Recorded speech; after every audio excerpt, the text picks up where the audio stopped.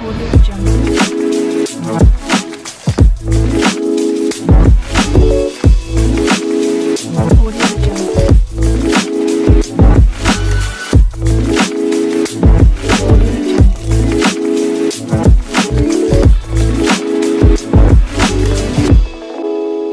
Audio Jungle. Audio Jungle.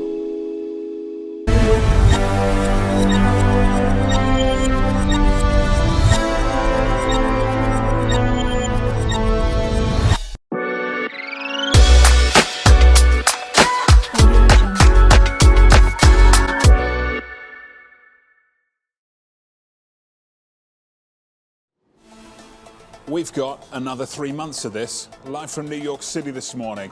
Good morning, good morning. This equity market down and down hard. The countdown to the open starts right now.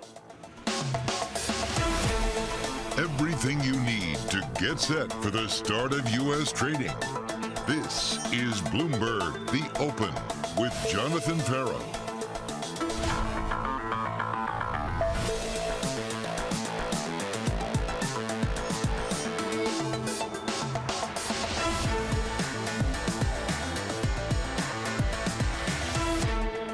Live from New York, we begin with the big issue, policy in conflict.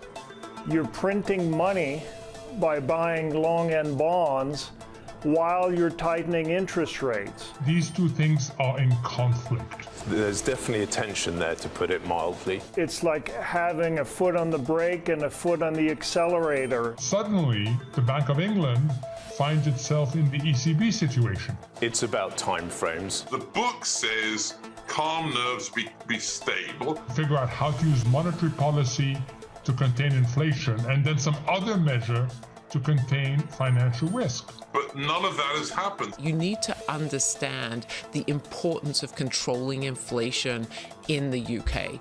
And it doesn't help that central banks are late. A lot of the UK debt is inflation linked. So I just think we have to buckle up our seatbelt even tighter. They're trying to manage a short-term pressure and then move back to a long-term objective. We're seeing, the economics of pandemonium. Joining us now to discuss is AllianceBernstein's Gershon Dirstenfeld, Zach Griffiths of CreditSights. Zach, first to you, first question. Can you tackle inflation and address financial instability at the same time? It's certainly difficult, John, and it's been a huge move over the past couple of days, but it makes sense from a financial market risk and financial market functioning perspective for the Bank of England to step in. But from a longer-term monetary policy perspective, it's certainly difficult to have them buying bonds now, saying they're going to sell bonds later, and thinking that's all going to work out with the flux in fiscal policy. So it's certainly a difficult hand for the BOE. I think making the move they did over the past couple of days is the right one, but it's going to be difficult to see how they proceed going forward. Gershon, can you achieve those two things simultaneously? Again, I agree. It's going to be really, really difficult. Look, we're in an environment where we're just suffering from, we spoke for years about, is the Fed behind the curve? I've heard that for 2 decades now. I didn't never even sure what that meant. But central banks in general are behind what they should have done. It's clear that in hindsight, they should have started hiking way earlier and way faster. And we're kind of in a mess now. And, in order to get inflation under control, they're going to have to keep going. And we're probably going to continue to see contradictory things coming out of fiscal and monetary authorities as their political pressures to cushion the short term. But there's really no magic bullet here. I think we're in for a period of volatility and a period of weakness. We've seen intervention after intervention from the BOJ, from the Bank of England. The ECB had to talk about what it would do to contain spreads, even though they're set to raise interest rates even further. The Chinese are threatening to intervene, and people are asking the same question again. What would it take for the Fed to pivot, for the Fed to blink? This is what Mohamed El-Erian had to say. They're going to pivot for one of two reasons, if they pivot.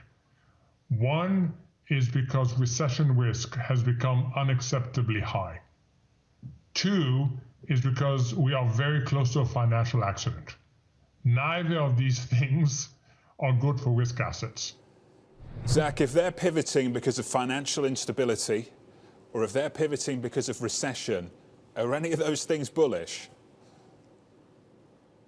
No, in short, I don't think so. I think the policy responses are much different, and you've seen challenged liquidity in treasury markets for quite a while now, and I think that's even picked up as you've seen quantitative tightening pick up. So perhaps if they're concerned about financial market turmoil or financial market functioning, that would be enacted with an adjustment in the balance sheet policy. I think that would be perhaps a reduction in the pace of QT. I think it'd take a lot for them to end QT unless you have this huge increase in recession risk, which I think they would initially make adjustments of policy with maybe pausing increases in the policy rate, but probably keeping them still in restrictive territory. It all depends on what happens with inflation. If it's still 4 or 5% and recession risk is very high, I think they don't have any choice but to at least maintain the policy rate in mildly restrictive territory.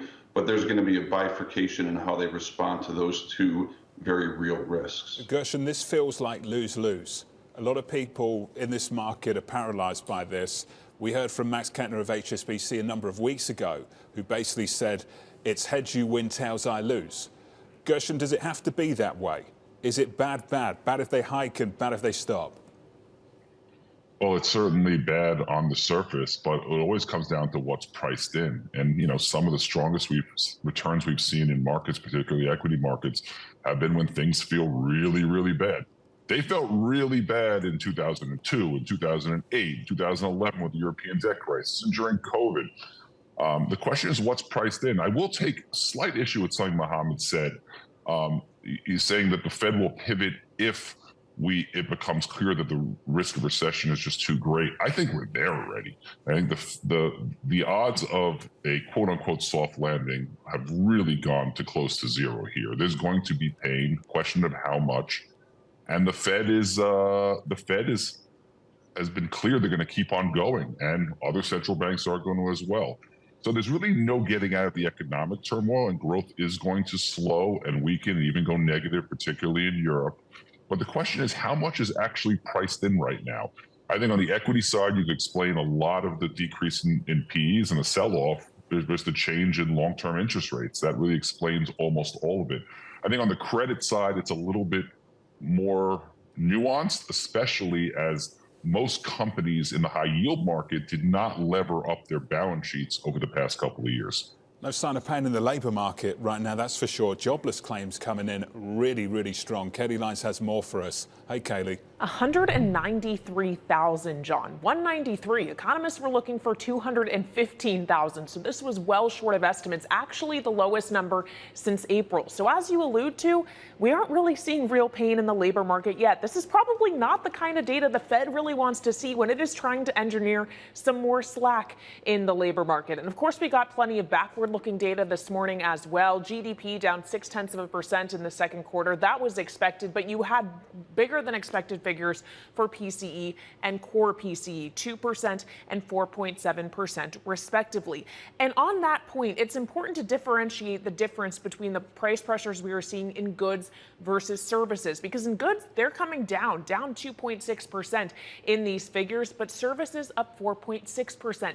That is where the wage pressure and the tightness of the labor market really is coming into the picture. So the takeaway here is those inflationary pressures remain as the labor market is hanging in there. And that, of course, is what the Fed is trying to chip away at, which is why they say they're going to hike aggressively, and the market has come in to price in those expectations. We're looking for 150 basis points of additional hikes by early next year, 75 in November, 50 in December, another 25 in February, John. Katie Lyons, a lot of work to do.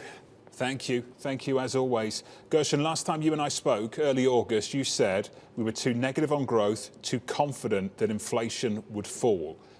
Is that still the case for you? Starting point matters. I think that the markets certainly are very confident. You look at where one-year break-evens are, it's like 2.4%. So if you think inflation is going to continue to be at these elevated levels, you can make a lot of money betting on it the other way.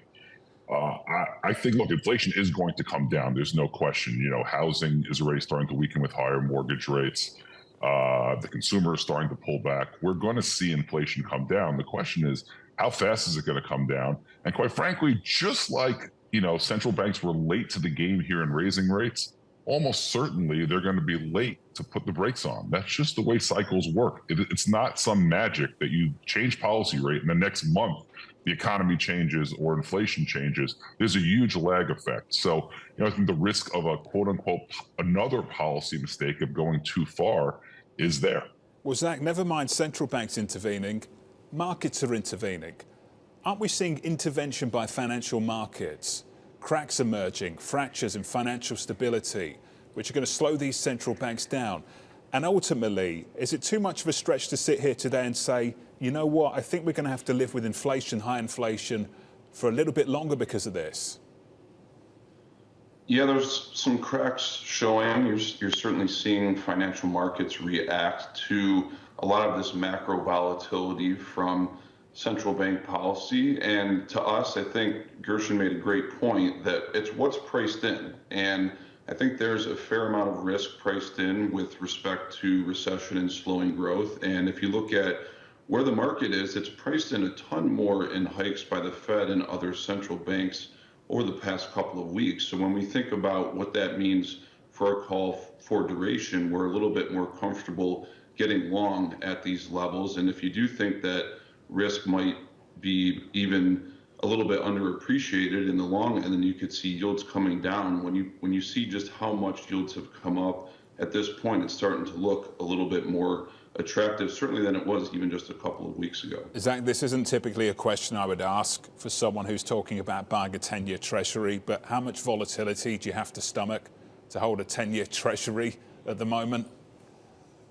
It's a lot, and it might be too much for some, and I think that's an important consideration for financial markets broadly. You're going to see volatility for the foreseeable future as we look through this inflation data, and central banks have made it clear that they are on a path to tighten policy aggressively, and that's probably not going to change, but exactly how much they have to do and how long they'll remain at these higher levels is the big question, and I think that's going to point to more volatility really across financial markets for at least the next 6 to 9 months. 6 to 9 months more of this, Gershon. Let's talk about high yield. It's your world, 550 on high yield spreads. You know what happened in late 2018 when we got to these kind of levels? The Fed backed away and backed away big time. No one's expecting that imminently.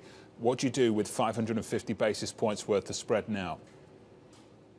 I think the first thing to point out is we're in a very different environment in 2018. We had the whole E&P sector that was ready to restructure.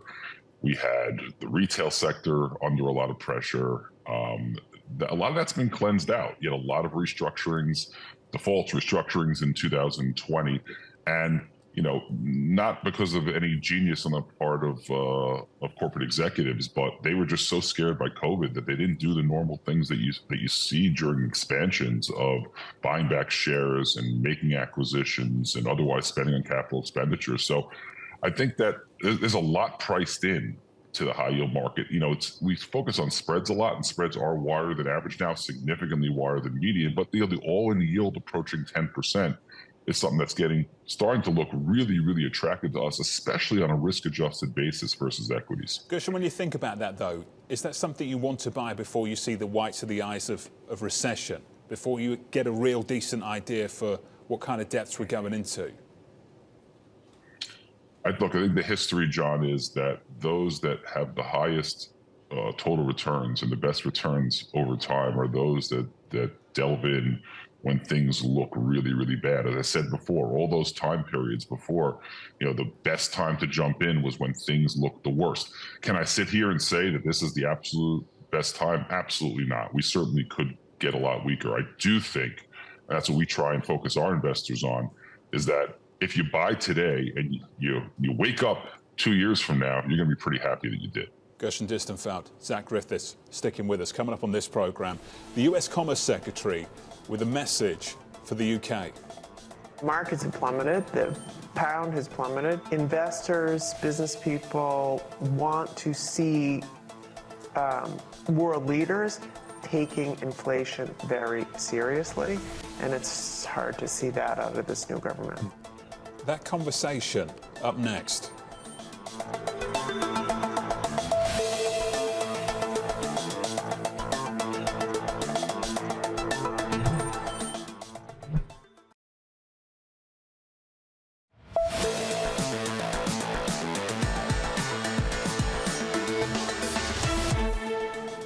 The policy of cutting taxes and simultaneously increasing spending isn't one that is going to fight inflation in the short term or put you in good stead for long-term economic growth. Investors, business people want to see world leaders taking inflation very seriously, and it's hard to see that out of this new government.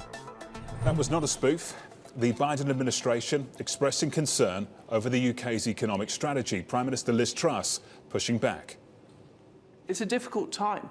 We're facing a global economic crisis brought about by Putin's war in Ukraine.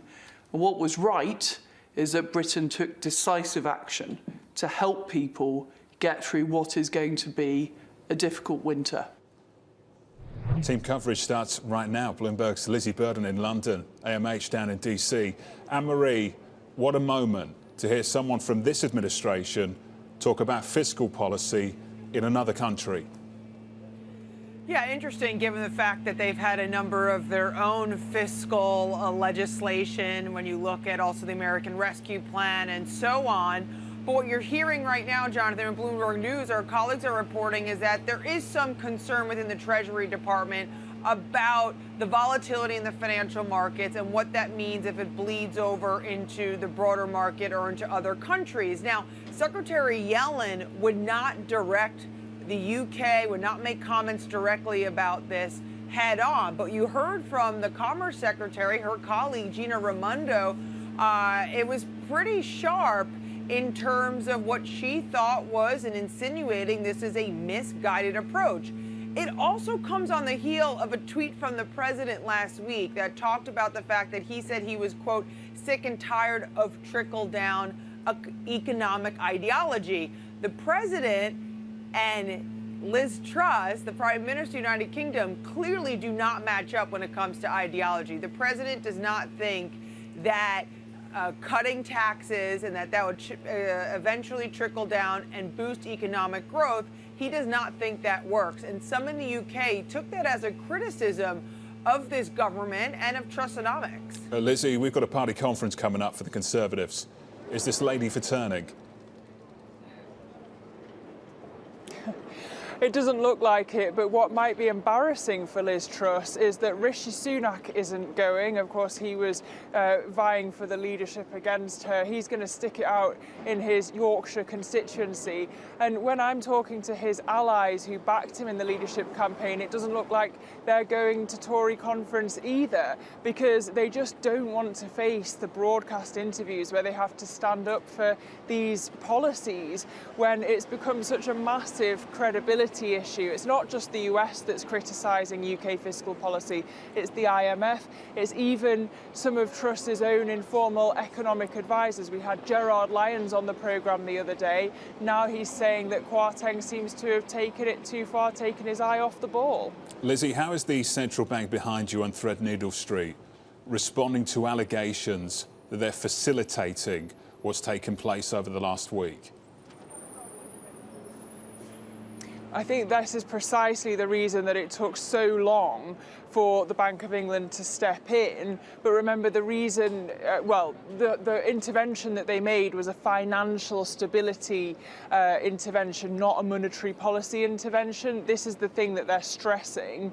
And this is why it makes it look like they're moving in two different directions. I think you called it quantitative confusion, because what we're happening, as well as having quantitative easing on the one hand, Hugh Pill, the chief economist, has said that we can expect a significant move in November to respond to the inflation. And also, of course, there's all this pressure to get the pound up again. They're still talking about selling bonds at some point in the next month as well. I can't keep up. Lizzie, thank you. Great work as always, alongside AMH. Lizzie there in London, Emory down in DC.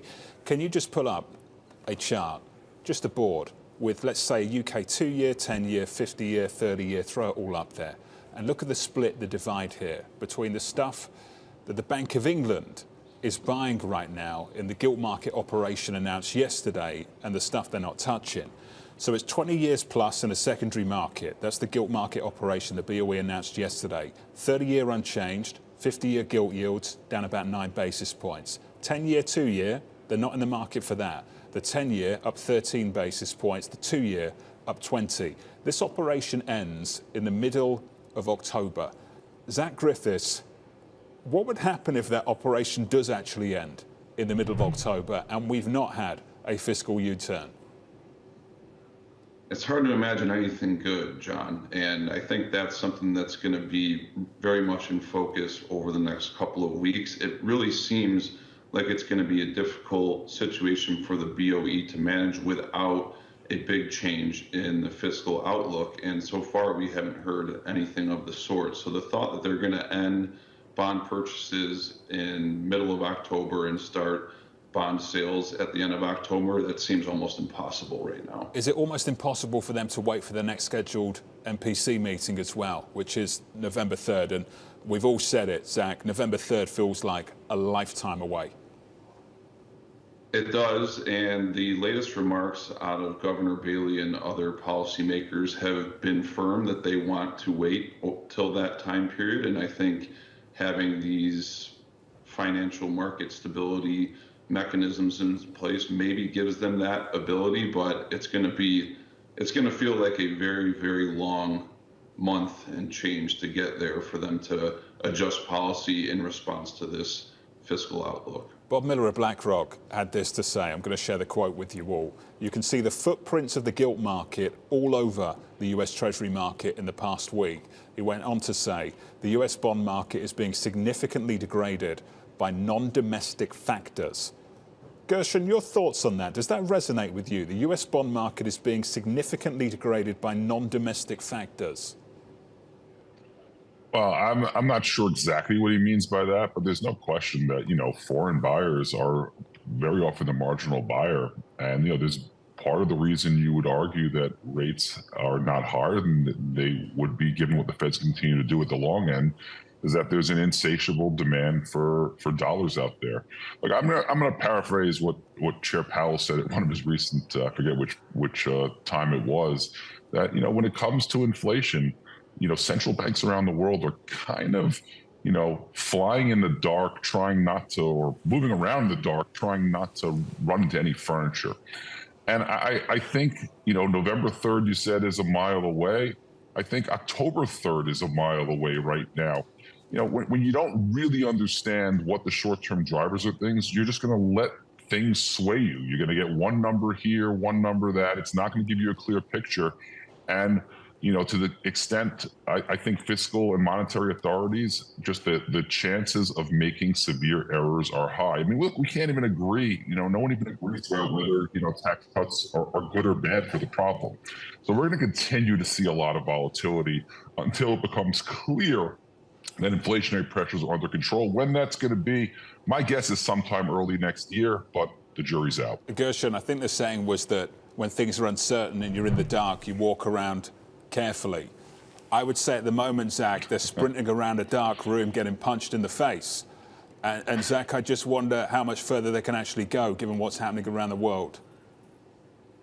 Yeah, it's a wonder how many punches you can take until you just have to sit down and call it. But I think that at the end of the day, it really is going to come down to the economic data. And, so far on the inflation front, it hasn't been what they need to see. And I think Gershon's point that they respond so strongly to single data points, it's going to be difficult for that to change in the near term. In July, you had CPI somewhat disappoint. That feels like a lifetime ago. In August, it came in way above expectations, and that's what's on everyone's mind. That seems to be what really filtered into the last FOMC meeting. The dots came in even above where the market had repriced over 100 basis points over a course of a month. So it's really difficult to see how this volatility ends. And that's kind of the key, I think, that when you have policy having to respond to such dire circumstances and every data point seems to matter so much more than it did, let's say, in the end of the last cycle. Where does the circuit breaker come from? I don't know. Gershon, Zach, to the both of you. Awesome to catch up as always. Thank you. Equities negative this morning. Sterling is positive now. 109.33 on cable. Coming up, the morning calls, and later, Seema Shah of Principal Global looking at a US recession next year as her base case scenario, hers and pretty much everyone else. This is Bloomberg.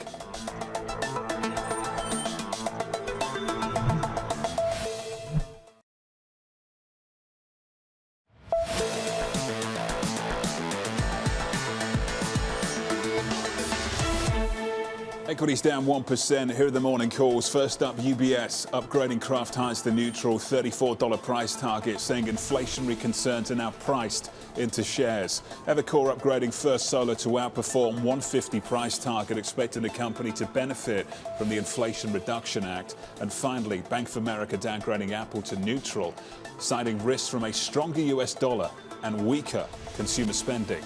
Coming up, just 48 hours remaining in a volatile third quarter. Joining us, Principal Seema Shah, around the opening bell. The opening bell just around the corner.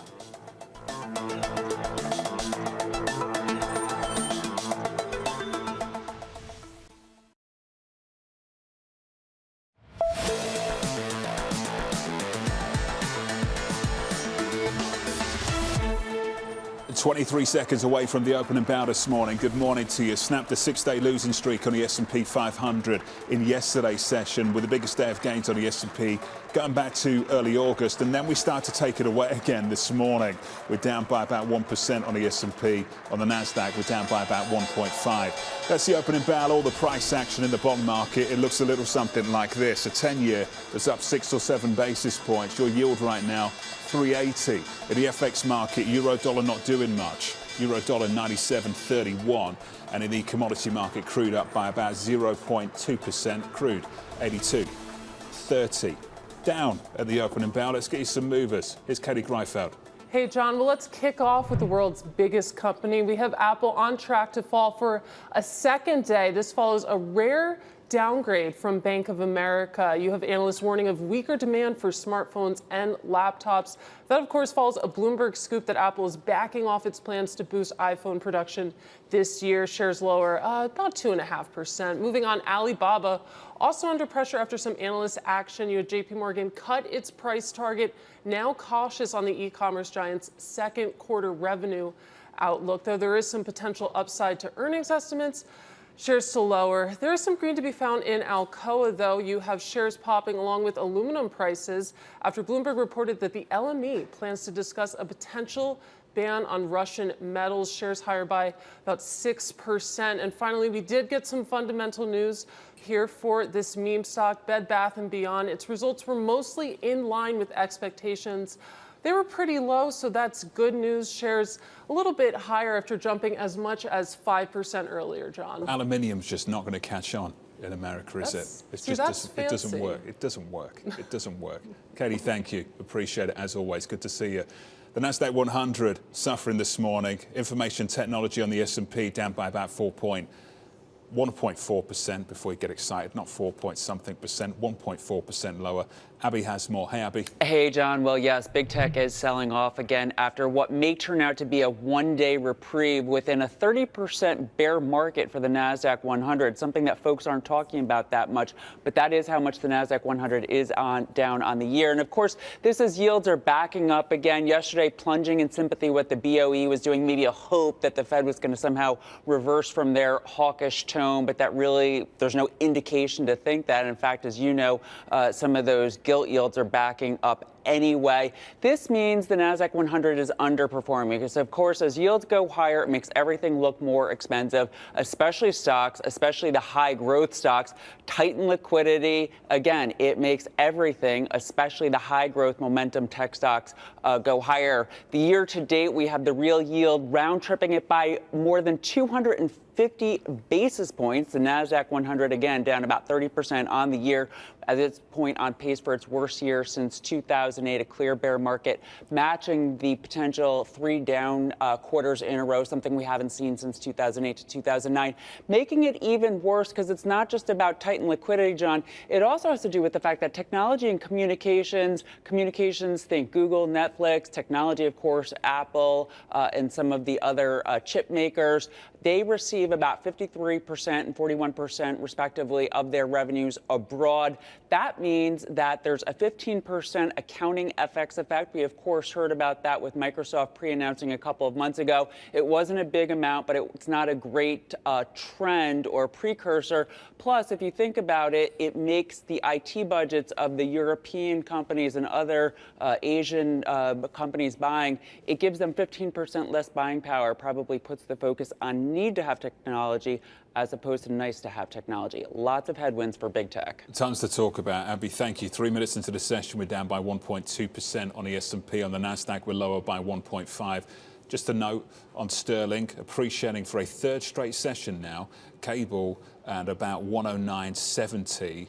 We're up by 0.75% on that currency pair. The range this week at the low, 103.50 in the Asian session Monday morning. At the high, just a moment ago, 109.79. That is quite a range on a G10 currency against the dollar. We'll talk more about that later.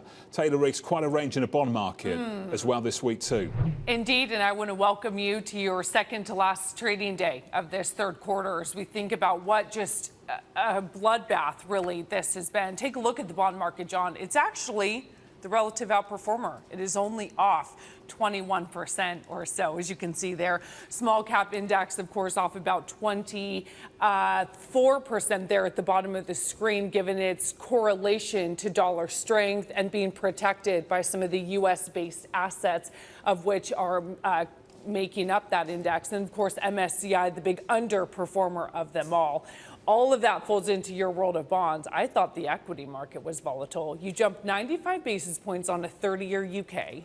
Then you plunge 100 basis points. That's nuts. So you're trying to find some stability at 5%. Now today we're finding some stability at 393. Maybe this will be a little bit less volatile than we have seen the last few days. So buckle up, it is a wild ride. And this really shows it. We'll just talk about points, not percent, because the VIX is up 15 points, 32. We're not getting the huge washout of 40, but the MOVE index, huge volatility in the bond market. That has been the leading indicator. And then you have the G7 currencies, as you mentioned, the pound also giving us some volatility. You know the rules of carnage, Taylor, that you do the Dow in points and you do the VIX in percentage. I know. Just to make it sound more dramatic. We're more disciplined here, as you know. Thank you. Taylor, thank you as always. Taylor Riggs there. The Nasdaq 100 in the third quarter.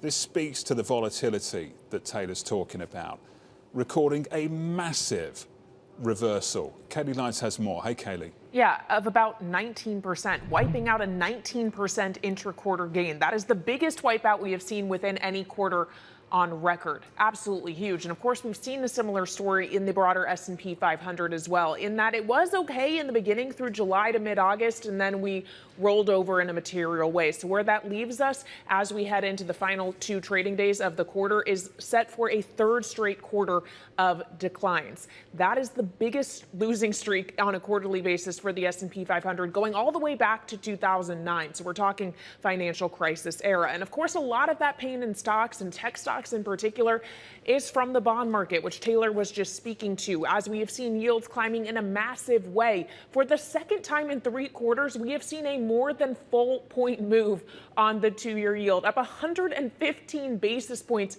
just in a 3-month period. And of course, as you extend throughout the curve, those moves get a little smaller, but they're still notable. I mean, even the 30-year is up around 51 basis points. And the other big standout story over the last 3 months has been the dollar, heading for its best quarter since 2016, at one point on pace for its best quarter since 2008, up about 6% from the start of July to now, leaving every single currency in a Bloomberg basket of expanded major currencies weaker against it on a quarterly basis. The euro, the pound, the emerging markets currency index is what I'm showing here. But of course, you could throw up the yen, the yuan, places where we have seen intervention to try and stem some of that weakness that the strong dollar is causing, John. Kelly Lyons, who's next? Been asking that question on surveillance all week. Kelly, thank you.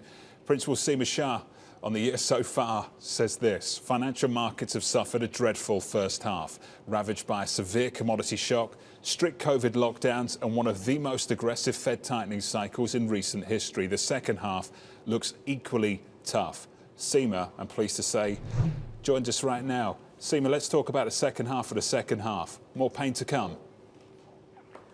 Certainly. I think the first half of the second half was actually a little bit more moderate. You know, the first July, half of August, you had this almost really ridiculous optimism, I'd say, feeding into the market, and this hope that the Fed and other central banks would capitulate to weak growth.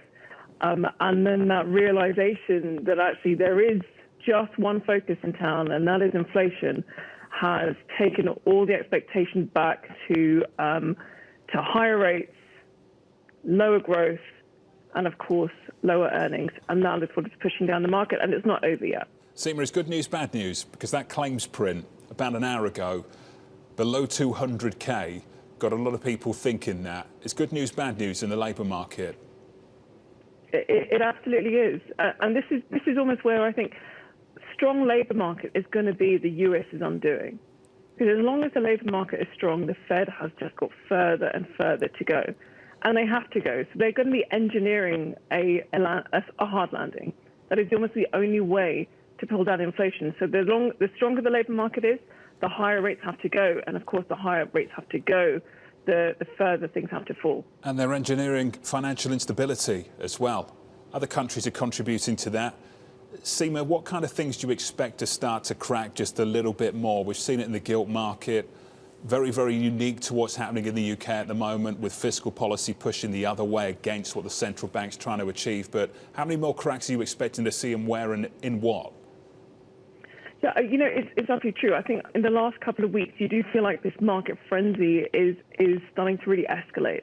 And at some point, it's going to hit that point where, you know, other things are going to break. And as you said, the gilt market, it is specific to the UK. But this is all driving in the same direction of concerns about inflation. Governments may be trying to offset growth, probably certainly not in the right ways in the UK. But you can see that there is the same movement everywhere. Now, we are looking really towards the dollar. Where is that going to happen? Historically, every time the dollar has got to this point, something has happened. Be that some kind of intervention, some kind of emerging market crisis, potential liquidity problems. But that's what we're watching. And then throw into the mix quantitative tightening. I do think that there's been a little bit of an underestimation of the impact that could have.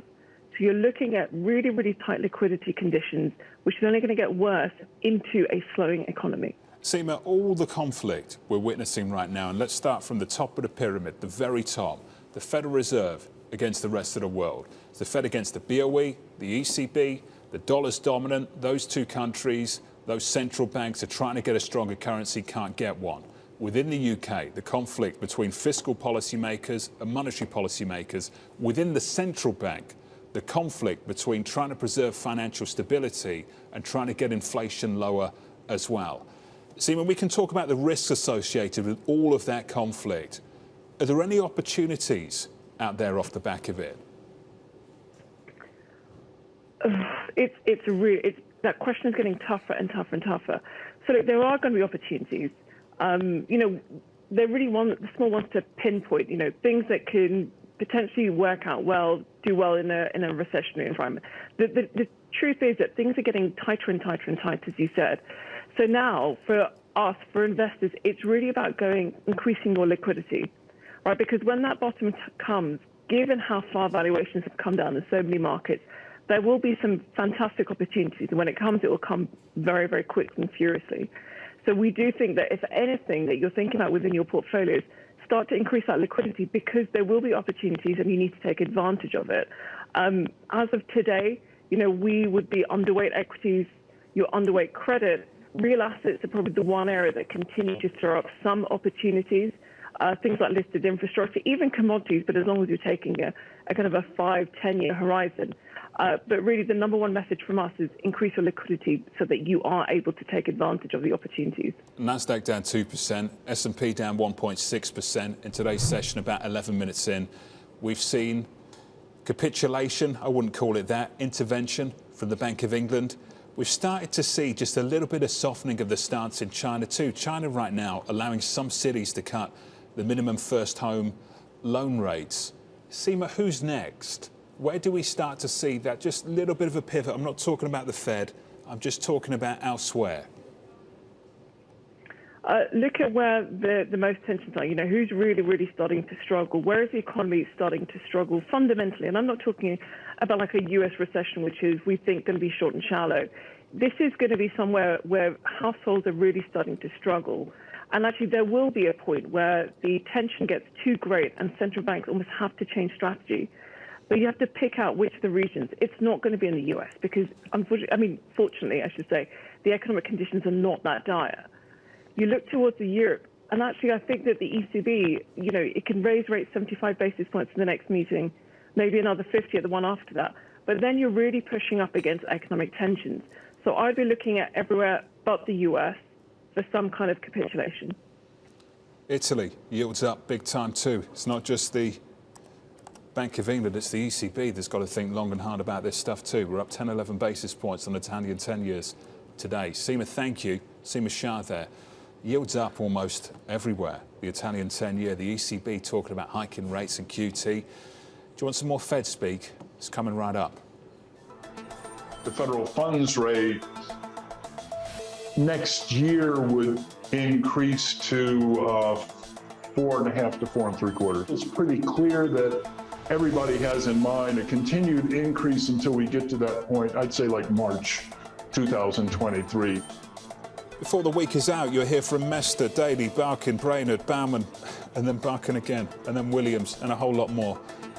That's next.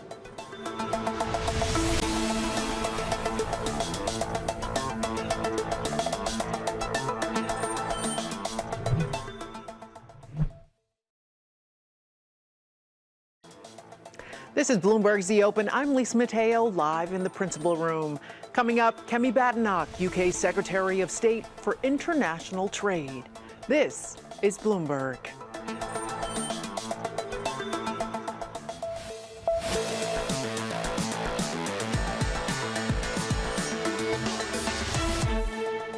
The federal funds rate next year would increase to 4.5 to 4 3/4. The median of 19 participants said it would be 4.5 to 4 3/4. And if you kind of look at the general pattern, I think it's pretty clear that everybody has in mind a continued increase until we get to that point. I'd say like March 2023 we'll be at that point. Chicago Fed President Charles Evans there, just one of many Fed officials taking center stage this week with markets remaining under pressure. Bloomberg's Ed Harrison writing, quote, "Yes, that pain you're feeling is intentional. It makes the Federal Reserve's job easier." I'm pleased to say Ed Harrison joins us right now. Ed, why does it make it so much easier? It makes it a lot easier because they need to get rates up in order to ease the economy, make sure that the economy is moving in the direction they want. But you have to think about the political consequences here. I mean, the Fed, which wasn't elected, by the way, is basically saying that it wants people to lose money or on the value of their homes, the stock and bond markets, throw people out of work in essence. And they reside in Washington, obviously. So they have to walk a fine line. That's why I think that they're going to get to 4.5% and not much more, despite what Charlie Evans just said. And I was having a really strange conversation this morning, and it is strange to sit there and say that jobless claims below 200K is bad news for the Fed. I'm not sure a lot of people in this country can get their hands around that, Ed. Why, for this Fed, good news in the labor market is bad news for them? Well, it's the essence of their being behind the curve. I mean, because you have three dichotomies here. You have the U.S. versus the rest of the world. That's why we're seeing what's happening in the U.K. We have financial markets versus the real economy. The real economy is doing just fine, but the financial markets are starting to fall apart. You have retail and housing on the one side, which is in recession, and you have services which are doing just fine on the other side. This is the essence, the Scylla Charybdis course that we're on because they're behind the curve. So I think that we've actually hit peak hawkishness because of that dichotomy. I don't think that they get to 4.5% in 2022. I think that they despite what Evans was saying, that they're going to get to 4%, maybe 4.25%, and that's it, because they have to slow the pace or something more important is going to break in the market. The negative feedback comes from financial markets, Ed. We're arguably seeing that in the UK. I think we are this week, that's for sure. For the ECB, it could come from Italy. And is it international for this Fed? Is it something domestic? Is it liquidity in the Treasury market? Can you identify what that circuit breaker might be for them? Yeah, I think that when it's all of the above in many ways. Really, you think about CLOs. There's not the uptake there. I think that that's one place to look for in the domestic economy. Another place to look for is housing. We saw the numbers in terms of home sales, pending home sales, just plummeting to almost a record decline month on month. So these are the things that will tell them that we're already seeing. If they're not backward looking, if they're forward looking, they'll see this as this is going to eke out into the rest of the economy. It's not going to just be retail and housing. It's going to also be increasingly services as well. And so they're going to have to slow the pace. They can't do 75 basis points or they're going to have a financial accident. Ed, I've been meaning to get you on for a while. Thanks for being with us. Let's do it again soon. Don't be a stranger. Ed Harrison there on the latest. His view on where he thinks this Fed's going to go. One thing for sure, we're seeing a lot of blinking and a lot of intervention. This from Germany. Did you ever expect to hear this? Planning to borrow 200 billion euros to tackle surging gas prices. Finance Minister Christian Lindner saying in a press conference, we can put it no other way. We find ourselves in an energy war. Maria Tadeo from Brussels now for more. Good morning, Maria. How big is this effort going to be? Look, it's huge. It's 200 billion euros in new debt for a country like Germany, where that's always a difficult conversation. But what it shows fundamentally, one, is that bad foreign policy comes with a price tag. We see it today in the words of the German finance minister. He concedes now we are in an energy war, and this plan, which he calls an umbrella, a shield for German consumers and households and businesses, is the response that the country is putting forward to Vladimir Putin's blackmail. Now, there's a lot of questions around the implementation of this thing. There's a lot of questions in terms of what this will do to demand destruction. That has been a key factor in the German economy. But overall, a lot of clouds for the German outlook. You have inflation now at 10% in an economy at the end of the year, potentially in contraction. So yes, this is big. It is significant. It also shows the magnitude of the problem. It shows that the German government is now aware of the storm that's about to hit the country. But again, there's a lot of question marks around this. And we've only seen the start of the autumn season. We're in September, Jonathan. We still have months to go before we get to December. So again, a lot of clouds around this. Maria, let's catch up tomorrow on this. The conversation continues. Maria Tadeo there on the latest package out of Germany. Yields up in Germany. Double-digit inflation in Germany that the ECB is going to try and respond to, and at the same time worry about what happens in Italy. Reminds me of what's happening in the UK at the moment. Up 71 points yesterday on the S&P. Down 71 points today, now down 67. We've basically taken back yesterday's move. On the Nasdaq 100, we're down by 2.3% with some sector price action. Here's Abby. Yeah, big round trip here. And that Nasdaq 100 you were just talking about, John, now at its lowest level since October of 2020, when there was a big tech wreck ahead of the election. Right now, relative to the S&P 500, bearish action, the worst day in 2 weeks. All 11 sectors down. The tech index, the tech sector's down the most. Discretionary. Real estate's in there too, because of course those dividends don't look as good with yields higher. But tech, communication services, most sectors down by more than 1%. So we're not getting a reprieve. Now on the month, it's also equally bearish, more bearish, not surprisingly. All 11 sectors are down. The best sector is healthcare, down 2.1%. But the worst sectors, it is real estate. And again, that has to do with that's a high dividend yield sector. When yields are higher, those dividends look less attractive. Energy down with oil, materials down with the sell-off in commodities, and there's technology also down as yields are higher, just less attractive. Abby, thank you. Up next on this program, your trading diary.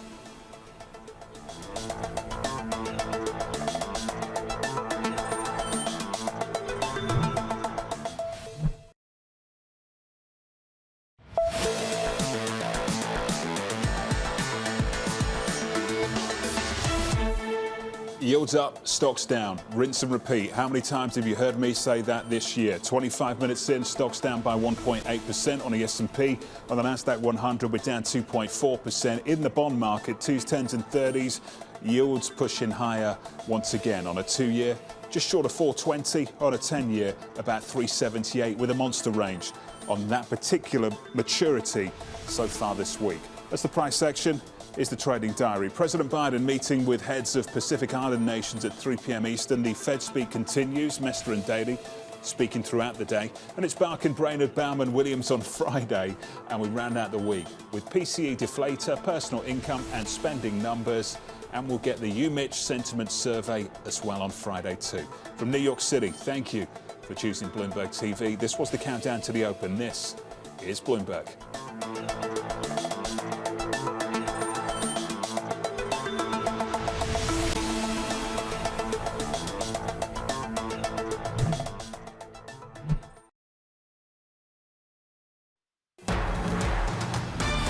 From the financial centers of the world, this is Bloomberg Markets with Alex Steele and Guy Johnson.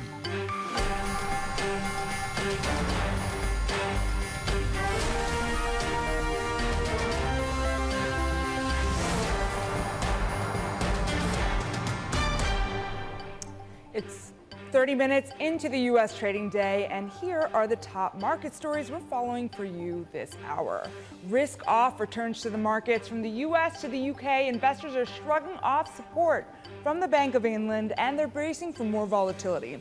And we're going to break down what's driving the market action with Amy Wu-Silverwin of RBC. Plus, we'll speak with a former economic advisor to UK Prime Minister Liz Truss as she doubles down on her fiscal plan and signals a U-turn on the horizon and a trail of destruction. Hurricane Ian barrels across the United States, leaving scores of people missing, millions without power, and billions of dollars in damages. We're going to go on the ground to Florida to bring you the latest. And from New York, I'm Shonali Bassik with my co-host in London, Guy Johnson. Alex Steele is off today. Welcome to Bloomberg Markets. Guy, that relief rally did not last very long. I think we're absolutely flat on a two-day basis. I was just looking at it, Shonali.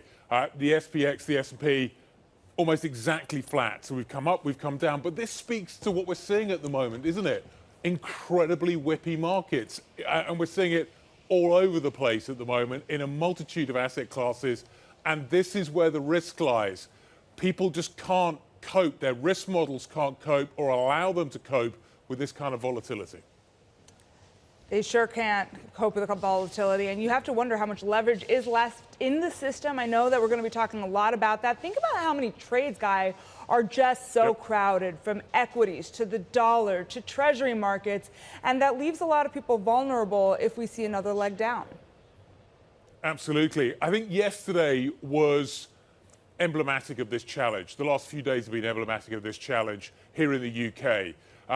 There is leverage still in the system. It's not where you necessarily expect it to be. I think smarter people than me had figured out that there probably could be a problem in the pension market here in the UK. But what it highlights is that there is still leverage in the system, and that leverage can pose huge problems and do so very quickly. So Shonali and I were kicking around this a little bit earlier on, trying to figure out what our question of the day is. And after what we've seen over the last few sessions, Shonali just alluded to it, how much leverage is left in this system?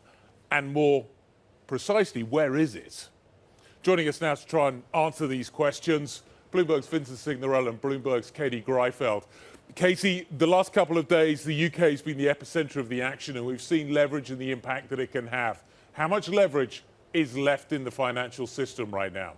It's a really good question. I went on a little bit of a wild goose chase trying to find you an answer this morning. If you look at margin debt, which is a pretty good measure of how much retail players have in terms of leverage, it's still $687 billion, which is a lot, but it's much lower than levels that we saw, especially over the past 2 years. So it's still out there, but it's come down a lot. That makes a lot of sense when you just think about the drawdown that we've seen. When you think about more of the institutional players, it's really, really hard to judge. Anecdotally, we have heard that A lot of people have been flushed out. Maybe they've gone to cash. It's a scary market out there. So it's hard to judge, but there is a lot of fear as we get into maybe the second leg of this bear market that we could see more leveraged fuel blowups similar to Archegos that we saw a year or so ago. And that's on the more extreme end of the spectrum. On a more simpler end with the pensions in the UK, you saw all that hidden leverage. And Vince, you know, the reality is more than 10 years of leverage is going to take a long time to unwind. So do you think that the market that is trying to get back in might find that that could be painful as more trades can still be unwound?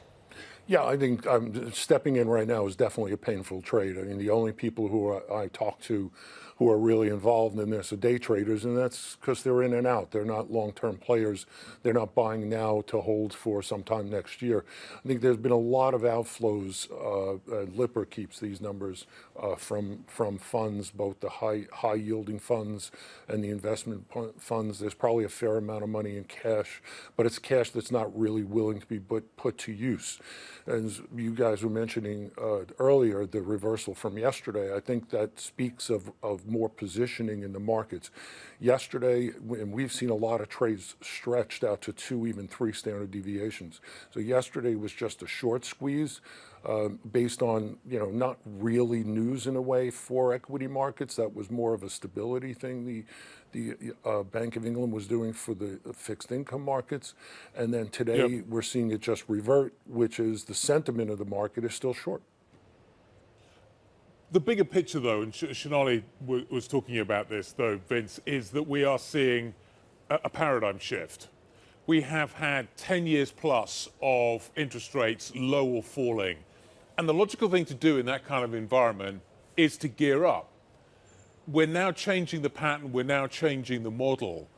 You've been through a number of these crises. How long do you think it's going to take to shake leverage out of the system for everybody to unwind the positions that they have, for that mentality to change?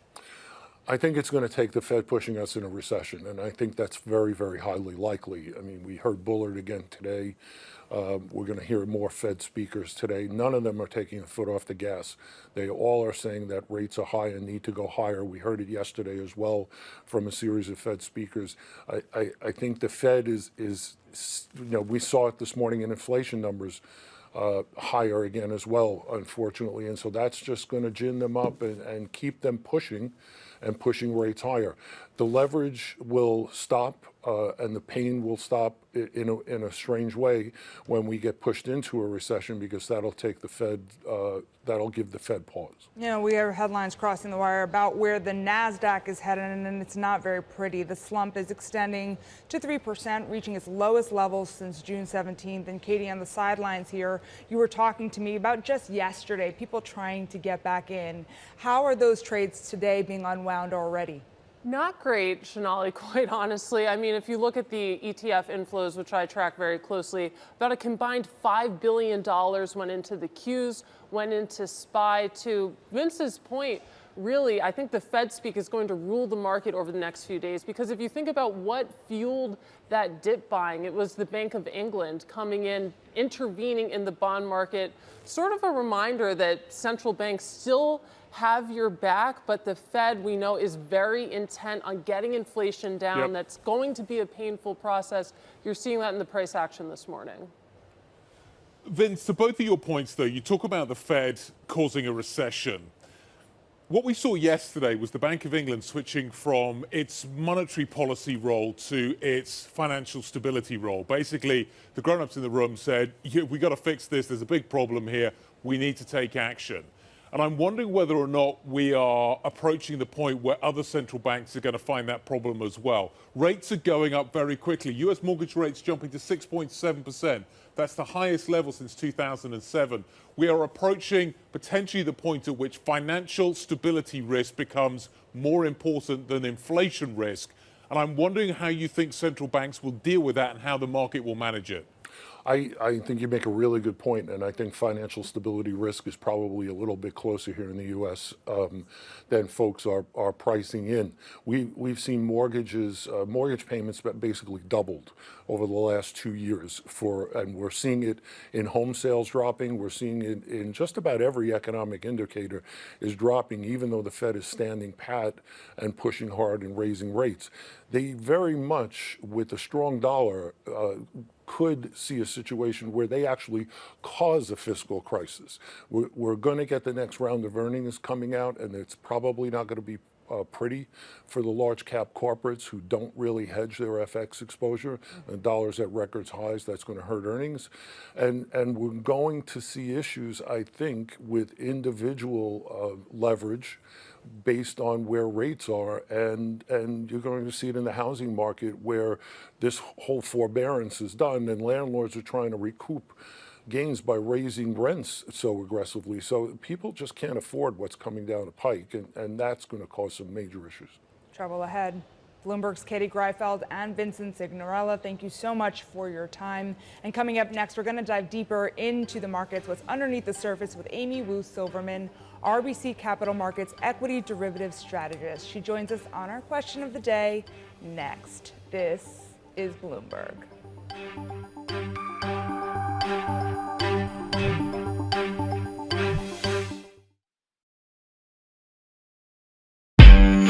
Audio Jungle.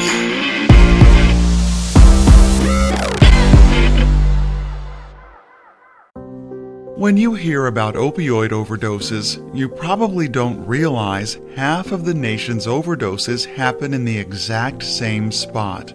It's happening right at home. Georgians are accidentally dying in their own homes because people don't understand the dangers of taking an oxy or perk for sleep, stress, or with a glass of alcohol. Learn how to protect your family from opioid overdose at opioidresponse.info. This message is brought to you by Georgia DBHDD.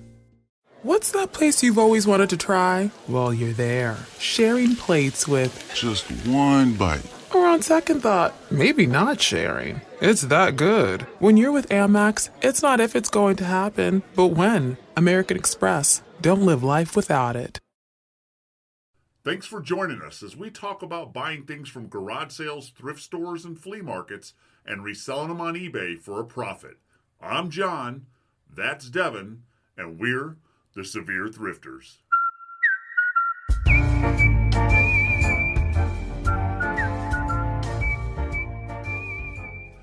Welcome everybody to episode 79.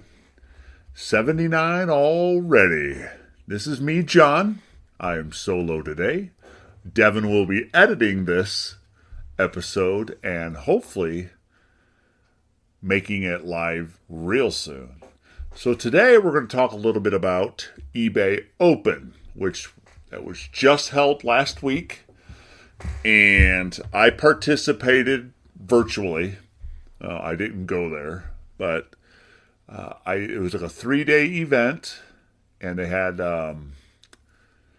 people that worked for eBay do some quick, like 15, 20-minute tutorials on things that are going to be changing with eBay, some updates, some things that are in the works.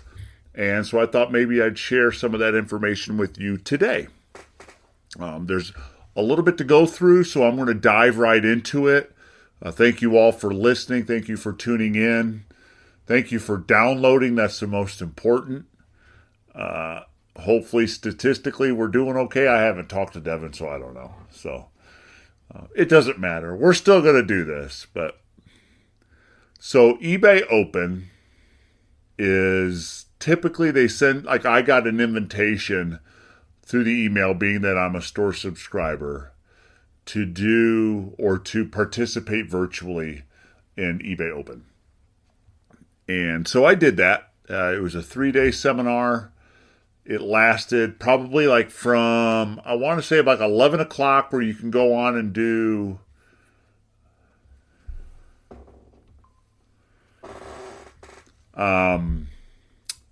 what's the word I'm like, networking with other people via a chat system in there. And then at noon Eastern Standard Time, they start to have people on there talking a little bit about the subjects of the day. And so I listened to quite a few of those, and I'm just going to kind of touch on the things that are really going to have an effect or are related to us specifically as eBay resellers. They did touch on some other things, but I thought that it really wasn't that important to us until it really gets rolled out and they give us more specifics. They were very vague on some certain subjects. About one of the first things, eBay Open 2022, probably one of the, it's not the most important, but probably the biggest change that I could see that they're doing with regards to our listings is they're going to give us the opportunity to have 24 photos. As you know, right now, you can do 12 photos. That's your max. And now they're going to open it up. They didn't say like exactly when that's going to take place, but they did say they are going to, and this is for free. You don't have to pay any additional or anything like that, but it's going to have 24 photos. Now, that's a lot of photos. 12 is tough. You know, to actually do 12, now there's certain categories that it's easy to get 12. There's a lot of times where I'll end up with 13 or 14, and I'm like, dang it, I got to drop one or two.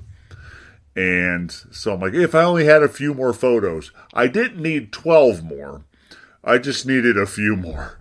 I would have been fine with 14.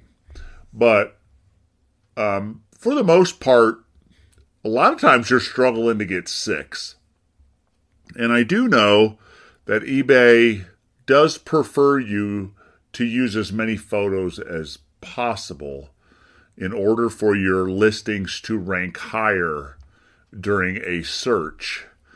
So I kind of reached out to some people to find out. I was like, is it going to be necessary that we actually upload 24 photos every single listing? And nobody would really give me a direct answer to how that will help or hurt, whether you do it or don't do it. What I do know, as of right now with the 12 photos, it's in your best interest to have all 12. And the reason I say that is you're in competition with the top listers in that. Okay, let's back up. If you typed into a search like you're trying to buy something, okay? I hate to use that Dora game again, but it's like sitting right here in front of me. Wait. I have a Cars DSi game or a Nintendo DS game. We'll use that instead of Dora. We're going to use Cars, okay? So you search Cars Nintendo DS game, right? And you have your search results come up, and it's probably thousands of them.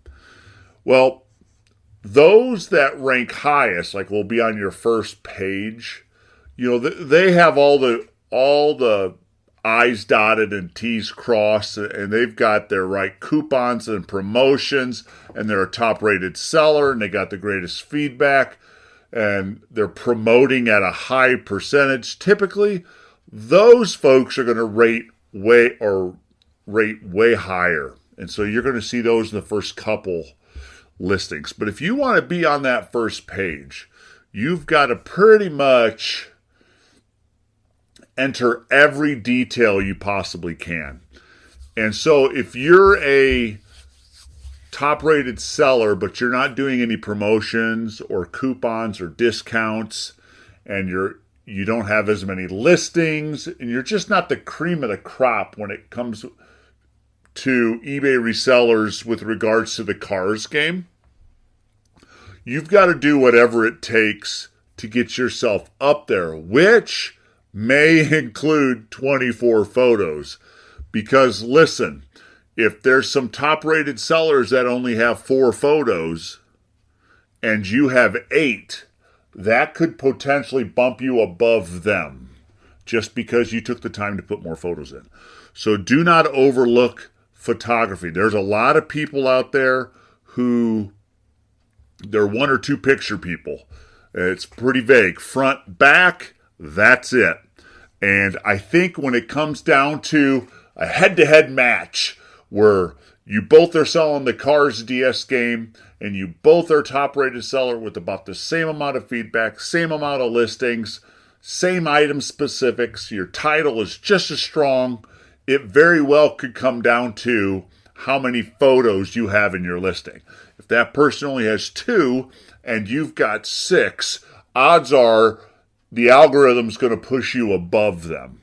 So photographs are important. Now, good photographs are important. I can't, there's and I don't want to get too far off on a tangent with photography, but with the white background, there's a lot of people that swear by it, saying that you need to have a white background because then for the Google results, in a Google search, your listings will pop open because Google only wants to use white background photos. So there's a potential for your listings to get bumped up if you have a white background, but there's no like actual proof of that. There's a psyche, there's that psychological aspect of it when you're shopping on eBay and you see things with a white background, it looks like a brand new photo, almost looks fake. And then you have one right below it that's a nicely staged photograph with maybe 2 complementary colors, but it's not a white backdrop. It may look a lot better to you. So I think it's just a psychological thing. I am not sure that eBay is going to bump you up strictly because you have a white background versus, say, a gray. I don't know the answer to that, but what I do know is if seller A has 2 pictures and seller B has 4, and if you're comparing apples to apples, the one with 4 photos is going to rank higher than the one with 2.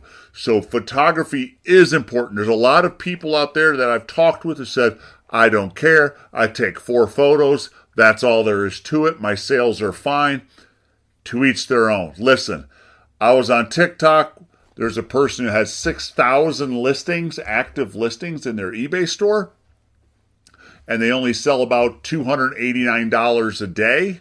They're happy with that, and their sell-through rate is only about 4%, which is actually really low. You want a minimum be about 10% with your sell-through rate, and the sell-through rate is if you take your 90-day total, not price, but how many items you sold in 90 days. It'll show on your screen. Like it may be 300 items. Okay, we'll just use that. You divide that by 3 because that's 30 days, right? Because it's a 90-day total. So that gives you a 30 days. So say 100 items. Then you divide that number by the total amount of active listings that you have right now. And not sales, but numbers. So if you have 900, you would take 100 divided by 900, and that would give you your sell-through rate. Now, that isn't something set in stone. That just is a guideline that people use, and anything that is pretty much 10% or above, you're on the right track. You're headed in the right direction. If you fall below that 10%, you may need to start kind of looking at your either your pricing, your pictures, the quality of the products that you have. There's a lot of things that go into that, but that just means you're kind of on track. You're doing a good job. And this person was very happy with a 4%, even said, hey, I don't, have my store set up that way. It's not a model. Like, I think this person is just a little confused. Like, I'm not talking about the 10% rule as a model for a business plan that you should have. It's just a basic number or statistic that you can kind of go by to let you kind of gauge about where you're at. I'm sitting just above 10%. I'm like at the 11% range, and I'm happy with that. Of course, I'd like to be higher. But right now, as long as I'm above that 10%, I'm happy with that because I'm still new. I haven't even been doing this a year yet. Actually, I'm coming up on a year. October 1st will be my 1-year anniversary, everybody. That's just around the corner. That was my very first listing, was October 1st, 2021. And I'm coming up on 950 active listings. I have sold a total, I don't remember the actual number now. It's over 800 items this year I've sold. I think it was right around 850, I think. Items I've actually sold, so I'm really tickled pink about that. When I start to think about, I've had my days where I have 2 or 3 sales and I'm kind of bummed. I'll go look at that or statistic, and I'll be like, man, I've sold almost 900 items this year alone. And that doesn't count last year's numbers. That is just from January. Over 800 items I have shipped out. So I'm proud of myself. Things are going well. Of course, you'd always want them to be better, but I think that statement applies all the time. Because at what point are you going to be like, oh, I'm good. I just wanted to sit right here. It doesn't happen that often. Most of us are always striving for a little bit more. So back to eBay Open, back to photography. You guys know me. I talk a lot and get off on tangents. But the 24 photos, I am not personally, I am not going to have 24 photos. My upload time is so slow because my internet's so bad. I don't think it's going to be necessary for me, or I just think productivity, what I'm going to get out of it, for me to sit here and wait for 24 photos to upload, I don't think it's good. There's going to be enough of a payout for me to sit there and wait for that. So I'm going to continue on. I try to do my 12. I bet my average is about 9. I'm pretty sure that'd be about my average. There are some things where I struggle to get 6. Because, I mean, think about it. This DS game. How many possible photos can you have if you don't have a case? Front, back, and then what? Like zoom in? Upside down? How many more pictures can you get of that? So to do 24 of that, I think you're just asking for trouble. And I do think that it's possibly confusing for the buyer. If you have 24 photos to go through, I just think with certain categories, you might be like, okay, I'm over this already. Oh my gosh, he's taking pictures of buttons now. Is there something wrong with this shirt? He's taking pictures of the backside of the tag, or each little button, or each little seam or hem. It's like, okay, that's enough already. You start to kind of question the quality of the item at some point. So, but I think it is in your best interest to put as many photos as you can. I think if that's just going to be a blanket statement, I think that's the best way to approach eBay when it comes to photography. Is don't chintz out. Don't just take 2 and say I'm good. Just take as many as you can on each item and then be happy with that. Don't just do front, back, I'm good. Maybe do different angles. Maybe zoom in on the corner of something to show if there's any damage or any wear. Sneakers, it's easy to get 9 photos. It's super easy to get 9. And, you could take the insoles out. You could show the ends of the laces, because sometimes those are worn out. There's a lot of ways to get 24 photos. I'm not sure which category would benefit from 24. I'm not a pro in all categories. That's a lot of photos. Maybe something very high end that you want to show all the stitching, all the different aspects inside and out of, say, like a very high end purse or high end sneakers. Because a lot of times 12 isn't enough. Like I've done I can't think of the name of it. Where's my phone at? I don't even know where my phone is. That's crazy. And I think that it's not called Check. It was another one. It's an app that I use to check my sneakers. you easily have over 12 photos if you take the insoles to look at the stitching on the inside.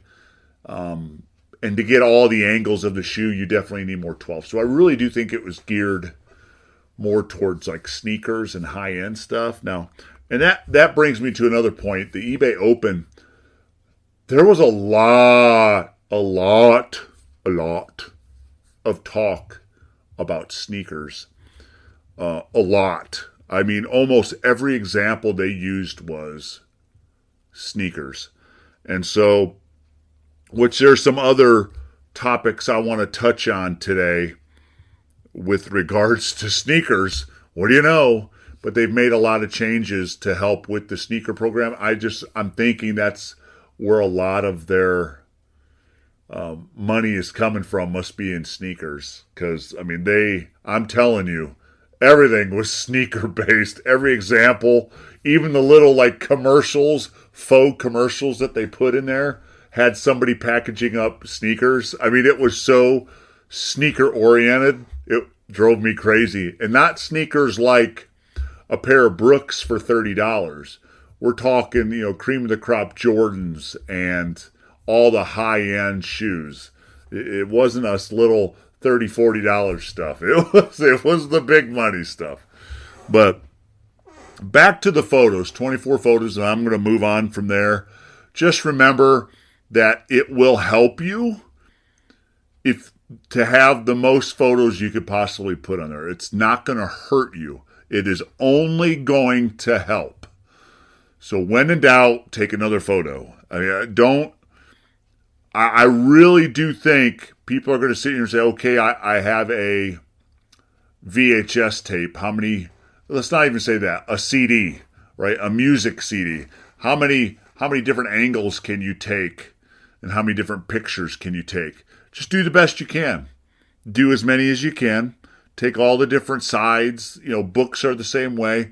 You could take the front, back, open a cover, open up to a few different pages and just take pictures. If there's pictures within the book, take a picture of the pictures. Just all, the copyright. There's a lot of different things that you can do to gain an extra picture or two. A lot of toys and stuff have made in China, made in Japan, made in USA. Zoom in on that. Every little photo is going to help you. It's, guys, I can't stress enough, it's not going to hurt you. And additionally, there's a lot of things that you have to measure. Say it's either clothing or there's collectibles and they want to know how tall a figurine is. Lay the ruler in the picture and take a picture of it. Because that right there gets you another photo. And there is no question that buyer cannot say, well, this wasn't the size he stated. The ruler is in the picture and you got to look right at it. There's no denying you knew how tall, long, deep, thick this item was, whatever it is. So, try to utilize a yardstick or a ruler or a tape measure in your photos as well. It may seem silly, but I started to do that more with my printer or computer printers because most people are like, oh, it's just a printer. But you know what? A lot of people have a designated spot for that printer. So they might need to know how tall it is, deep, wide, all that stuff. So I started taking pictures of a yardstick just to kind of give people an estimate about how big it is. So I just think it's in your best interest. Obviously, I'm not saying you have to measure your VHS tape. I mean, if you want to, you can, but I think they're all the same size. But you utilize as many photos as you can. It's only going to help you. Just think of it this way. If it came down to a tie, you want to be the winner. So put that extra photo in. So is it necessary to do 24 photos? It's not necessary, but I think it could help you in the long run. So am I saying you need to do 24? No, I'm not. You got to do what's best for you and the items that you sell. For me, the items that I sell, I don't know if I'll ever do 24. I don't do anything high end. So I definitely will dip into the 14, 15 range because there's some things that I always have to drop a few photos, especially if I'm showing damage on something. You always need those few extra photos to show that. So just make sure that you're just doing as many as you can. So we're going to move on from the 24 photos. Some of you might know this. Some of you, I'm not sure. I was included in this early on, but you have the availability of providing a video for your item. Like you'll have your, right now, I have 12 boxes for photos, and then I have 1 box for video.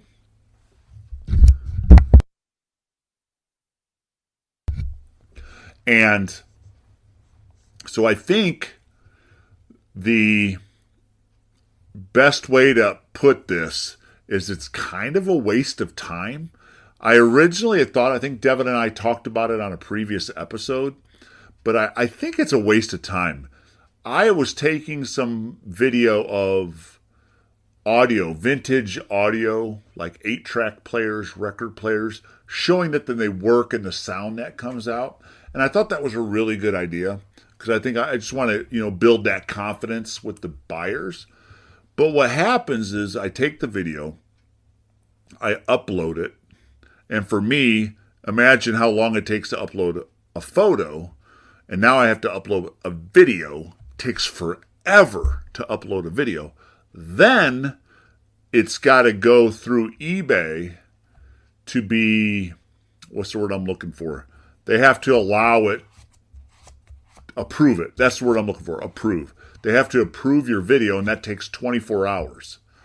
So it doesn't actually go live onto your listing right away. You have to wait 24 hours for it to go live. So that's another issue with that. It's like I'm in the middle of listing. I just want to list and move on. I don't want to have to worry about whether or not my video is going to be approved or they're going to say, no, you can't have that. And so I don't think it's really necessary. I had a couple vintage hats that I put on a turntable, and I did a video of it just spinning around so you'd get all angles of the hat.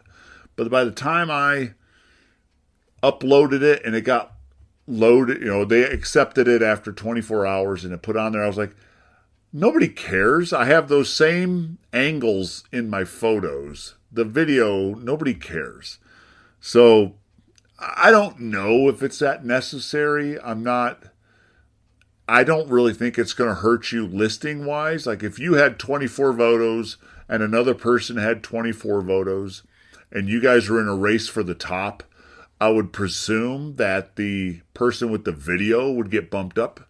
But I mean, how often is that actually going to happen? I mean, if I'm in a rat race and I have 24 photos and it's going to come down to a video, and whatever, I don't know. I think I've tried the video. I just think it's kind of a waste. But if you guys want to try it, it's there. It's active for me. I'm not sure if everybody has that option right now, but I do have that.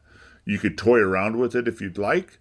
Maybe if you had some electronics, maybe like a gaming system, you wanted to prove that it works. That's, I guess, would be another potential highlight for a buyer to see that, go in there and actually watch it playing, I guess. Anywho, that one I'm not going to touch on very quick because I don't think it's really all that great. Again, I think it's going to be geared more towards higher end things. I was even thinking about the auto parts categories and like, would that be beneficial? And no, not really. Nothing that a picture can't show you in a listing. So I'm not sure. Play around with it if you guys want to. If you want to take some videos and upload them, go ahead. Just know that it takes 24 hours.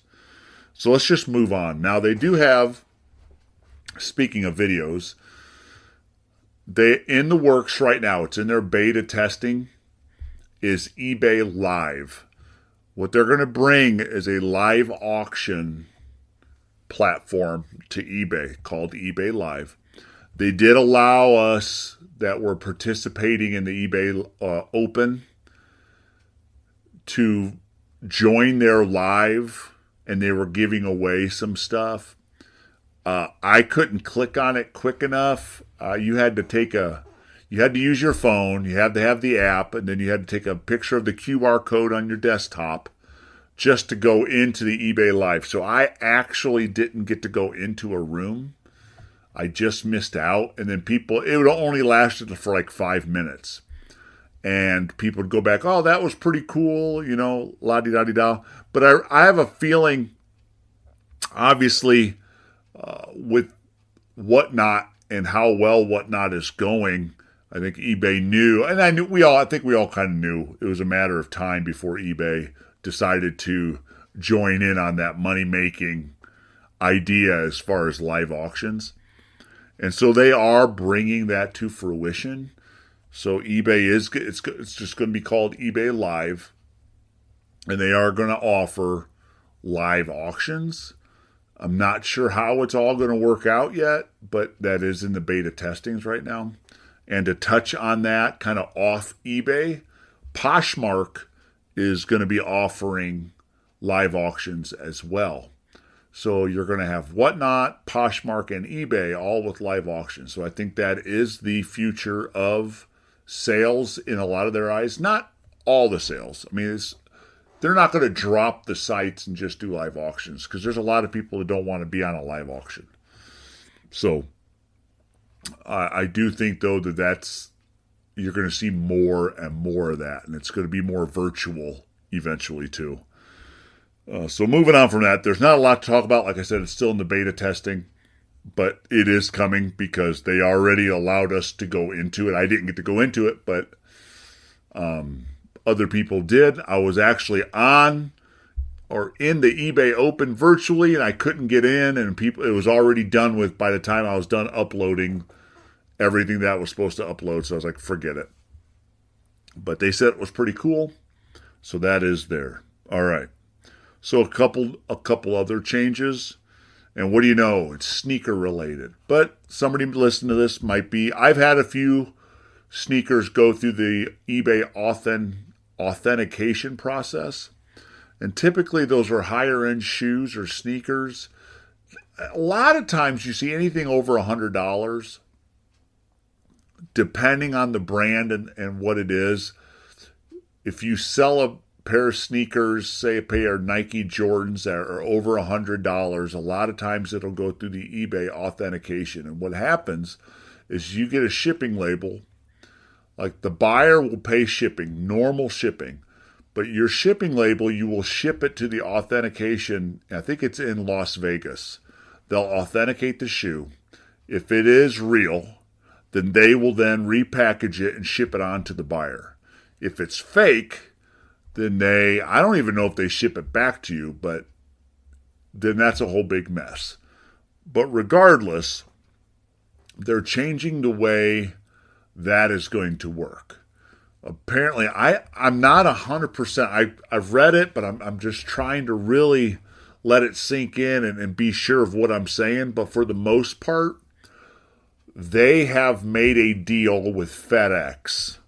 And I know it's going to upset some people because here's just another place we have to go to drop off packages, right? I'm already at USPS. I already have UPS. Now I'm going to have to include FedEx. What's going to happen is eBay is going to send you a free label. It's going to be a FedEx label. And it's going to be free of charge, the shipping to their authentication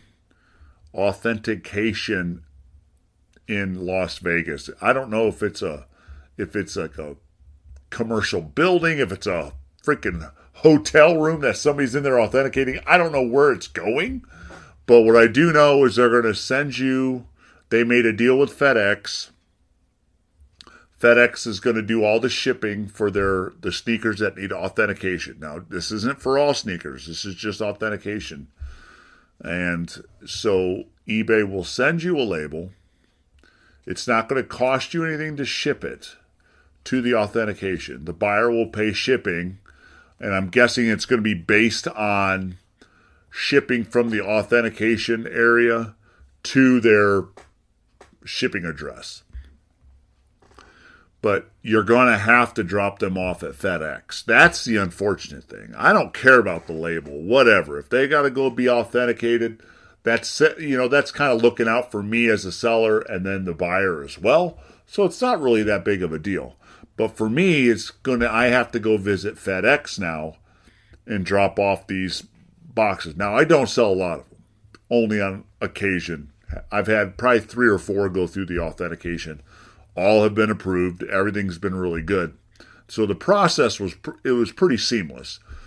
But the problem is, now I'll have, instead of going to USPS and using my regular shoebox that I would normally use to ship sneakers, or a larger box like the 12 by 12 by 9, that priority box that you can get for free, I'm going to have to put it in a non-USPS box because it's got to go to FedEx. So it does change some things. So there is that. So just keep that in the back of your mind. If you're a sneaker seller, that has changed. But again, it's just for anything that's got to be authenticated. So don't panic. Don't panic. It's not all shoes. It's just anything that needs to be authenticated. It's got to go down this route now. All the other shoes, you'll just continue on as normal. You'll send them to, or ship them off to USPS or whatever you use. That's what I use. And all hunky-dory. But I just thought it was crazy that now they're making deals with FedEx. And it's like, oh, another one in the ring. Another hat in the ring. But who knows? All right. And so one of the biggest topics I feel that was brought up at eBay Open was instant payment.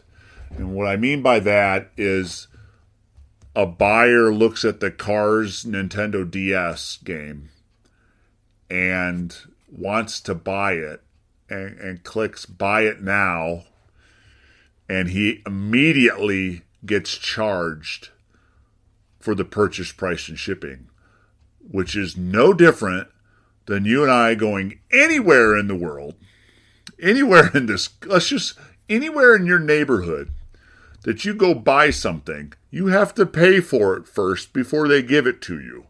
You do not get to walk off with it and then you get to think about it for 4 days and decide whether or not you want it. So like, go to the gas station, grab yourself a bottle of Sprite, drink it on your way home, leave a little bit and decide that it didn't taste as good as you thought, and not pay. And that's totally fine. And that's what's happening right now. Is now you can select immediate payment through eBay, but that only becomes immediate if they pay buy it now with no offer. It's just whatever your asking price is, they pay it.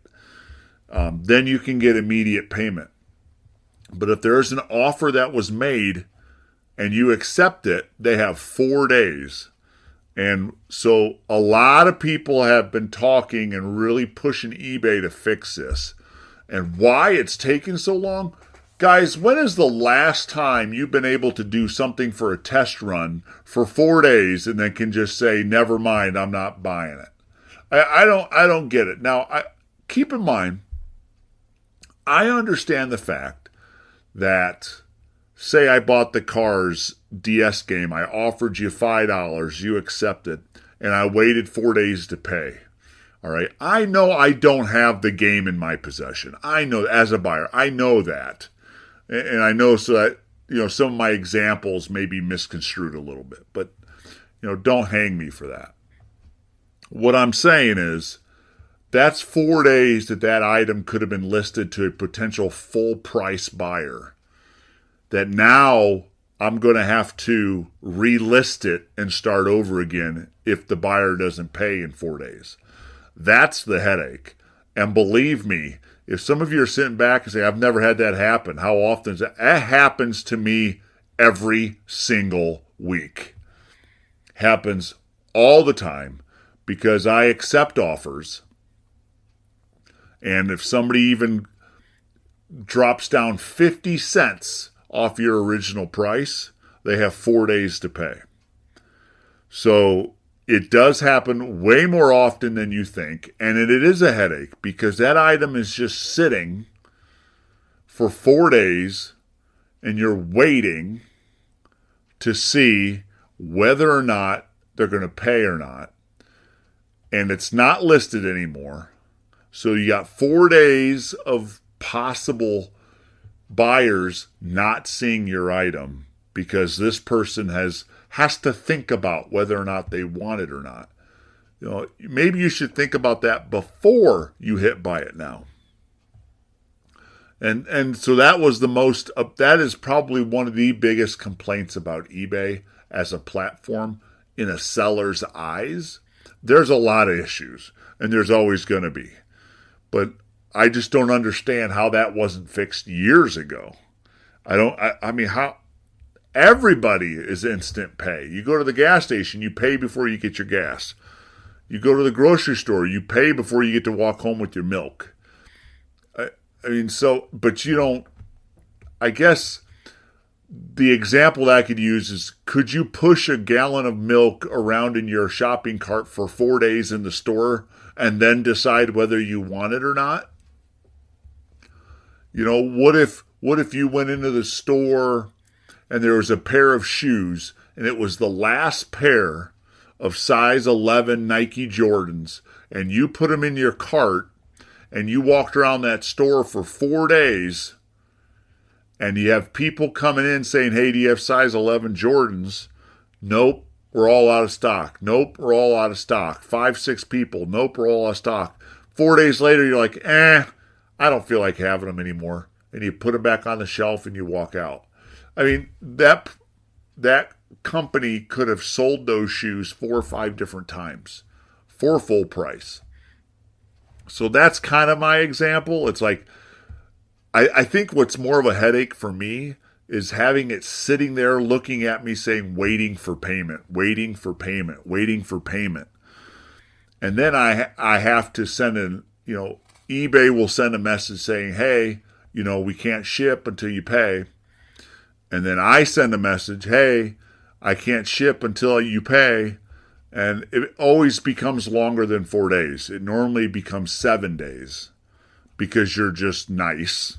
I am nice. I want to give them the opportunity. And the bad part is they rarely, I get a couple, but they rarely will reach out to you via the eBay Messenger and just say, hey, I get paid on Friday. I really want these. Is it okay that I wait till Friday to pay? If they would just do that, I would be less angry or frustrated with that.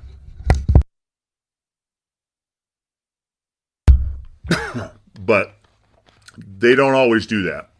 Maybe 1 out of every 5 will reach out to me and say, hey, I get paid later in the week. Can you just wait till then? And I always say, yeah, because I appreciate them letting me know.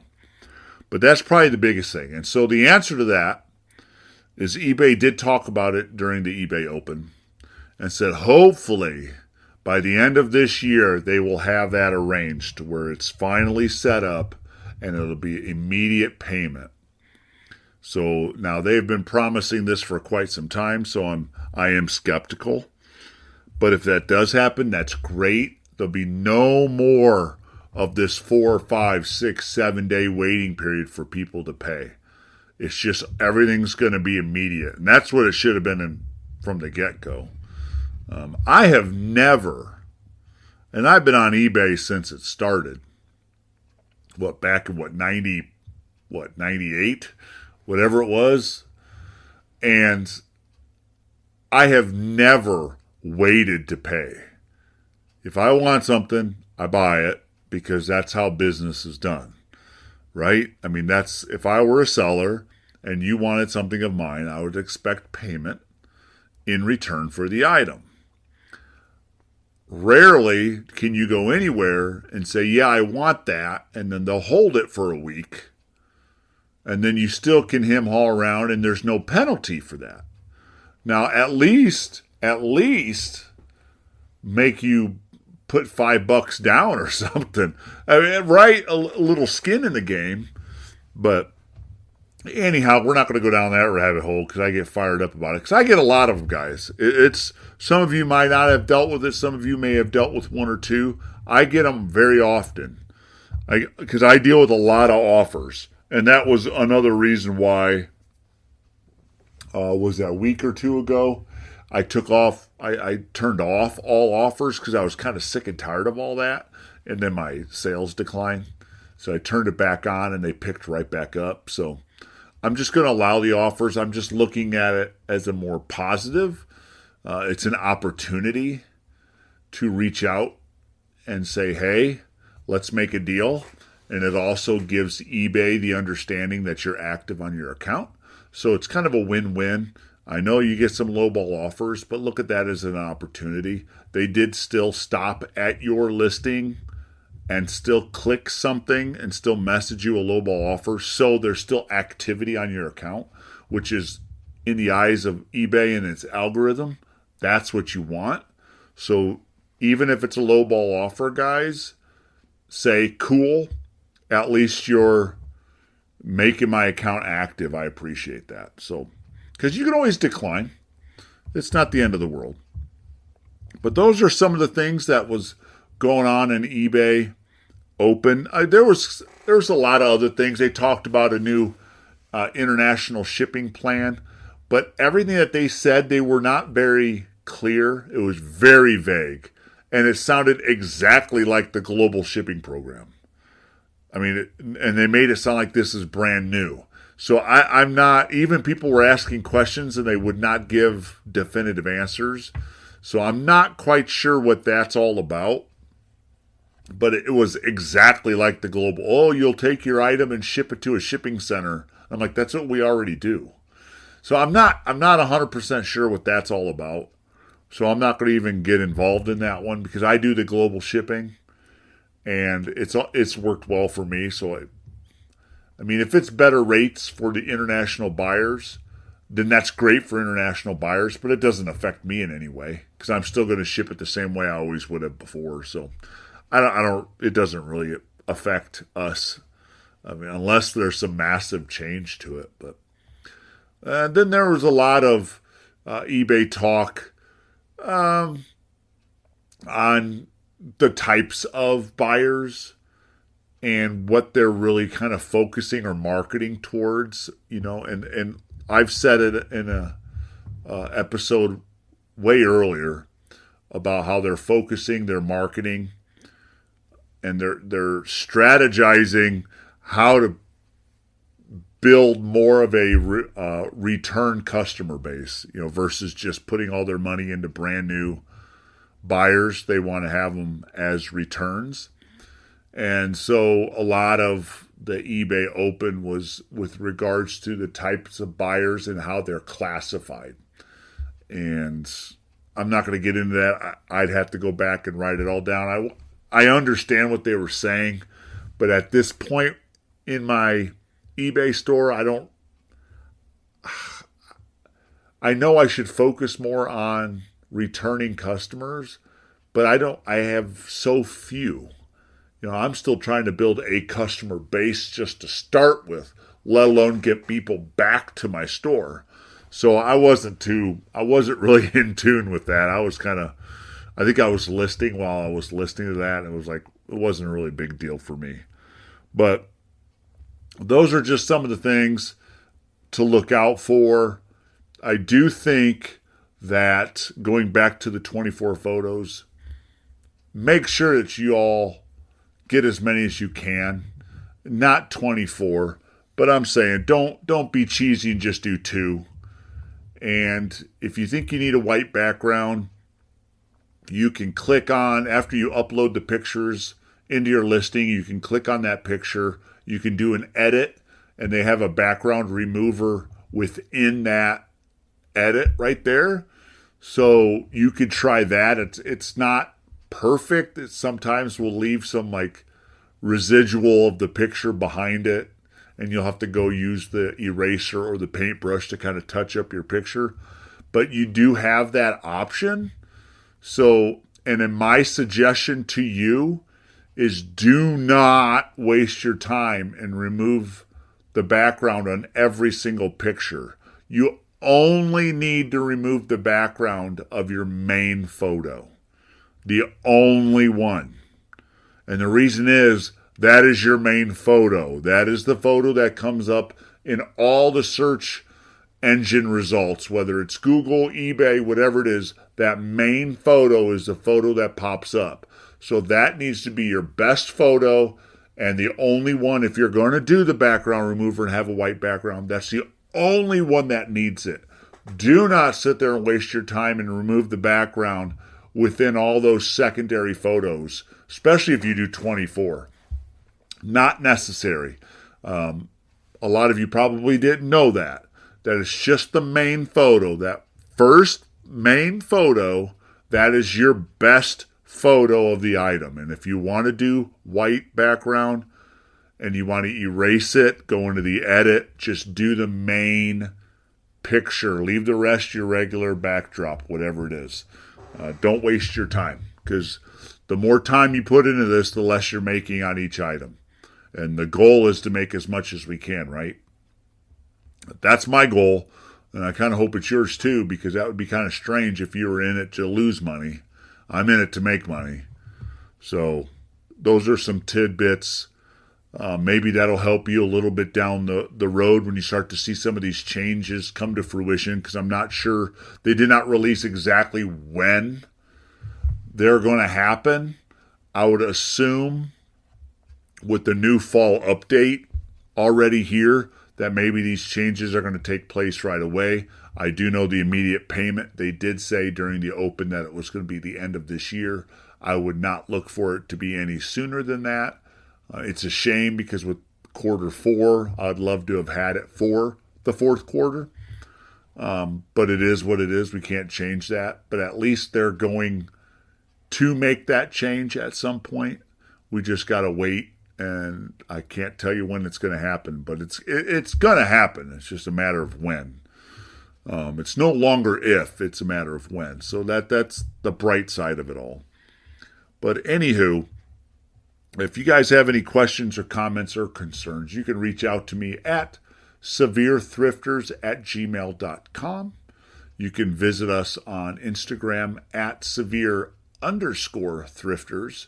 That's not 3 words. The underscore is that little line at the bottom of the space, I guess you could say. It's like if you were to underline one little, sorry, if you were to underline one letter, that little underline mark, that's the underscore. In case you guys didn't know. I don't know how many people know that. Maybe everybody knew that, and they're like, well, no crap. I almost cussed there. But so it's severe_thrifters or severe thrifters, one word. That's Devin's side of it. And then you can visit us on TikTok, which is severe_thrifters. I've got quite a few things going on in there. We also have YouTube, Severe Thrifters, if you want to watch some videos. I've been doing more shorts, which are like the 30-second, 60-second little videos. And then I just uploaded a video a couple days ago about me visiting a Goodwill. So that's there for you to watch if you'd like to. Make sure you like and subscribe there as well. And buymeacoffee.com/Severe Thrifters if you'd like to tip your favorite podcasts or reselling podcast hosts. I can't say we're your favorite, because there might be something else you listen to that you really enjoy too. But as far as resellers, yeah, we're the cream of the crop here. So definitely tip us. Throw some money our way. I picked up a newer microphone. It's not the best one. Devin's got a good one. This is an upgrade from what I was using, so hopefully maybe this audio was a little better today than it's been. So I'm really hoping that's the case, because I want to make sure it was worth it. But I'm too, I don't want to dump a ton of money into a microphone if it doesn't make that big of a difference. So that's probably the hardest thing to figure out, is whether or not this mic is made that significant of a difference if it was worth the money that I put into it. But anywho, I definitely thank you for taking the time to listen. Hopefully you guys found some of this information valuable and it helped you out a little bit. Definitely go to the top if you're on Spotify, click the little down arrow with the circle around it. That means download. And while it's downloading, go to the top or even further to the top and leave us a 5-star rating. We would definitely appreciate that. Remember, our stats come from downloads, and so every little download helps. So definitely, if you've got a friend group that's resellers, or if you have a buddy that's a reseller, let them know of the podcast. I would definitely appreciate that. Devin would definitely appreciate that. And until next time, guys, I will see you this is episode 79, so we'll see you on the next one. I'm not sure when that'll be. Hopefully sooner than later. Oh, and by the way, I rebuilt the carb in my big truck, and I took it for its first drive today. I had to go to the dump. We don't get garbage pickup, so we got to go to these dump stations to get rid of our household trash. So I threw it in the back of the truck. I was puckered up, worried that I wasn't going to make it, and it drove just fine. So I did a good job. Everything's all hunky-dory, and I made it back home safe and sound, so the truck is up and running again. Woohoo! Lucky me. And it's not a small truck, y'all. It's a 1962 Chevy C60. It's a big old truck. But yeah, that was a successful morning trip for me. Now I've got some listing done. I decided to record this podcast, and then I'm going to go back to listing a few more things, get some more pictures, and I'm hoping that you guys are doing the same. We got to keep this algorithm straight. Keep listing, keep making that money, and we'll see you the next time. I'm John, and we're the Severe Thrifters.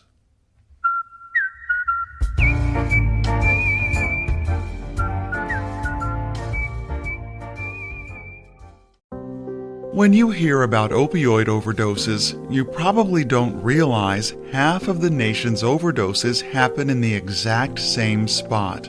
It's happening right at home. Georgians are accidentally dying in their own homes because people don't understand the dangers of taking an oxy or perk for sleep, stress, or with a glass of alcohol. Learn how to protect your family from opioid overdose at opioidresponse.info. This message is brought to you by Georgia DBHDD. Because fevers rarely strike during business hours, Mommy. What is it, sweetie? there's round-the-clock 24/7 care by phone or video with in-person urgent care options if you need them. Feeling better? A cookie might help. Day or night, Alpharetta to Jonesboro, we're here for you. Restrictions apply. If you have an emergency medical condition, call 911 or go to the nearest hospital. Learn more at georgia.kp.org/care. Kaiser Permanente. Thrive.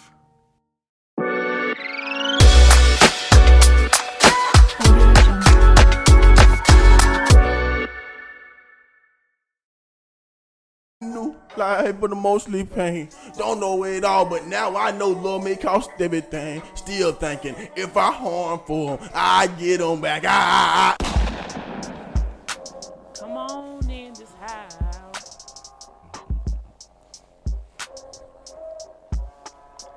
Welcome back to the Nate Black Podcast. This is Big Boy the Boss, aka the money quarterback, making plays with the money. What up, Bit? What it do, everybody? No man's success never made me mad or envy them. What's up, Dante? What's good, everybody? I just want to tell you, you got to judge a man by his principles. What's good, Jay Gant? What up, you guys? What up? Man, we got a special guest in the building. Rapper, introduce yourself. Dooley the Don, the real Don, man. Coming straight out of Gloverville, South Carolina. You feel me? I want y'all to feel me. That's really okay. There. That's how I come. That's how I come. I come with my soul. Like that's not straight like that. Tell Gloverville, because we from the South Cac, man. Like maybe we ain't heard of Gloverville. Tell us where Gloverville at. What's Aiken County, like one long road, one turn. You feel me? One long. So what road. school you went to? What Gloverville school go to? I say I went to Douglas. You feel me? Douglas High? It was elementary school. I stayed at my grandma's crib. Okay, what high school they go to around Gloverville? In Gloverville, you should go to Midland Valley. Oh, okay. Okay, We played Midland Valley. we know Midland Valley then, because that's the high school we played sometimes in football or whatever. So we know the area over there. Spanked, though. Y'all was doing You know we never lost to Midland. Never lost. We look LeVar Ball. Yeah. Lose Never lost now. We made some, you better look us up now. Look us up. Hey, never lost to Midland Valley. We LeVar Ball out there. Midland Valley got Yeah. 0 loss. Y'all ain't come around my generation, though. Yeah, we 10 years older than you, actually. Man, it's in 22. 10 years old. You feel me? That's a little generation. Yeah, like I was just telling you, man. Y'all already got popped by. That's true. Right now. He might be. He might He might be right now. I don't know. He might be right. Nah. I don't know. Back in the day, nah. Okay, you was okay, Mr. Swill. We did what we did. Red record holder. Oh, okay. Respect. I brought value, man. I brought value. Brought value. Hey, bring value. Bring value. Respect. Got you a shirt. You got to rock it for us. Okay, for sure. Got to post us like, That's what I do. I feel like if I'm in a situation, you feel like I bring value too. Exactly. You bringing us value today. Great like that. I respect it. Yeah. Really pulled up and everything. Like, we really appreciate that for real, though. Yeah, it's love. Because, like, I appreciate y'all for having me, because, yeah, like I said, we appreciate you coming on this platform, because, like, we ain't the biggest. Like I said, you don't be on even bigger platforms, talk to even bigger people or whatever, but, like, how you respecting them, how, like, that's why we can't set up respecting your time. Like, we just appreciate you coming on. Like, so tell us, like I said, you say you got soul or whatever. You've been doing music since 7 years old. Like I say, your music, to me, I like it, man. It's like, I feel it. When I feel it, I can just vibe to it. That's the kind of music I like. So tell us, about your music. You feel me? Like, all right. The start of this, like, you feel me? I used to just write R&B. You feel me? I'm smooth with baby. I want to hallelujah girl. Smart. But so much pain, so much anger. Yeah. Like, life. Yeah. As a whole, you feel me? Like, I always had the soul, you feel me? Mama had me in the touch, boy. That wasn't too much. You record. You good. Oh, okay, respect. All right. But I always just feel me like just gravitated to music, like anything. Like I can listen to country, you feel me? Like I can listen to some rock. You feel me? I don't like the heavy metal, like that's the most. Yeah. Too much. But you feel me? Like okay, that's loud. But you feel me? But I can listen to music. You feel me? Like and I just love it. You feel me? So I just always stayed on it in school writing music. Yeah. You feel me? Whole time. I got books now. Of music. Yeah. Unwritten music. Unreleased. Yeah, because he said you was a poet. Because I do I think it was so professional. Call like, me a poet. Like that's what I do. Like being a poet. I think I'm a poet too in my head, because I'm a quotable machine. I'm a quotable guy. Okay. Yeah. We used to be rappers, man. Okay. Yeah. Dread Squad. Okay. But tell us about Art Watches, because I'm gonna tell you. Like I said, you say your biggest song was "Blessings" from the Blessing song. Yeah, Blessings from I saw that video on Worst Off Fire video. Like I said, Appreciate I was like, John. man, this man is from something like it looked so professional. Like it just looked like, it's like Yeah. it's another level. It's a levels to this shit, man. Like you was there. But my favorite was Art Watches, because like I just felt you like Art Watches. Like when you like that's what I'm saying. That's how I was the feeling. second part of the song, Hey, how like build up and stuff. It's like it just make you want to. Yeah, I wrote that. Watches. I wrote that at my cousin's crib. You feel me? Yeah. So Look, my phone had died. So look, I'm like, y'all ain't got no paper in here with they kids. They got babies. You feel me? So like, no, we ain't got no paper in. I'm like, I gotta write something. You look, so I get me a pen, rip off a little piece of the baby box. Just right there. I wrote the whole Watches right there. So you just felt that, like, man, felt that. Damn, that's so dope. So matter of fact, I'm gonna slide to your left a little bit, so you can get all the way to them. Like I want people to hear this, man, because like I say, I'm so appreciative you come on, so I don't want nothing messed up, none of that stuff. That's respect. That's respect. I'm in there. Cause like I say, with you been there, cause like, that's a video I watched also, and then like the first thing I see like Big Trey, and like how did that link up? Yeah, Big Trey. I was going to his studio first, like you feel me, like I like Trey's studio, like cause Trey a bomb engineer. He gonna cook it, like he gonna sit right there. You feel me, and cook it. Yeah, you feel me, like if he love the music. If you got two people that love the same, you feel me, it's gonna Yeah, it's gonna click. It's gonna click. That's how it's gonna happen. It's gonna click. It's gonna be a That's vibe. how it's gonna be. You feel me? So he love the music. I love the music. You feel me? And I went there, recorded there.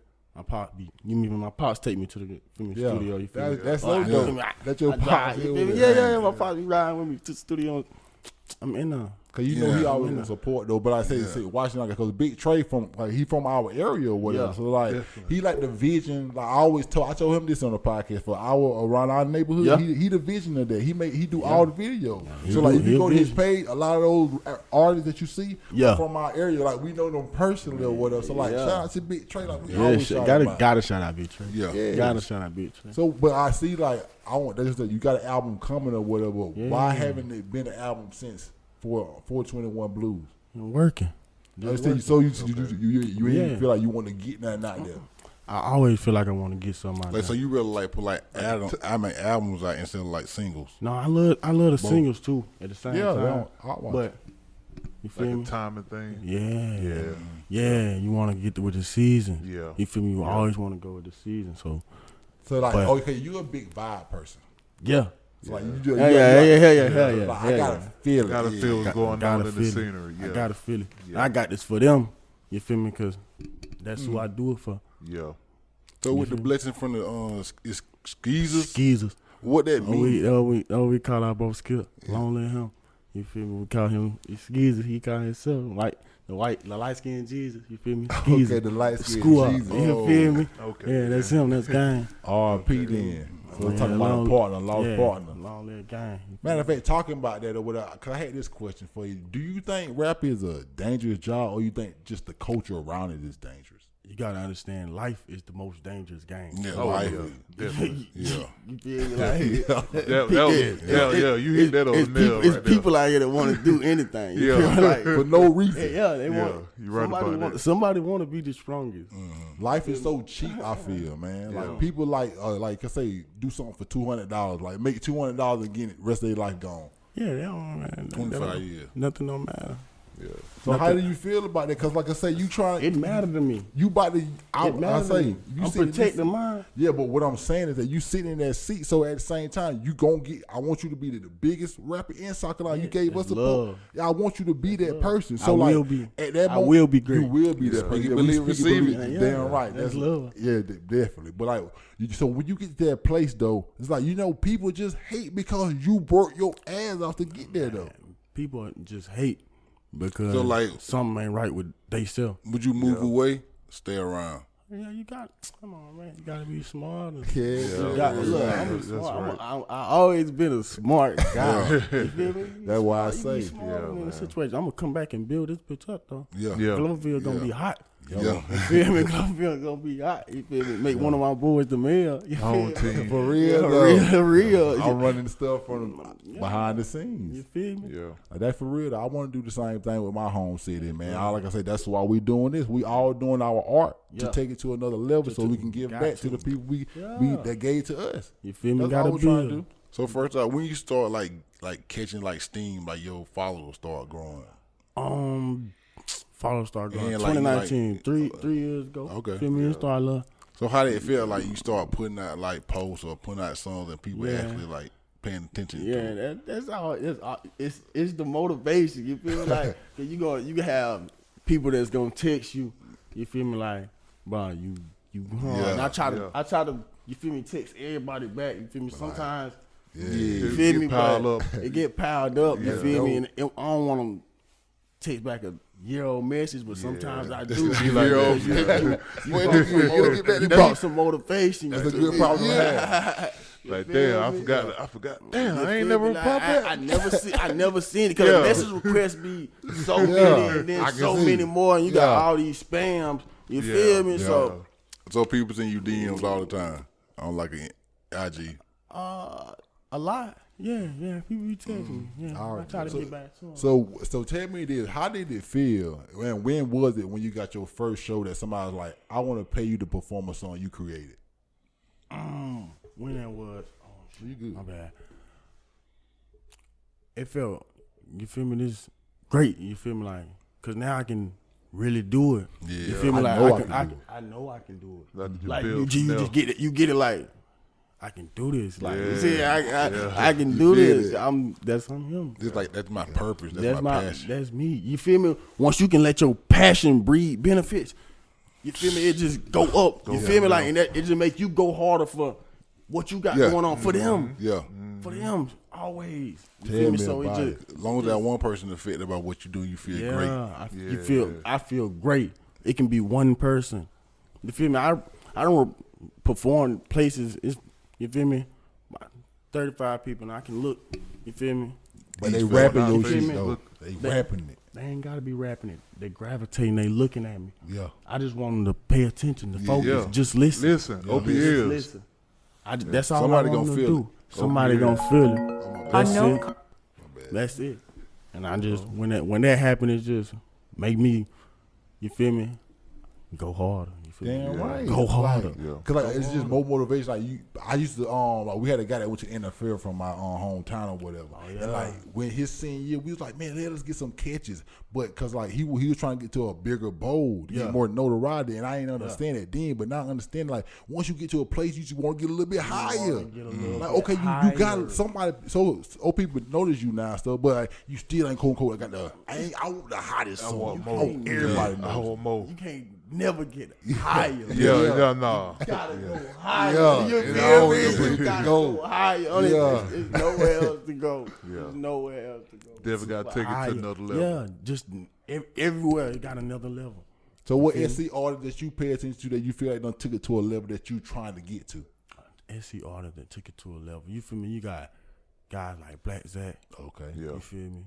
PG Raw. You got Rennie Rucci. You feel me? Like you gotta respect. You gotta respect them. Like it ain't no way you can hate somebody for doing better. They doing they doing it. They there. I love to see it. You feel me? Like why the? That's not We you're the youngin' though, cause like I think about Lil Rude boy, Lil Rude.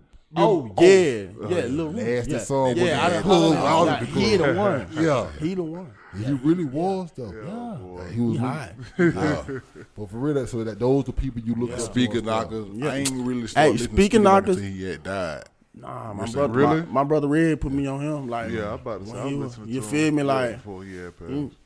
But I was. fuck with his music. Long way. Damn, he was Finance Father. Yeah, I love that. Definitely Yeah. gone too soon. Definitely gone too soon. Yeah. But think about it, like I say, I feel like I'm sitting here with one of those people though, and I feel so amazing inside. That's what I love talking to different people. Thank you, bro. Like when people, I just love when people pull up because I feel like, damn, he gave me some time to ask him questions. Go talk to us. Come chop it up with us. I feel like I'm sitting here with somebody 'cause like I'm so ready to hear your album or whatever. Like, so what you think you need to do more to get more people to see you or whatever, to know you? Feel me is they want to see you, so you feel me? You want to go, you want to talk to the people. You feel me? Like that's.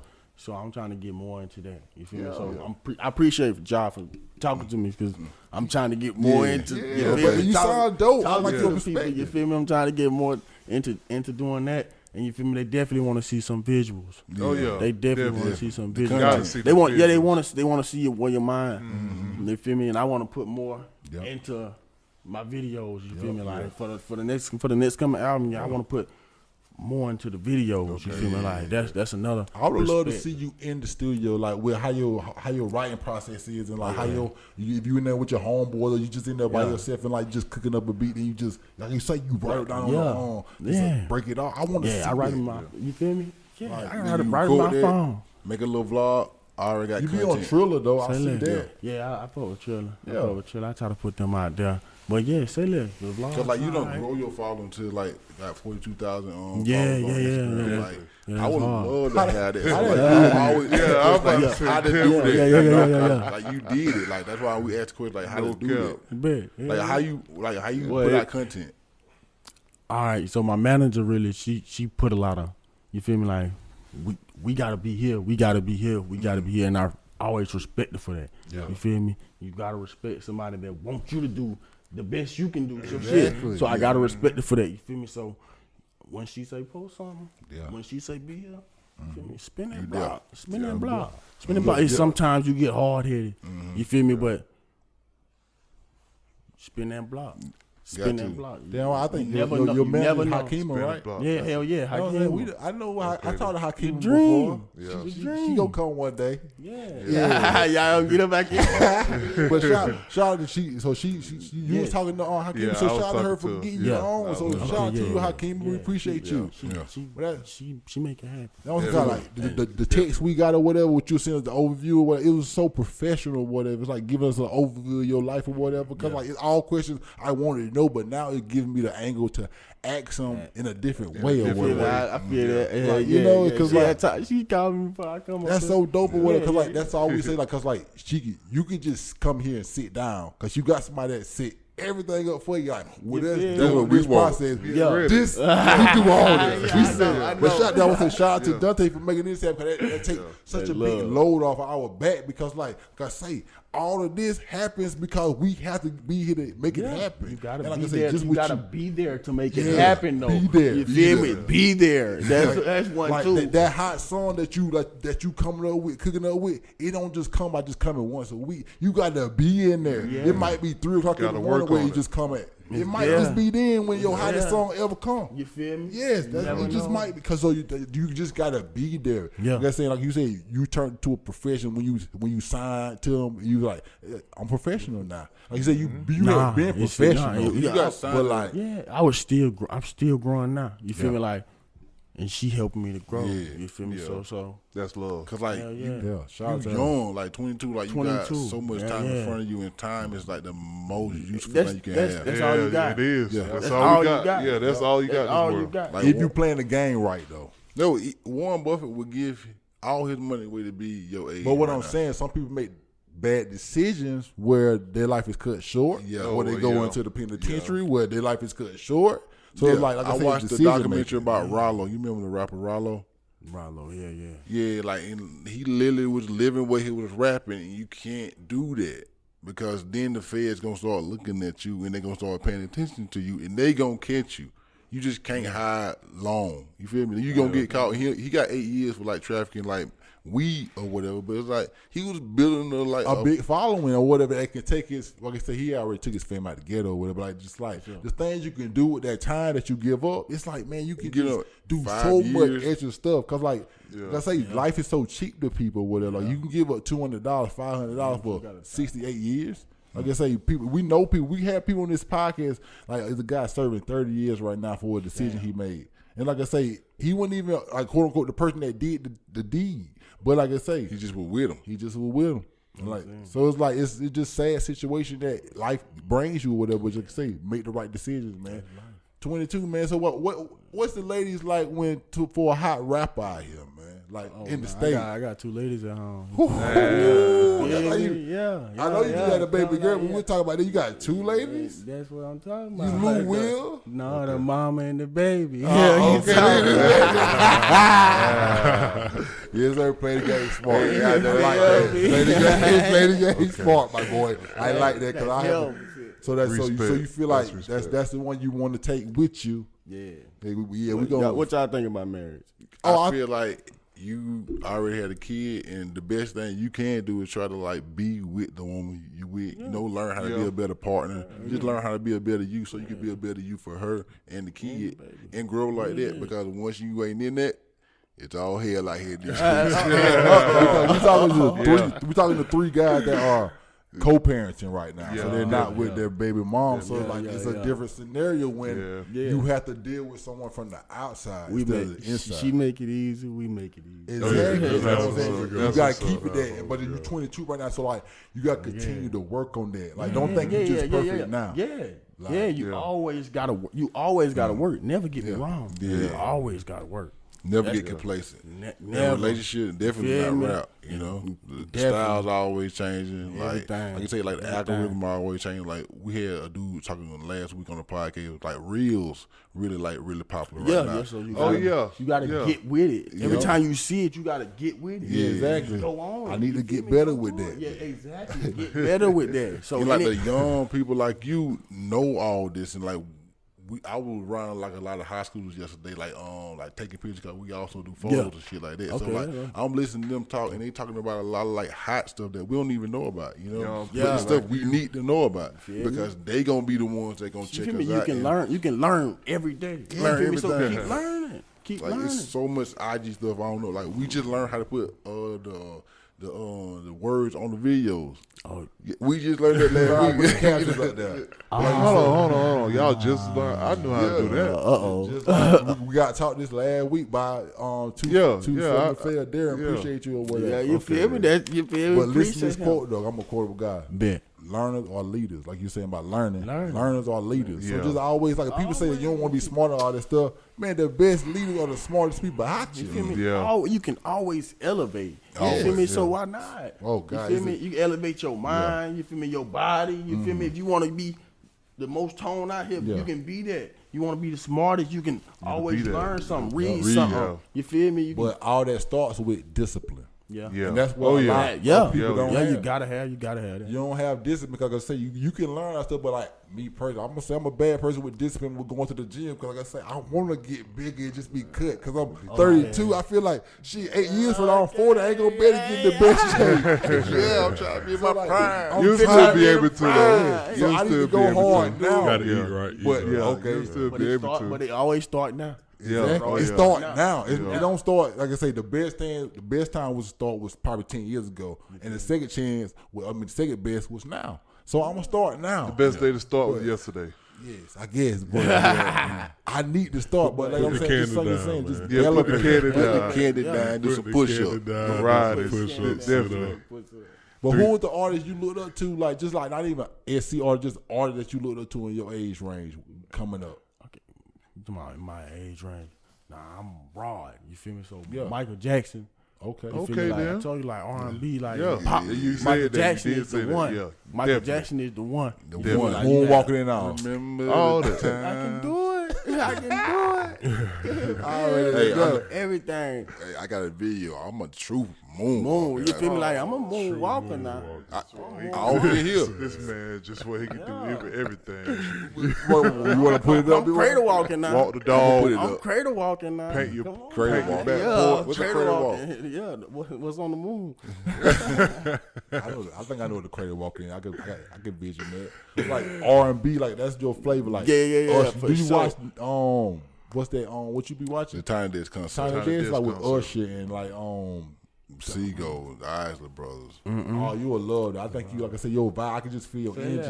Like you will love because like it's like live music, live band. Yeah, they doing their songs live. Yeah, they doing their songs live. Usher with live instruments. Yes. Yeah, it's so dope, dog. You gotta listen to my favorite one. Really, is Kurt Franklin. It's gospel music, but like it's the most. I get into some of that Kurt ever. Franklin too. It's so cool with how it come on, just how professional he is. Cause like I love. I try to be the best professional I could be or whatever. Cause I'll watch this a versus battle against Ludacris and Nelly. And like that versus showed me how professional Ludacris was. Like, cause like Nelly internet was messing up and all that stuff. He just kept it so professional. He kept me watching. I was like, man, this is cause like Teddy Riley had that one. He was messing. I just really love when somebody can carry something because like it's like hard to carry something by yourself. It's hard. It's really hard to keep people tuned in to something that, like I say, you just coming out your head with it. Cause like I look at this back sometimes, like cause like I'm looking at this from this angle, but when people look at it back, they gonna see that angle or whatever. So it's like I can think about stuff like I should have did better or whatever. So you gotta say, you feel me? But like, it's tight. I'm so happy you here though, cause like we just vibing or whatever. I just feel like just building this, man. It's so tight. Always like you already knew each other or something like that. Like you feel me? Like, it's like literally first time I meet you. It's something genuine. Literally. You feel me? Like, it's always a vibe with genuine people. Exactly. Like, I like to feel myself. I feel myself with that. You feel me? Like. Yeah, I feel that, man. Because like just you pulling up, like okay. Cause I always know people gonna be comfortable when they come in here because like it just hours or whatever. So like it ain't like you can't do this, you can't do that. You can be yourself here, man. Be comfortable. Yeah. And we got to do the done sitting in the chair. Straight up. Come on. But you didn't tell what rap you said. Michael Jackson. Okay, yeah, Michael Jackson. You feel me? The rappers. what kind of rappers? You feel me? You got Future. Yeah. You gotta have Future. Super duper. You got your Plies. You feel me? Gotta have your Plies. You feel me? Gotta I have respect rich that. kids. I Rich respect kids. You feel me?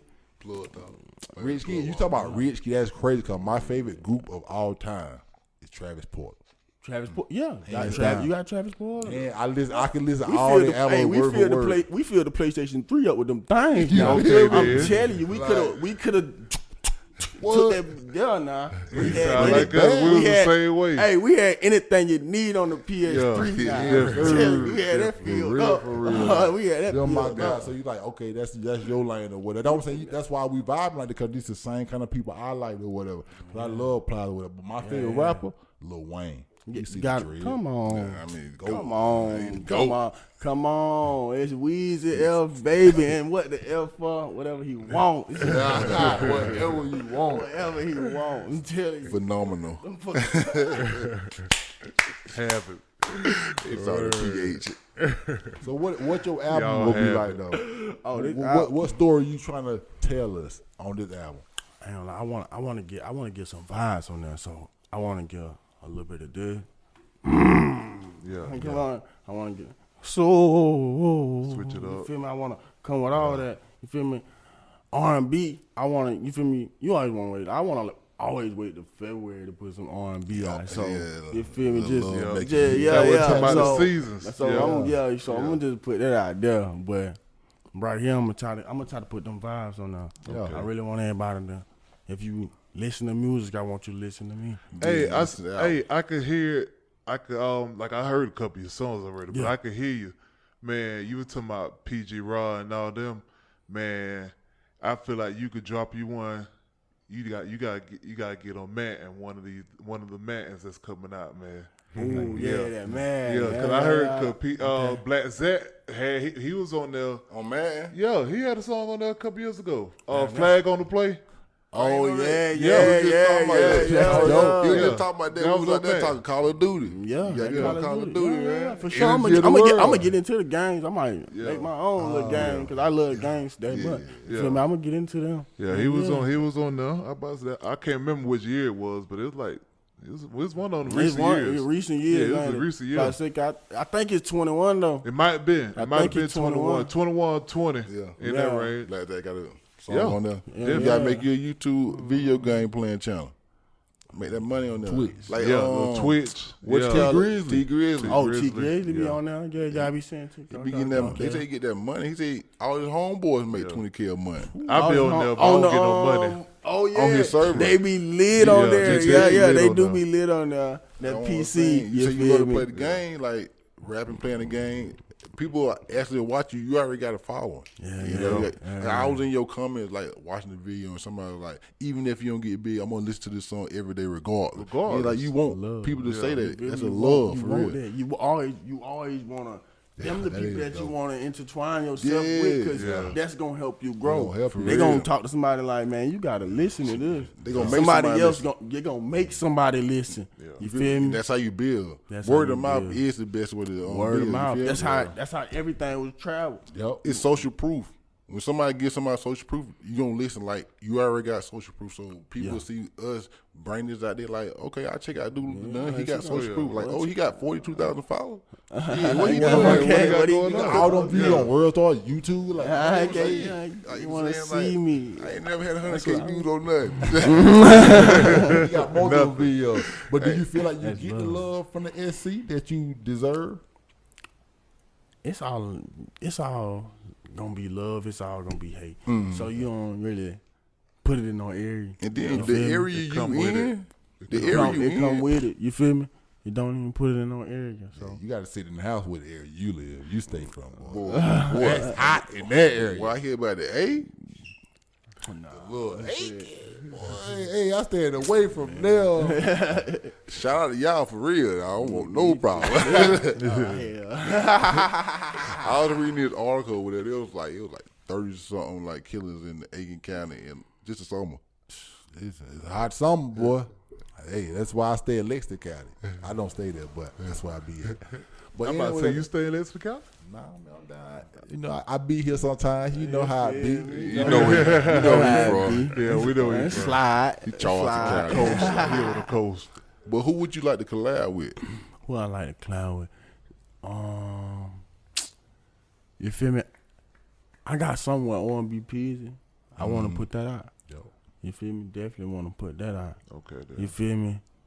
Lil Baby, one of them guys. You feel me? Like, yeah, you feel me? Everybody want to work with Lil Baby, so you want to put them in that mix. You feel me? So I gotta watch that documentary of Lil Baby on Prime Video. My lady was watching it one day. Says on Prime. My lady watched it too before being like kind of made me mad. Cause like we gotta watch that together. You can't watch that. Come on, man. Cheating. Yeah, you feel me? Right. I mean, I know I'm bad. I ain't she there, did but it. I'm like, you gonna do that to me for real? I know. No, that's how you would feel. Oh yeah. Oh, you cheat? Damn. I'm jelly. Ain't no cheating. Ain't no jelly type of guy. But Lil Baby, somebody you want to work with? Yeah, Lil Baby, one of them guys.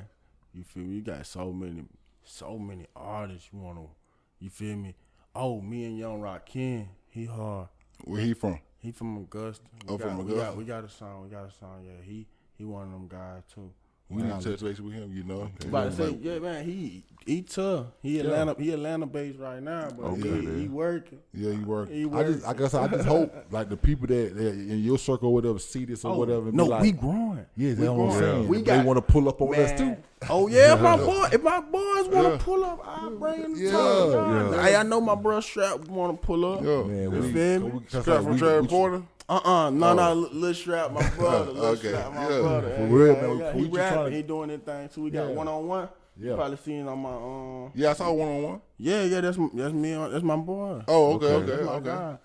Yeah. We definitely gotta make this happen because, like I said, we just trying to grow, man. Like Hell just do something big for the state, man. Like Yeah. some people have already done a shot to Asia Wilson. You know, she won Yeah. the championship for WNBA. Yeah, or I whatever. seen that. And, I seen that. and like she put on for the SC too. Like, But we'd love for her to come have a conversation with us, and we put on for the That'll be hard SC, because you know? she is lit. Yeah, she I had watched lit. her. At the press conference. Yeah.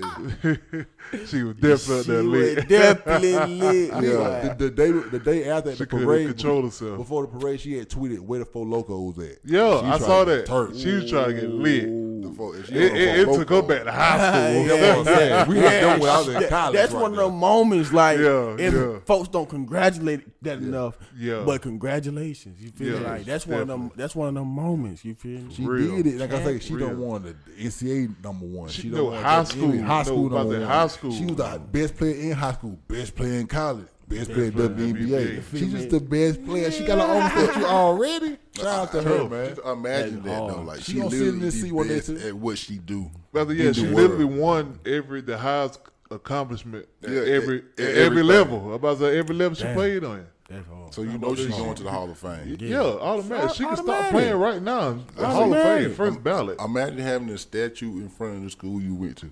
Definitely. That's tough. That's different. That's dog. way different. That's different already, and she ain't even in her 30s. That's how great she already been. Already. That's like saying like Tupac. All what he accomplished before he died. He died at 25. You know how much he got out here. We think Tupac lived like 50, but he don't live to 25 because of all the content. He living forever. Yeah, Yeah, live about forever. he gonna live. He gonna live forever. That's what I'm saying. With your music, it's like it's gonna live forever. Like it's gonna touch people and touch them forever. And that's what you want to do. You gotta leave your mark some way. So you gotta find your passion, like you say, because this is what we doing. We going after our passion.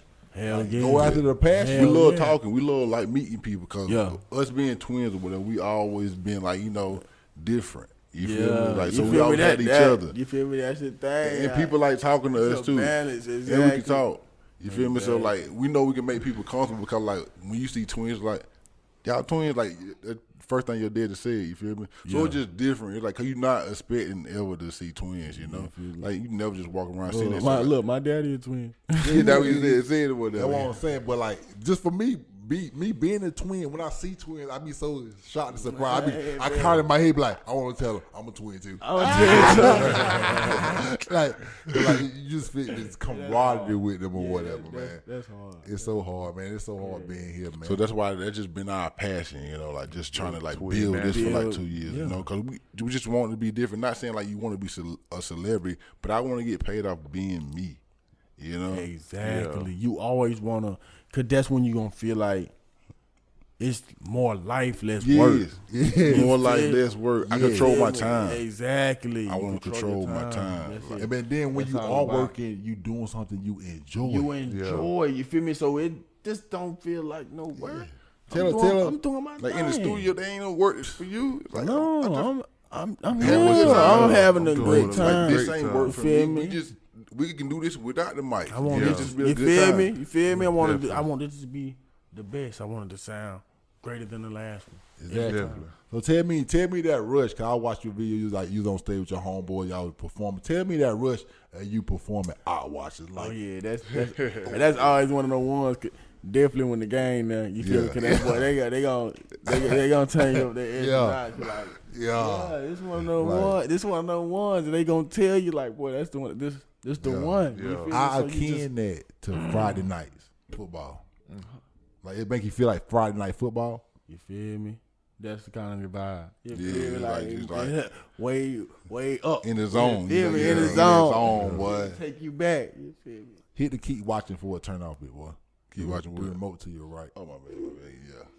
We don't even change the channel. Look, 7 yeah, hours of yeah, commercial-free football. Look, Falcons, you feel Can't me? beat that. Falcons You finna cannot get beat their ass that. bust again. Definitely.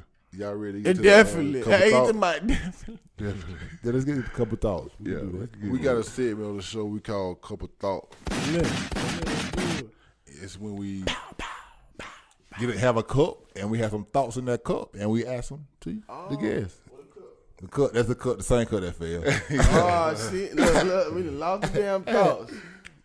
Yeah, right. What's your happiest memory?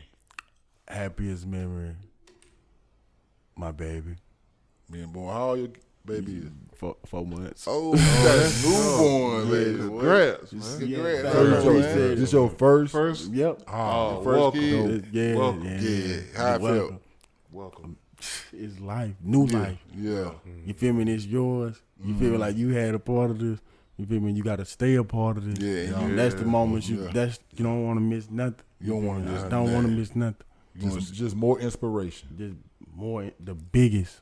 Like I haven't had a kid yet, man. So I'm trying to get to your point, man. I can't wait to feel that moment of like you say, like just you seeing really Giselle. a part of something. You know what I'm saying? I feel that way with Giselle. I feel like, and we can't just seeing Ken grow. Feel me? whatever. I see them My grow. brother got 6 kids. You feel me? Like I felt happy every moment he did that. You feel me? But Like with your kid, you control everything. Yeah. You ain't got to be like, I can't say this to that kid. I can say whatever the fuck I want to say.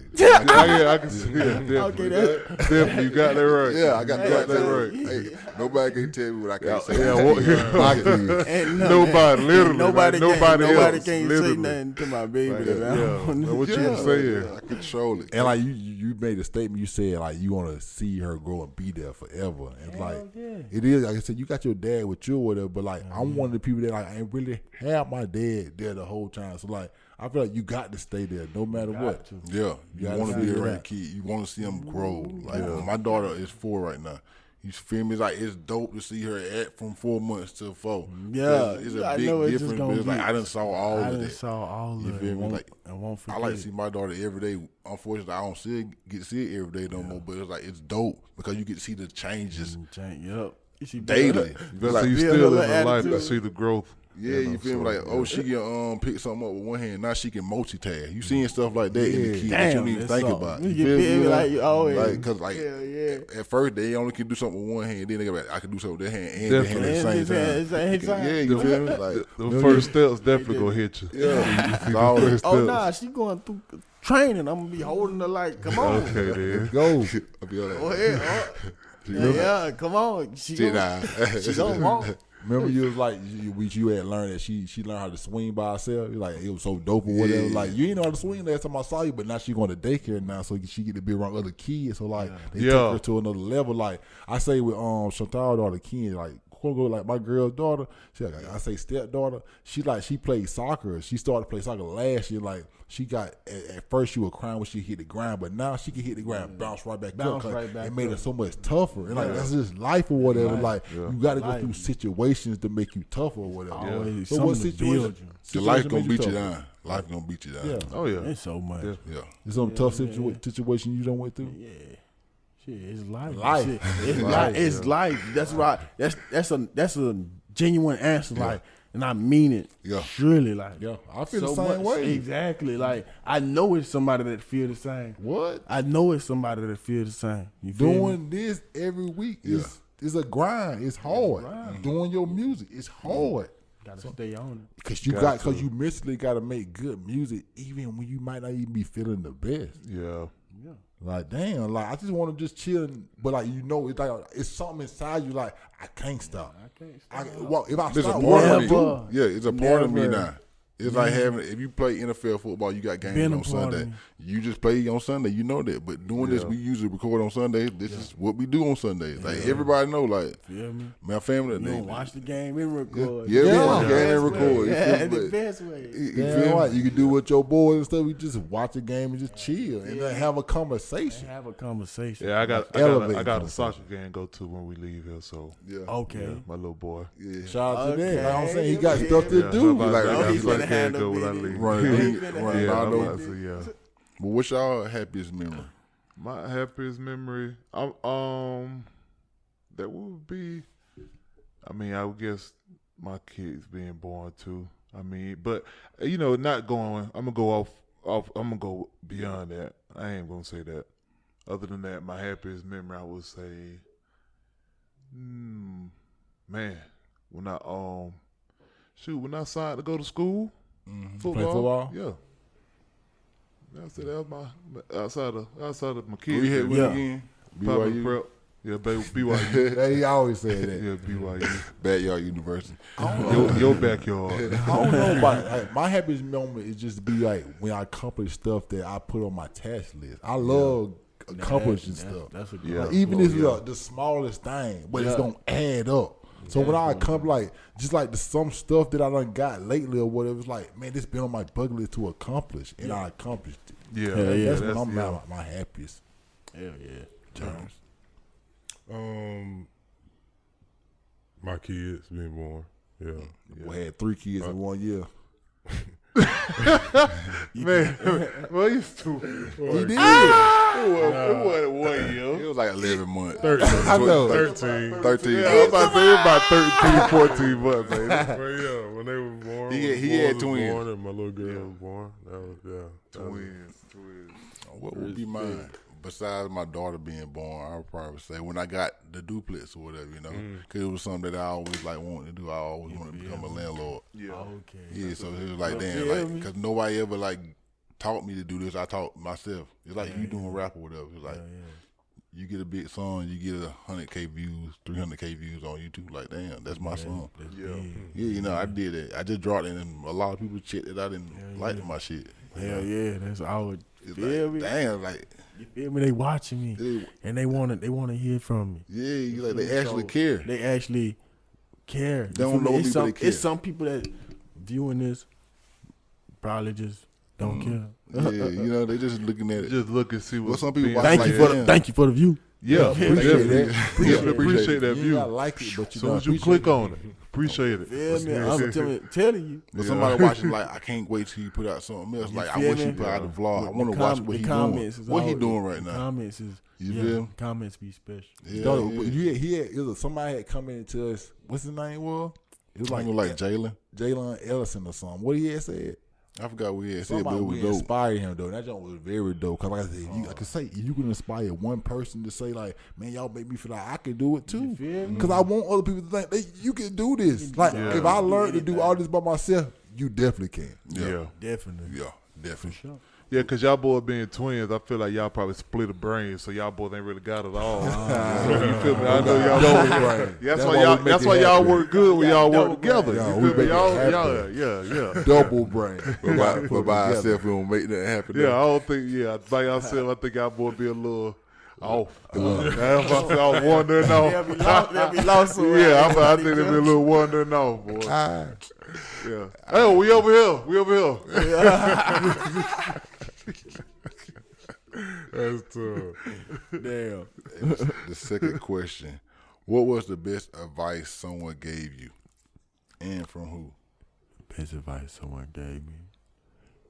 You feel me? I gotta give this to my pops. You feel me? And my mama. You feel me? Cause Terry. You feel me? Yeah. Terry and Jennifer. You feel me? They tell me be better than them. You feel me? Yep. And you ask yourself like, what's better than them? You feel me? Like, but you know shit. Yeah. Do everything they did plus. Yeah, plus extra. You feel me? So you just go harder than they ever could. You feel me? Yeah, because like that's what they build you up for. Exactly. They want you to be 10 times better than them. Like, I want my daughter to be the best at everything. Yeah, you feel me? Yeah. Don't matter if it's music. I don't care what it is. What she want to be the best Dressing, at. Dressing, singing, whatever she want, whatever she want to do. I want her to be the best. Yep. I want longest hair. Yeah. You feel me? Longest hair. Prettiest face. Yeah, everything. Prettiest toes. Hey, all that. You feel me? Everything. Yeah. I want her to be the best. Whatever. The same way. Hell yeah. What's some good advice? You got the question already. Good advice. Yeah, the best advice someone gave you. I could say my mom's. My mom gave me some good advice, and it was recent. And she was like, Dante, you only can control what you can control. That's true. Yeah, true. I mean, you can't go out your way to be the. I can't make another person. You see it. I can't make another see it my way. You feel me? Like, exactly. Yeah. Can't do that. Never can. I cannot make another person. Like, especially me. She said that to me for me being like I'm involved in coaching now and things like that. Yeah. Yep. So at this point, I've seen, like, when it comes to sports, I've seen it from every perspective: player, coach, and me, my kid being soccer now. I see it as a parent now. Yeah. So I see it from every view now, and I just feel like some parents, man, they gotta take it easy. That's all I'm saying. Like, they don't. They just gotta take it. Yeah, I'm about to say you gonna control what you can control. Your kid ain't that good. No, I ain't see. I'm not saying that. I'm not saying that. But I'm saying. I ain't saying that. I'm not saying that. But I'm saying. I ain't no coach. I can say as coaches, we want kids to succeed. Yeah. No, nobody want no kid to fail. Yeah, for sure. Say, but as coaches, of course, coaches go mess up. Yeah. I'm about to say, but everybody's human. You gonna mess up. You're not gonna know what to put somebody at that moment. Things like that. But you gotta be doing the necessary homework. Exactly. It is a lot of things involved in that. People gotta understand. So, but if I can't respect your hustle or your work ethic, then that's when I start questioning you. Yeah, that's how I feel. Yeah, that's how I feel like if you're working hard enough, then I say like you just putting your hard work into it. You put your work into things like that. If you're doing the same, because like I was at the soccer game with my little girl.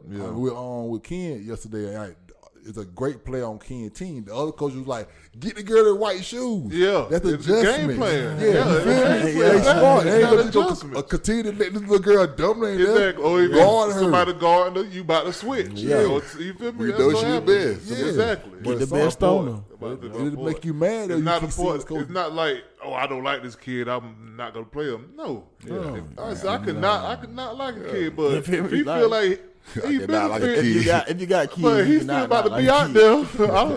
I say, I ain't gonna say. I love every kid, like every single one of them. I don't like all no different. But some coaches may feel that way. I don't know. I can't. Like I said, I can't control everybody. You coach like young kids though. Yeah, young kids. That's how I coach young kids. But me, I control what I can control. Like, I love all of them the same. I don't feel the best player. I don't feel the best player. I don't feel no way about him. No different than I feel. At least best player. But can you at least be like, hey, I'm gonna let the best players play, and that's what's gonna happen.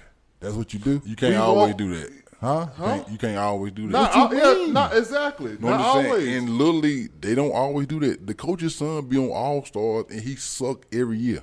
You feel me? So, like, yo, if you the coach's son, you going to make to the All-Star.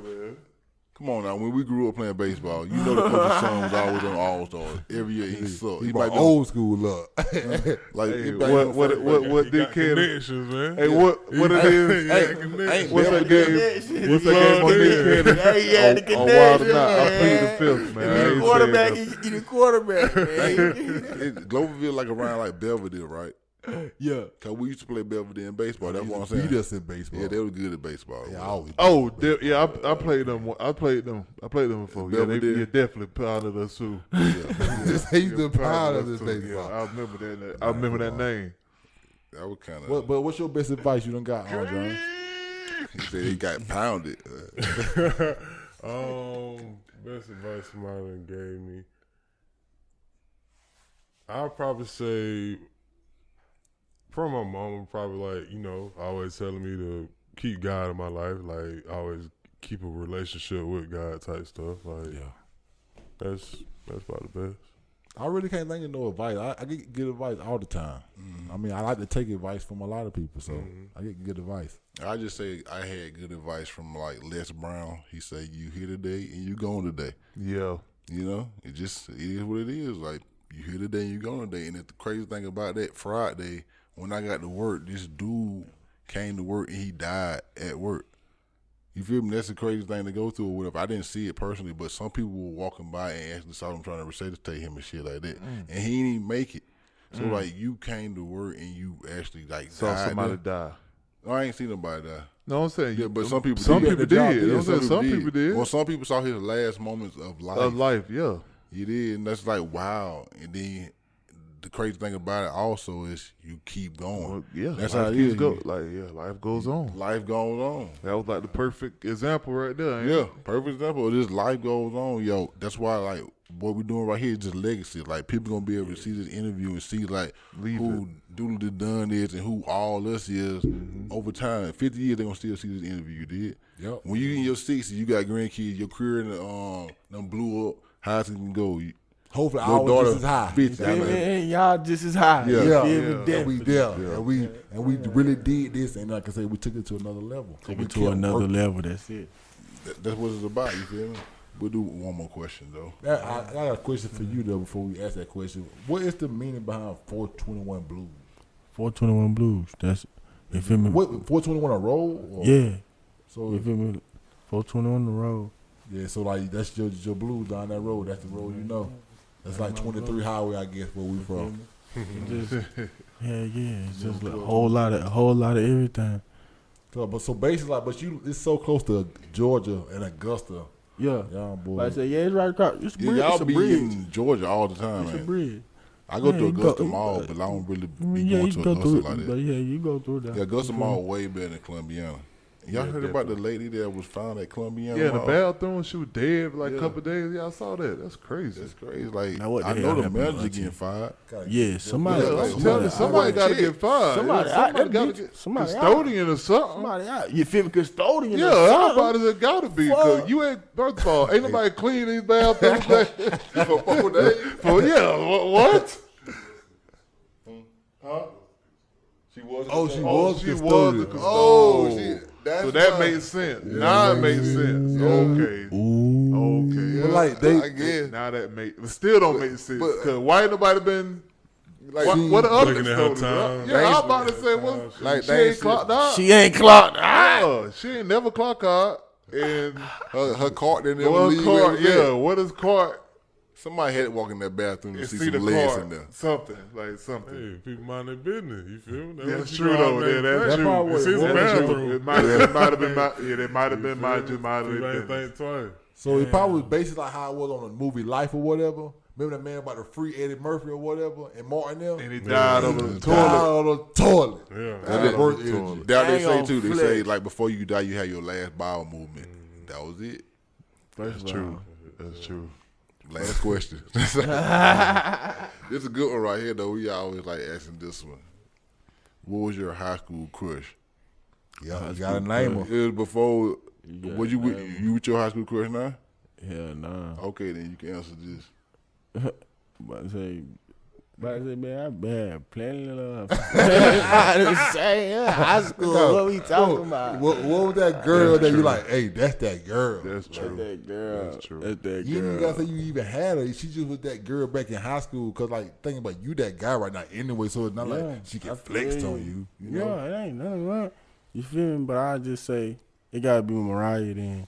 Like I say out of so many. We talking about high school. That's true. That's why you can say who it is. I mean, you ain't too far removed from high school, but we so far removed from high school that the girls in high school had kids and like they're just grown. Like, just like it's so different or whatever now. I feel you. But that's the question you always ask, bit. I want to know, like, 5 years from now, where Dooley the Dunn gonna be at, and what he gonna be doing. For sure, gonna be on the billboard. For sure, you already been gonna there. be on tour somewhere. Yeah. Okay then. Sure.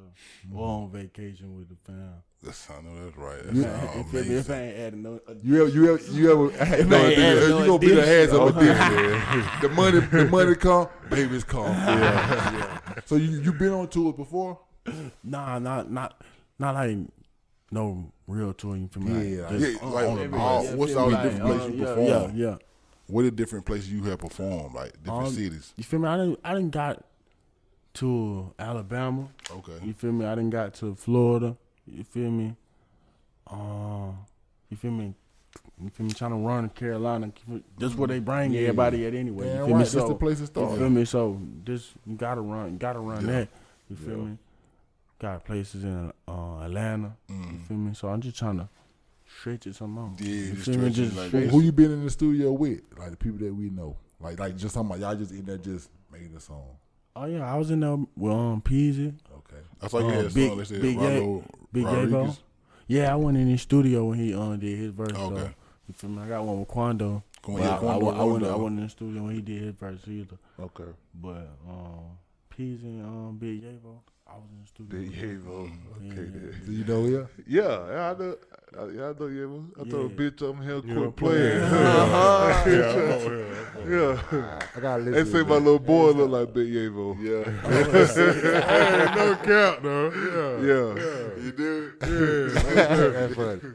Well, I know Big Trey be with some artists or whatever, but like I say, my the artists, I'm older, so I be listening to people like I listen to Cusco album, I listen to Black Zach album.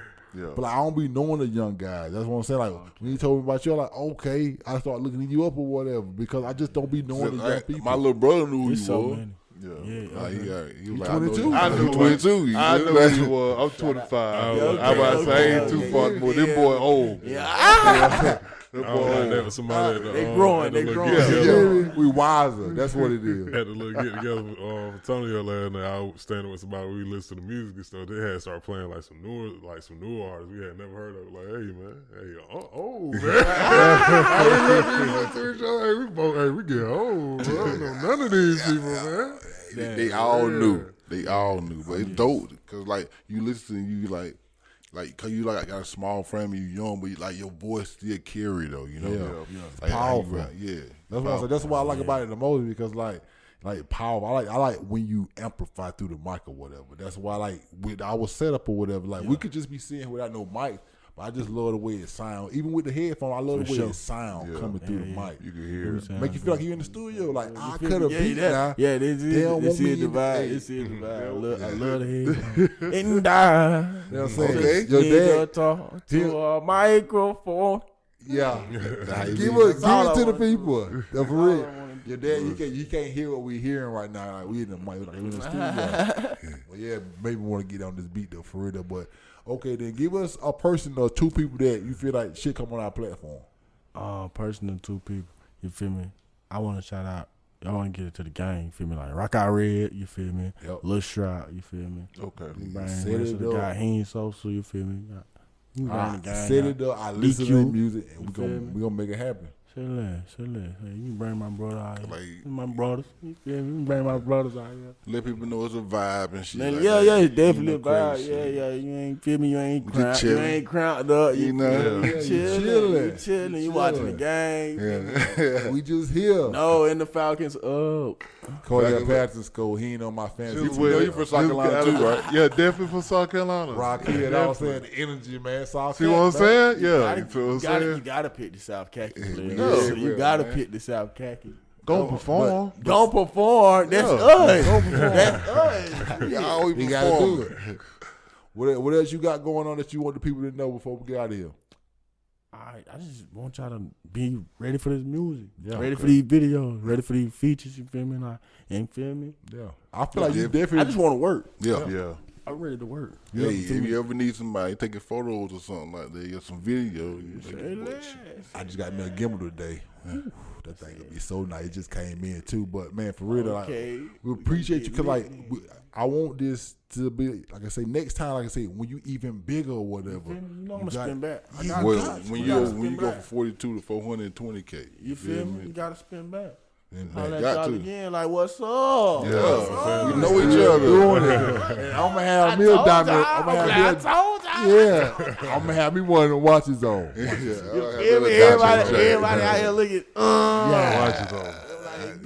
But for real, if I can say, because you got to start it, because say you started out with 190 followers or whatever on your IG, and like I say, well, you done took it now. And like I say, people, because like, I mean, obviously it's perspective. People gonna respect you more with your numbers looking like that. I mean, you know, that's what I'm saying. That's why we say with our platform, like, we feel like when people walk in here, they don't give us respect for the things we got or whatever, but our numbers right now You gotta don't. respect somebody for their person. Yeah, that's first and foremost. But- First and foremost. but a lot of people Before the don't, numbers. though. Yeah, it's a lot of people that don't. They don't. So it's I can understand it because like you feel like they ain't gonna bring the correct value for your time. Yeah. But like say like the conversation right now you having or whatever, this conversation gonna live forever. Yeah. And hopefully you learn something, I learn something, and the people You that feel watch me? this learn something. You watch this again Yeah. and feel like, oh yeah, that's a lesson. Yeah. You feel me? You feel me? Just listen to it. Just It's a listen. damn Like we're talking lesson. about, you gotta be there. You gotta be there. You just gotta be there, man. Like in the number.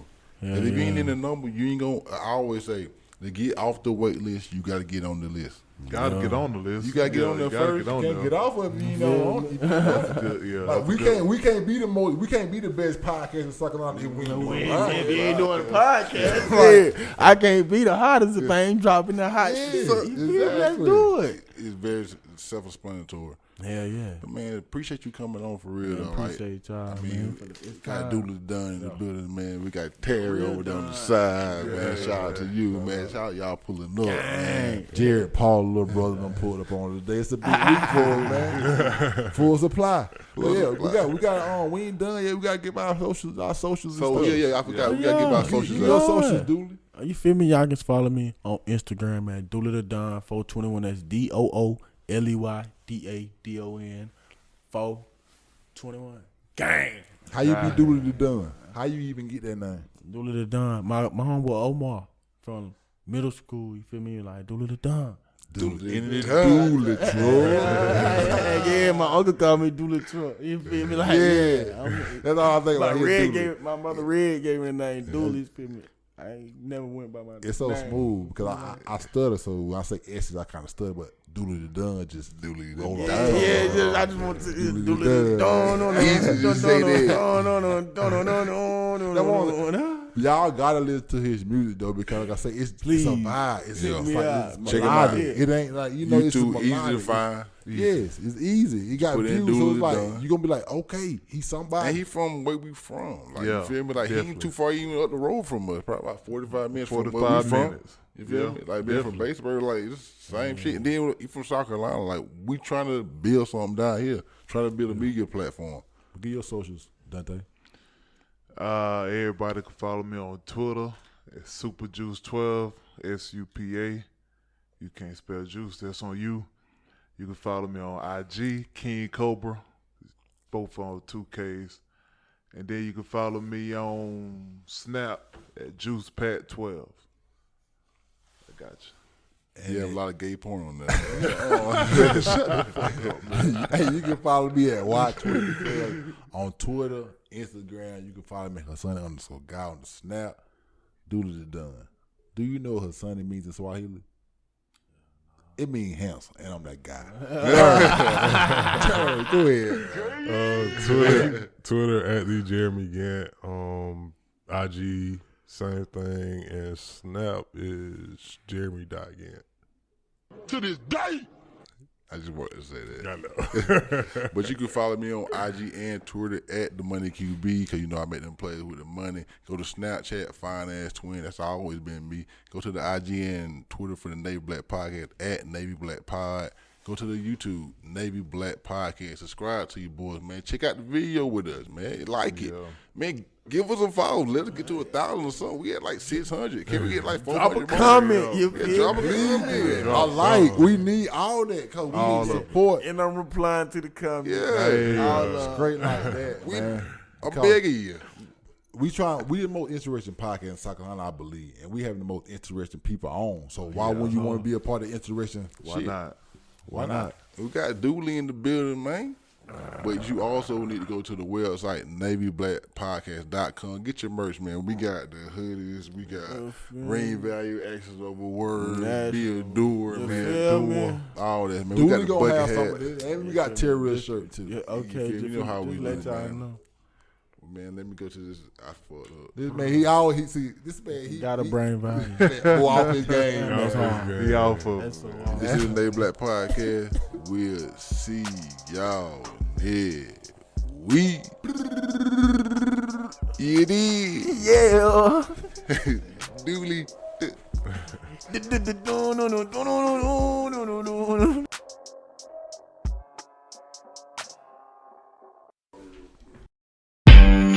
Audio Jungle.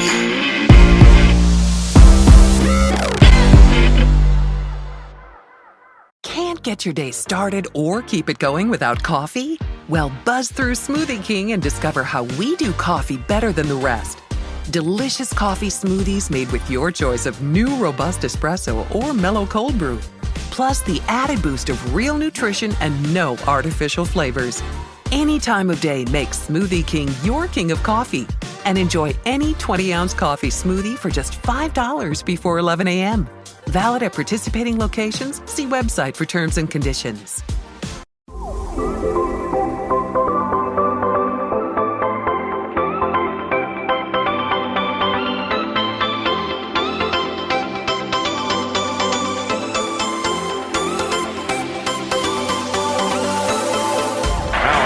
Fires it into wide open! Remarkable! Touchdown! Buffalo! Davis again! This is, it just is impossible!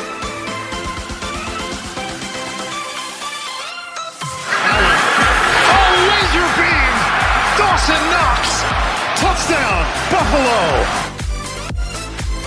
Allen gets out of the pocket. We know how dangerous he is with his legs, and there he goes! Josh Allen! Huge run across the 30-yard line. It's Two Bills in a Pod with Daniel Hahn and Jordan McGee on Sports War Radio. And with that, welcome back to another episode of Two Bills in a Pod. Jordan McGee, Daniel Hahn here with you. The Buffalo Bills lose for the first time this season, 21-19 to the Miami Dolphins. Daniel, I am feeling a lot of emotions from this game. You know how we've talked about how the past few seasons that the Bills have been spared from injuries? Well, the time has come and the Grim Reaper of injuries has come to collect its payment from the Bills. And so many things about this game, the amount of injuries that the Bills have had, still have, piling up is insane. The Bills playing with second and third stringers still being in it. We have a butt punt that we have to talk about. So much that happened in this game. The Bills lose for the first time. And Miami Dolphins fans are feeling pretty excited. And we'll talk about maybe why they should kind of cool their jets a little bit. But Daniel, this was... I wouldn't say this was a fun game to watch. This was very anxiety inducing and not just for the on the field, like, oh, are we going to win the game reasons. This game was a little bit of a, wow, I just wanted to get this game over with because of so many reasons. But Daniel, how are you? First loss, Miami's feeling confident, and a little bit of chirping back and forth between the Dolphins and Bills fans this week. I am doing well overall. I'm glad we're recording this later in the week to have this kind of calm down a little bit. And I know we normally are the podcast that records very shortly in the week right after the game, lots of therapy, and then we move on to the next game. I think I'm kind of in that, since we're doing this later in the week, I'm kind of turning the page to Baltimore and getting hyped about Josh Allen, Lamar Jackson on the same field. That's going to be awesome. But, yes, this game was not fun. It was a weird game. I guess I thought differently. I kind of just assumed the Bills would eventually win because kind of like the Rams where they had those 4 turnovers in the first half and they left tied, and you're like, we didn't play very well, and we still are tied with the Super Bowl champs. That's good. This game was like, we're kind of like ahead in it, but we are making a lot of mistakes, and we're playing stupid football. And if we just played a clean quarter, we should run away with this. We'll get into a lot of the stats of this game, but it was one of those that when it ended, it just kind of was like, I guess that's it. Okay, but here's the weird thing, Jordan. The Bills, yes, they dominated the game, and we can go through a couple different stats with that because the stats are atrocious to how dominant the Bills were in this game. But obviously the injuries are adding up. The injuries were a thing going into the game. I think all of Bills fans' concern, including ours, was you have secondary number 2 on the field against Jalen Waddle and Tyreek Hill, and if Tua is as good as maybe the stats indicate, then it's going to be a long day. But I think I want to start there where my eyes the whole game were looking at that secondary, and before the game started, Jordan Poyer was out. Micah Hyde went to injured reserve. He's gone for the year. That's a big loss for this defense. So now you get Jaquan Johnson, Damar Hamlin, 2 younger safeties. Jaquan Johnson, I believe, is his 4th year at the Bills. He's been around a while. Damar Hamlin, it's his 2nd year. And then you had the 2 rookie corners, Christian Benford and Kaiir Elam. Benford, as we know, didn't even finish the game. But that was the crew. That was the 4-man crew that was going to somehow stop Tyreek Hill, Jalen Waddle, Mike Gesicki, and all those different Dolphins players in Mike McDaniel's offense. And I got to tell you, Jordan, they played really well against those guys. There's only one play that went over 20 yards against that secondary. That was a Jalen Waddle catch, I believe, in the 3rd quarter. We're going to start breaking down this game here, but I think my initial take from this game was, yes, the Bills should have won, kind of. They really played horrible, so they didn't deserve to win either. But, man, that margin of error is so massive when you can roll out secondary number 2, the B squad, and shut down Tyreek Hill and Jalen Waddle, and they pretty much did this game. Yeah, I mean, that was... So this is like kind of the interesting part, right, of, from a Bills lens versus a Dolphins lens, because from the Bills lens, yes, there were the big plays that set up the Dolphins for that game-winning touchdown with that big play to Jalen Waddle, but Tyreek Hill was pretty much contained. Like, he didn't have, it wasn't what we feared could have happened in that, oh my God, Tyreek Hill and just Jalen Waddle are running all over the place. It really wasn't that. It was definitely more of a struggle for them in terms of, they weren't having the game like they did the previous week where Tua threw for over 400 yards and 6 touchdowns against the Ravens, right? That it was tougher. And they were doing it against, like you said, like the second stringers with Kaiir Elam and Christian Benford and this backup safeties too as well. So and that's a really that's a tough matchup. Jalen Waddle and Tyreek Hill are just, they're super fast. They're electric, for the most part. They contain them. I mean, they did as best as they could. They kept the game within reach. That's kind of the biggest thing you can ask for in terms of your secondary defense in that situation of just keep this game from, getting out of hand. And they did that. The secondary stood up in that way. I thought that the front seven did a really solid job for the most part. I thought the defense overall, for the amount of injuries that they had going into this game, they did pretty solid. I mean, the Dolphins, still got their way in terms of the win, right? But, this was a really tough challenge with, a good chunk of your entire starting secondary, I should say, out for this game. The Bills held their own all the way to the end as they could. And this is kind of the note, and we'll get into it more in terms of the game. I know Dolphins fans have, understandably so, they're excited. They're 3-0. But I just have to be like, but you didn't beat the Bills at our best. Like, I know that's an excuse, and I know that's going to be something that's sort of like what feels like an asterisk. But if the Bills had if they had Tre'Davious White and Dane Jackson and Micah Hyde and Jordan Poyer, do the Dolphins still win that game? Maybe, but yeah, probably, yeah. We'll go to it. I'll tell you why, and so this is where I get to. The defense played a winning football game. I mean, yes, they could always do better, but the Dolphins, like you said, they didn't march up and down the field. They didn't have too many big drives.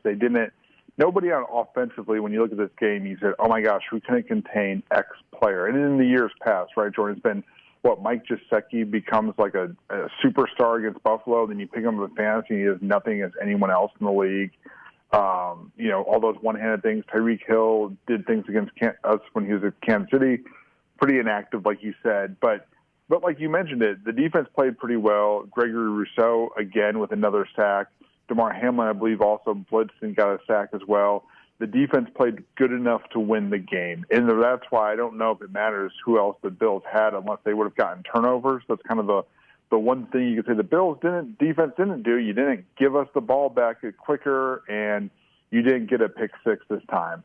And they should have had a pick six, actually. But it goes back to what we talked about last year, at least what my kind of glass half full here is, Jordan, is the Bills' margin of error to lose on the road to an undefeated team by 2 points is enormous. Because let's run down, and I'm going to go off of memory here because I really did not want to go back and tick mark all the things that went wrong. But let's go through them here, Jordan. I can talk about them, and almost all of these are going to be offensive. And that's why I think it doesn't matter who the Bills had defensively. They did enough to win, but the mistakes were clearly on the offense in terms of just, I don't know, stupid mistakes, unfortunate mistakes, because, again, we can talk about the injuries. The heat played a role in this. But I think the bad news for the Bills started off with, first, Josh Allen got strip sacked inside the 10 of the Bills and then gave the Dolphins basically a first and goal, which took them 4 plays to convert. The defense held them 3 times. Miami called a timeout, and then they got an easy touchdown. But I don't know, Jordan, what more can you ask for from the defense? I think they held their own, and it cost Miami a timeout. I was okay with that. Yes, I was hoping for 3 or less, but I think they did well given the circumstances of a strip sack to put them up in a bad spot. Yeah, I mean, the offense we can talk about too, because we talk about the injuries started to add up. Dawson Knox got hurt. Tommy Doyle. Greg Van Roten got hurt. Yep. And so we were up to our 3rd string center, which was I was watching the game, and Sal Capaccio, I was just seeing a tweet being like, so the Bills have no more centers on their game roster. So it's him or bust. So it's Eric Wood. Call him down from the booth. Just throw him in there. And then, Stephon Diggs towards the end of the game started to see the heat and fatigue was getting to him. At the very end of the game, Isaiah McKenzie was kind of, on the ground. Like, it was, the team felt like it was dropping like flies, and it was scary to watch. I don't know, like, it was just something about, like, again, the Bills have been very lucky these past few seasons to be spared from injuries. And it felt like it was a culmination in this game of just being like, he's out, heat illness, humidity. I mean, Diggs was trying to go in the end, but you could see he was like struggling at the end. And that doesn't help with your offense. And despite it still, like, you know, Josh Allen's still trying to make plays. I mean, we can talk about, I mean, like, listen, you know, the Bills had their opportunity, right, to win this game. You know, we talk about that 4th and goal, right, that Josh Allen just kind of just throws it short of the end zone. Like that Isaiah McKenzie was wide open. Right there. If Allen just had enough arm to it, that's a touchdown. And that could be the win right there. You know, they had their opportunities. And yeah, I mean, listen, it's not like I want to be clear in that, yes, the Bills have reasons to be like, well, X, Y, Z, but also the Bills offense had opportunities. We talk about a missed kick from Tyler Bass too as well. You know, there were opportunities for points on the board and the Bills could not execute that. And in a game like this where it is close, that ultimately ended up being the difference maker. Well, let's go through the stats, and then I want to go through the mistakes as we can recall them, because you listed a couple there. But again, I think it's important to note if you're a glass-half-full person or even a pessimist, it took like 7 big-time mistakes to lose by 2 points on the road. But other than that, other than those 7 things that went wrong, it was pure domination by the Bills. Time of possession, Jordan, 40 minutes and 40 seconds for Buffalo, 19 minutes for the Miami Dolphins. Total yards for the Bills, 497. For the Dolphins, 212. And total plays run, the Bills had 90, which is probably part of the reason they were gassed. Their offense was out there for 90 plays running routes. Dolphins, 39. So the Bills won in just about every stat that's not the scoreboard, but the scoreboard is kind of a big deal in sports these days. Sure. And you got to win that one, and they didn't. Josh Allen, 42 for 63, 400 yards and a touchdown. You and I can talk about this anytime. I don't think Josh Allen needs to throw 63 times in the game. No. I do definitely think some of the heat exhaustion that you saw from McKenzie and Diggs, where they couldn't even – I mean, Diggs couldn't even stay on the field for the final drive. He kept needing to be taken out. That's not something you ever see from him or any number one receiver. That tells you how bad the heat was. I think some of that was also caused by the fact that Ken Dorsey had them running 63 routes. You can reduce that quite a bit. You have a running game, or we think we have a running game. I mean, Devin Singletary had good yards per carry. Zach Moss had good yards per carry in this game. You got to at least, and that's maybe where someone in the booth versus on the field is a little different. You got to run the ball just to keep the receivers from not running those routes, if nothing else, in that heat. So I think Ken Dorsey will learn from that. But let's go through the mistakes as I can recall. We talked about the strip sack fumble, the Isaiah McKenzie wide open, just completely missed pass from Josh Allen. It was just short. Gabe Davis dropped a touchdown in the end zone. Matt Milano dropped a pick 6, I believe, in the 4th quarter. The third-string center fumbled a snap for the spike ball that Josh Allen then threw to Stephon Diggs that he caught, and time went out at the end of the first half, so they were unable to kick the field goal.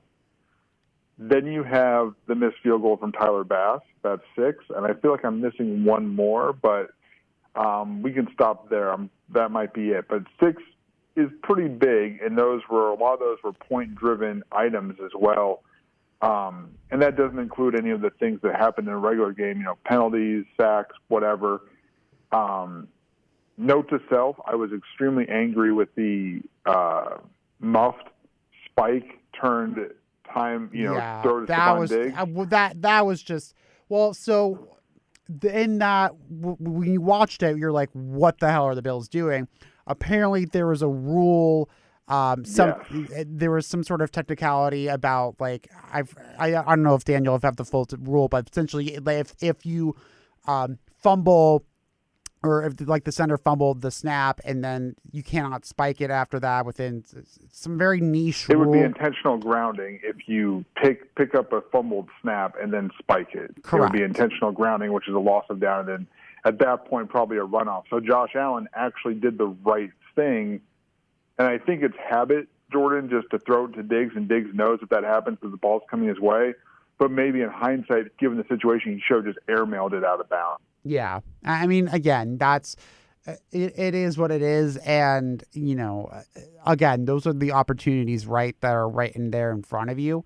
So listen, I think that, and we brought it up, that humidity was no joke. It's not like the Bills haven't played in South Florida. They played in South Florida every year. But, like, you know, being a weather person, I know this summer has been incredibly humid. And I don't know about you, Daniel. I'm not a world-class athlete, but even just standing outside when it's super humid, I feel gross, let alone running around the field at full speed, at full contact, makes you probably want to heave over and die. So listen, and that's kind of the home element that Dolphins have, right? That they're used to that humidity. But I was just surprised that it wasn't affecting the Dolphins more. You know, like, I get that, like, they're used to it, but when the Bills players are just dropping, like, left and right and nobody else was, it was kind of insane. Well, actually, I should say not because of humidity, but we got to talk about Tua here for a second because... Well, before you leave that subject, because we will do a long thing on Tua, or somewhat long. I will say this. For Bills fans, a lot of people were complaining about the way the field was set up because the sun was glaring on the Bills sideline and not on Miami. First of all, that's home field advantage. If you can do it, you build that stadium to do that if you're Miami. Sure. I have no issues with that one. That's what every team should be doing in some shape or fashion. That's why visitor locker rooms stink, right? Second piece, this wasn't the Bills' first time in Miami in the fall. I'm worried that they were completely unprepared. Maybe it was just, like you said, maybe the humidity was beyond what even they could have expected, and it was the worst they've ever seen it. But this is a divisional opponent that you know that you're going to go down there and see from time to time. I mean, I thought they should have brought more, fans, whatever. Again, I think a lot of it could be Ken Dorsey's play calling that maybe got him more gassed, but the heat was a real factor. The cramps were a real factor. The exhaustion was a real factor. And I'm a little confused if something was missed in the equipment truck or something, that the Bills just weren't prepared to handle the heat. That's what it seemed like to me, which, again, if it's not a divisional opponent, I can maybe get by. But this is a divisional opponent. You've been there before. You've been there in the fall. It shouldn't be a thing as big a deal. But, yes, Jordan, let's go to your next piece, which is Tua. Yeah. Who, why don't you describe it? Because that was the end of the first half, and then we saw a little bit of Teddy Bridgewater come in the game. Yeah, so what happened, for those maybe who didn't see it, it's towards the end of the second half. Tua gets hit hard. Clearly is a concussion because he tries to get up. Is it? Well, let's say he was getting up and he looked like he was drunk and he was wobbling and his teammates had to, like, catch him and, kind of like waking up being like, purple dinosaurs fly on Thursday bacon. Like, that's kind of where Tua's brain was at. And so we were thinking, oh God, he might be out for a concussion. Nope. Miraculously is totally fine, ready to go back in for the game, which, and there's an investigation going on with the Dolphins in terms of how the Dolphins handle their concussion protocol. Cause Tua looked that, I'm not a doctor, but, he looked kind of concussed to me. And Teddy Bridgewater was in, I think maybe for like one series, and then Tua just was back and it was fine. Which that's kind of, I feel there's some sus there. Like, maybe he didn't have the concussion, but I don't know. The way that he was reacting after that hit, I have my doubts, and I find it very suspicious that Tua was just, after 15, 20 minutes, I'm good at halftime, and then was just ready to go back in. I think that the NFL, whether they find anything in this investigation, who knows? But eyebrows were raised for me. We're like, oh, Tua's back? That seems odd.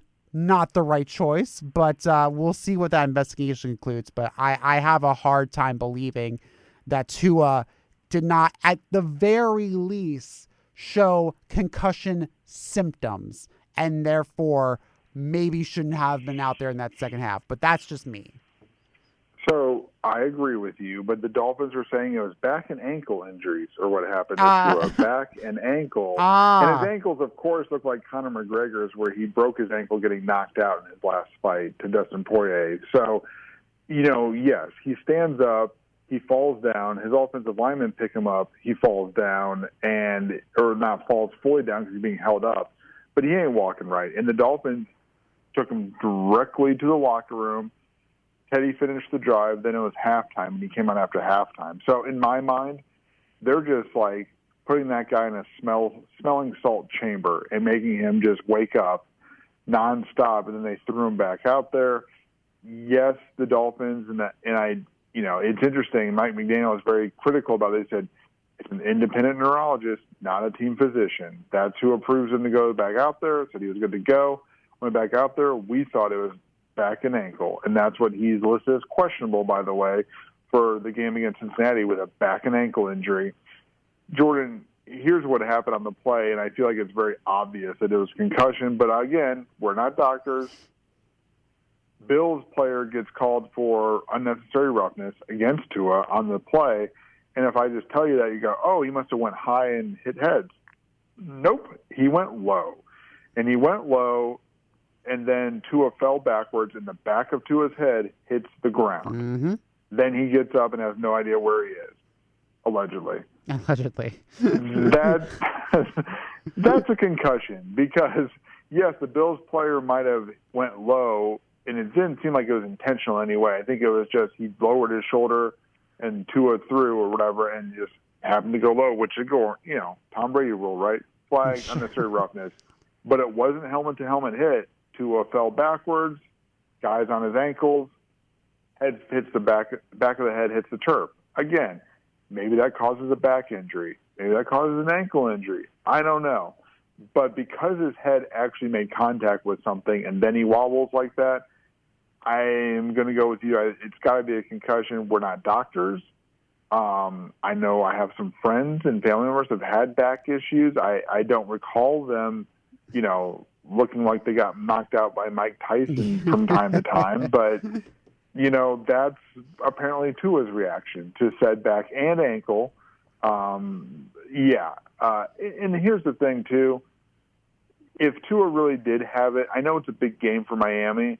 Teddy Bridgewater is fine. And the way the Bills made so many mistakes, even in the second half, they probably still might have had a chance to win the game. But that's your franchise quarterback, a very young franchise quarterback. It's also game 3 of the season. There's no need to run him back out there against a defense that's known to get after the quarterback and QB hits and all that. If he's your franchise guy, it does more damage long-term to your team to run him out there and try to win a Week 3 regular season game than it does to just let Teddy Bridgewater, a veteran, play the rest of the game. Yeah, I mean, with the point with Tua of, listen, that I think you hit the nail on the head. Like, this is your young quarterback who is at a pivotal season of his in terms of, is he going to be a real franchise quarterback or not? And so far this season, he has proven that, that he looks like he could be that. But you don't want to jeopardize your future, right? You have so much good momentum for you if you're Miami, that doing that could have been a really bad mistake. I'm just curious if the NFL finds that, Tua does have a concussion, what kind of punishment, if any, would the Dolphins receive? I don't think it's going to be anything strenuous. I would say that much at the least, but it's frustrating. I think it's just more or less of, to be fair, are we in the same situation? If Josh Allen does the same exact thing, goes down in that way and he gets wobbly, I'd be concerned trotting him out too, but there's that part of me that's like, I want to win.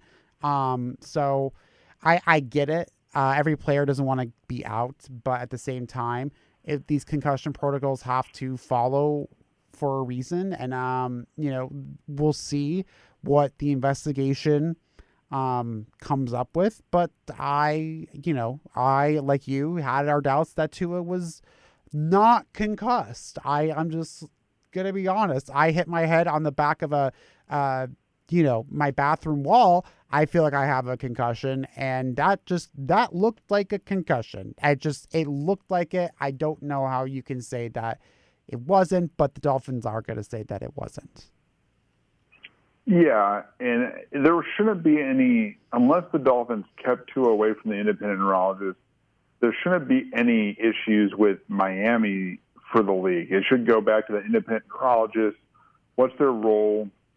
How did they clear him? What tests did they do? Because, again, the whole point of that independent neurologist system is that the teams aren't just throwing concussed players out there because the teams have a vested interest in winning the game, unless Miami kept Tua away from him for some reason. No, it's back. It's fine. It's back and ankle. No big deal here. Okay, sure, buddy. Whatever you say. I was just going to go back here. I don't know what that process was, but the other thing, when you watch NFL games, you see all the hits these guys take, especially the quarterback position. And early on in, independent neurologist world, I remember they just used to randomly pull guys because they would say, hey, that person got a helmet-to-helmet hit. Let me come back here and do some tests. Then they come back in the game 3 plays later, right? Or now it's a little less that and more just everything is going to be about if they need to come out of the game, they're already concussed and the neurologist pulls them. But you never saw that with quarterbacks. Quarterbacks would take headshots all the time. And the independent neurologist would never say, hey, come sit over here while we, do some tests. It seemed like quarterbacks were always the exception to that. We think you have a concussion. We need to do a test rule. And maybe that's the case here still, too, where the Dolphins took him out saying it was back and ankle. Independent neurologist said, well, that's the quarterback. Goodbye. But it shouldn't be the rule. They take hits just like everyone else. And, yes, the most important position. If Josh Allen has to leave the field for 4 plays and Case Keenum comes in and throws an interception, that would suck. But it's about health and wellness of your players. The process is there to prevent long-term damage and concussions, have these guys kind of drooling. So just do it. It stinks when it happens to your team, but I think it would stink worse to have a serious injury to a player and a person like Tua anyway, if you're a fan of the Dolphins or not. So that's Tua. Again, we were going to hit on that for a while. The other thing I do want to hit on the Miami side here, Jordan, butt punt. Butt punts. Do we want to talk? Because the Bills didn't punt again. That's 2 out of 3 games. Sam Martin has just been a holder and nothing else, even though the one time I saw him, he forced 2 fumbles on his own. The Dolphins, last drive for them, they're backed up in their own end zone. I'll be honest, I actually thought it might be a smart play to just take a safety and make the Bills have to drive the whole field as opposed to a short field. And with the Bills' offense, as potent as it is, they could score from anywhere on the field. But I get it. The Bills hadn't really converted in the red zone, so why make it a field goal game, right? But regardless, the Dolphins did not intentionally do this, but they still got a safety because their punter punted it right into the booty of the gunner back, the punt protector. That thing just went right between the crack, bounced right back on out the end zone. And here's the funny part here. It's a pure Dolphins blunder because that punt protector, he wasn't pushed into the punter. He just backed up too far. And he backed the booty up too far. He backed that booty up too far, and he's going to have a really sore tuchus the rest of the week. It bounced backwards, and it was hilarious. If you watch the Manning cast, Pat McAfee broke that down for about 3 minutes and really enjoyed breaking it down, I'm pretty sure. Oh, my God. But what are your thoughts on the butt punt, and where does it rank compared to the butt fumble? Oh, see, that's fun. Well, I think the butt fumble is a little bit more funny because it led to like a touchdown and whatnot. But when I watched it, I was like, oh my God, we blocked it. And then it's like, well, not really. We didn't block it. I just liked the slow motion, and you could just could see this man's butt cheeks just kind of like wobble, wobble, wobble, wobble after like it happened. Like, did anyone talk to him being like, how was your butt? Like, was it fine? What happened? Like, that man, listen, I'm just saying, I don't know who that was, but this is a prime opportunity to capitalize off that butt. I'm just saying, I don't know if there's endorsement deals. Is working. Sharman has reached out to him, reached out on Twitter, and he has responded to Sharman. Yes. And I think Dude Wipes is the other one that reached out to him on Twitter, and he's trying to engage with him too. As you should try to engage. Take that money. Take that money. Take this moment. I don't know if he's ever going to actually see the field in terms of like actual offense, defense, but take those endorsement deals, because I think it's just truly like, even though, I mean, I just kind of, see, if the Bills had won, like, we'd be like, the butt punt was the reason why we won. I would have loved it. But unfortunately, that was not the case. But we still get to enjoy butt punt nonetheless. But it would have been more just like, I thought in my head, I'm like, wow, if we win this game, it's going to be because of a butt punt. Like, that would have been amazing. But unfortunately, that was not the case. The butt bumble's still funnier to me, because Mark Sanchez like runs intentionally into the butt of his own player and then fumbles it, as if who knew that guy was going to be there, but he was standing there literally the whole time. It's like hitting a parked car, but going forward and hitting a parked car. It was bad, but again, in my head, doing a safety made sense there. That's one of the few times I would say take an intentional safety. But I get why the Dolphins maybe not wanting to do it, because Tyler Bass does have a big leg. They didn't need to go very far. But then you end the game with the Bills get the ball deep. They are not able to get into Tyler Bass' range. Isaiah McKenzie gets tackled inbounds again, second straight half, ending inbounds. And then you get the Ken Dorsey gif, which is him just losing his ish in the play booth. And some coach, some wise individual, some saint had to put his hand over the camera to cover that up. It wasn't Ken Dorsey's hand. Some people are saying that. Ken Dorsey's hands were firmly on the iPad that he was slamming and the playbook that he was tearing up, and somebody else comes in and covers that camera up. Jordan, you could say mixed reviews. I know there's a couple of national media people that try and take the stance like, oh, that's going to stain his career. But every ex-player, current player loves it.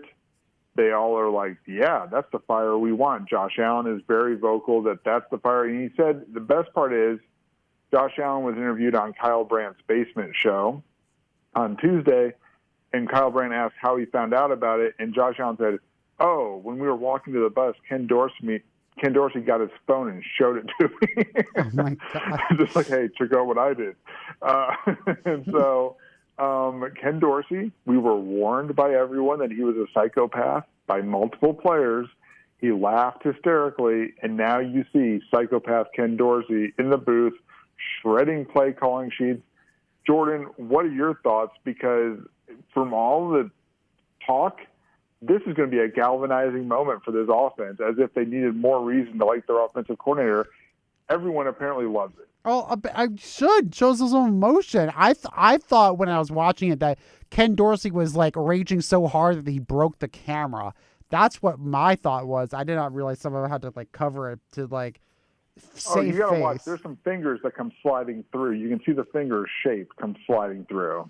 I mean, listen, I was pissed too. I had not the same exact reaction, but I'm just kind of like that anger. Yeah, like the Madden rage quitting. You know, you rage quit a video game. We all know somebody that's done this or is like this. Ken Dorsey gives a damn, and he should. And I know he got fined because you're not supposed to bring the tablet. I get it, right? Whatever. But like, to be honest, if you're not feeling that way after that game, you don't have much emotion. Like, Ken Dorsey cares, and listen, it's fine. But that's my offensive coordinator. I want someone who is going to react that way, you know, because I would be too. The same exact situation. I don't know if I break the iPad, but I'd be pissed. Who wouldn't be? That's our psychopath. No one else can claim him. He's over here psychopathing for us. The other thing with that is it was the end of the game. There were no more plays to be called. It would be different for me if it was like the second quarter and he was just losing his shit on a play. But it was done. Game over. That was the final play of the game. Tackled in bounds. Clock at 0. That's perfectly fine. Let your emotions go. No issues on my front. It is a great story. In my mind, it's going to be a great gift that we will use plenty of times, by the way, on the Two Bills and Pod Twitter account. You can follow us at Two Bills and Pod for all the game day live gifting. Anyway, short plug there, Jordan. The other piece of that, and Josh Allen, again, in a press conference this week, I think the quote that sums it up perfectly is, "You show me someone that's okay with losing, and I'll show you a loser." That's our quarterback. That's what I like to hear. There will be no losers in this locker room. So that is good news, and that is, again, let's just say that's a wrap on Miami. They celebrate. They kind of Gatorade, kind of one bottle Gatorade, Mike McDaniel after the game. Bills fans are going back and forth about how they're celebrating. I'm okay with them celebrating, Jordan. It's not the same because it hasn't been 15 years yet like it was with the Bills and the Patriots. But who cares if Kyle Orton beat the Patriots in Week 16 of a meaningless game? I was super excited about that. Or if Tom Brady played a half only and Bills win, great. That's a win. I'm excited. The Bills have been a thorn in Tua's side, specifically in that Miami Dolphin fan base for a while, just because of how, not just the fact that the Bills have a better record, but they've been destroying the Dolphins in the recent years. So any way you can get a win, celebrate that win. It's only 17 games, Jordan. It doesn't take much. So I have no issues with it. Yes, Dolphins fans are horrible people, and that's fine.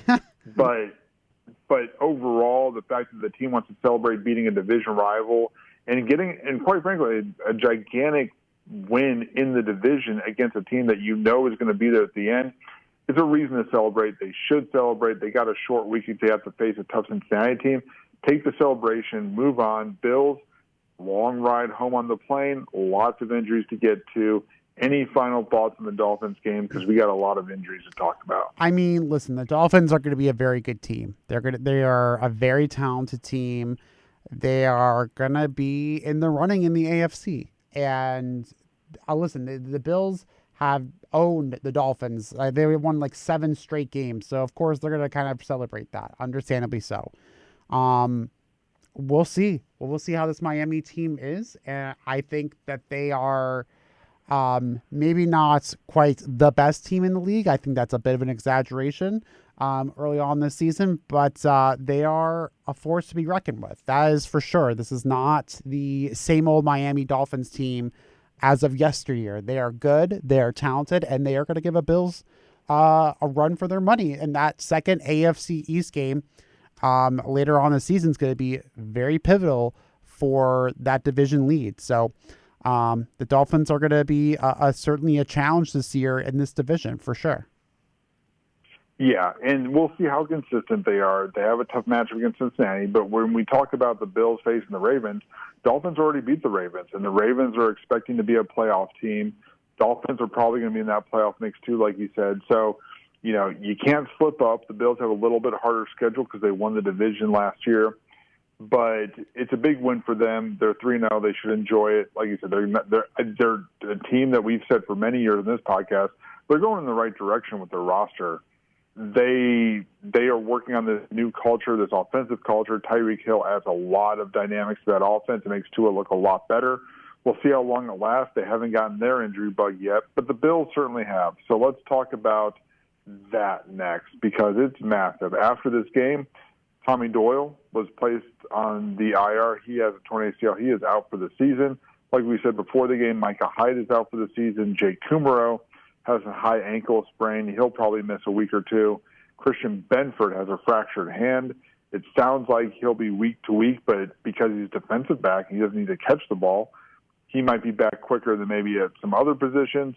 A lot of heat exhaustion that was talked about. Greg Van Roten, another guy that they're going to be working on this week too. But all that being said, there is a little bit of light at the end of the tunnel. Since we are recording late, we do have the practice injury report. And a few things of note that are good. Dane Jackson returned to practice in the red jersey. Ed Oliver, Jordan Poyer, and Mitch Morse are all limited in practice. Jordan Phillips not yet back practicing with a hamstring. He's week to week. And as if the Bills needed more depth because Christian Benford is going to be out for a little bit, They signed veteran cornerback Xavier Rhodes, formerly of the Indianapolis Colts. He was drafted by the Vikings and was there with Leslie Frazier and Stephon Diggs. So that's a veteran coming in to be your, spot starter, but essentially your fifth cornerback when things are healthy. That injury report is lengthy. Obviously, the center piece is another thing to watch. If we get Mitch Morse back this week, that's a huge add. Greg Van Roten played very good. I thought Matt Mance played good too. Just once the third string center comes in, there's going to be at least one fumbled exchange. Unfortunately, it happened at the worst possible time, but that was inevitable in my head. But Dane Jackson, we'll see if he plays this week. That would be a big boost. Xavier Rhodes, not expecting much, but that's a boost nonetheless. And then, of course, next week is the physically unable to perform list is officially over. So guys like Marquez Stevenson and a little man named Tre'Davious White from the Tre'Davious White Goalie Academy will be eligible to practice for the Bills and possibly play the week after if ready. So, yeah. I mean, the list is long. I saw the practice squad, or the practice injury list, I should say.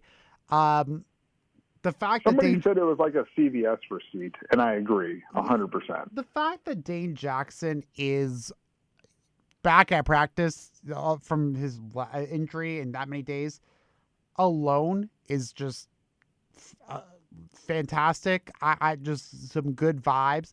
I think the Bills are getting healthier. As I know the list is looking bad, but I'm feeling confident going into this week. They're getting a little bit healthier. Obviously, the big blow with Micah Hyde being out for the season, it hurts a lot. I do like the signing of Xavier Rhodes. I think he's a solid corner. I think he certainly can step in that role when need be. I think it's going to get better. I think it's bad now, but I think we're just kind of slowly but surely getting in the right direction. Like you said, we're not far away from Tre'Davious White being back out on the field.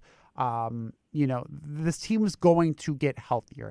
It's a long list now, but these aren't injuries that are, 6 to 8 weeks or anything that's other than Micah Hyde, which has been the most detrimental injury. This is stuff that the Bills can recover from. It's going to take a little bit of time, but I feel okay. I'm not as worried as maybe other Bills fans are. Maybe call it naive optimism, but I feel like they're going to be fine. I think they'll be fine too. It's just a long list, and you wonder if this was a playoff game, who would have played against Miami? Because some of those injuries, it was a short week after Monday Night Football. There were a lot of guys dinged up, and it felt like maybe the Bills were just being precautious because they said, we'll be in the race later on. We don't need to go all out to beat Miami week 3. And again, that's the same argument I'm making for don't bring Tua back in when concussed. The Bills know they're good enough to make the playoffs. They know they want home field advantage, sure, but they know they need, if their team is healthy, they have the most talented team in the NFL potentially, and they believe they have the right guys. So don't risk longer injuries just to win a week 3 game. So, yes, I agree these guys are getting better. I don't know when we see all of them, but Tre'Davious White is a huge, huge addition. If he's ready and he's not on snap counts and he's fully good to go and everything, you're adding a number 1 corner to a defense that is still one of the top defenses in the league without him right now. So while Micah Hyde injury is huge, and I think you're going to feel that as the season wears on, getting Tre'Davious White back is just a scary thought right now because that's going to change the game for a lot of different things. So we'll see what happens. Xavier Rhodes, I was warned by many Colts fans, Jordan, do not get your hopes up for Xavier Rhodes saving the day.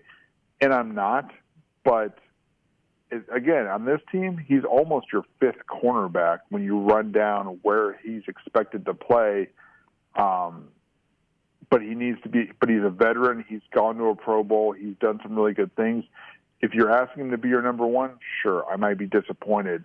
I'm looking at him and saying, do not be Vontae Davis from the Colts, the last Colts veteran to show up.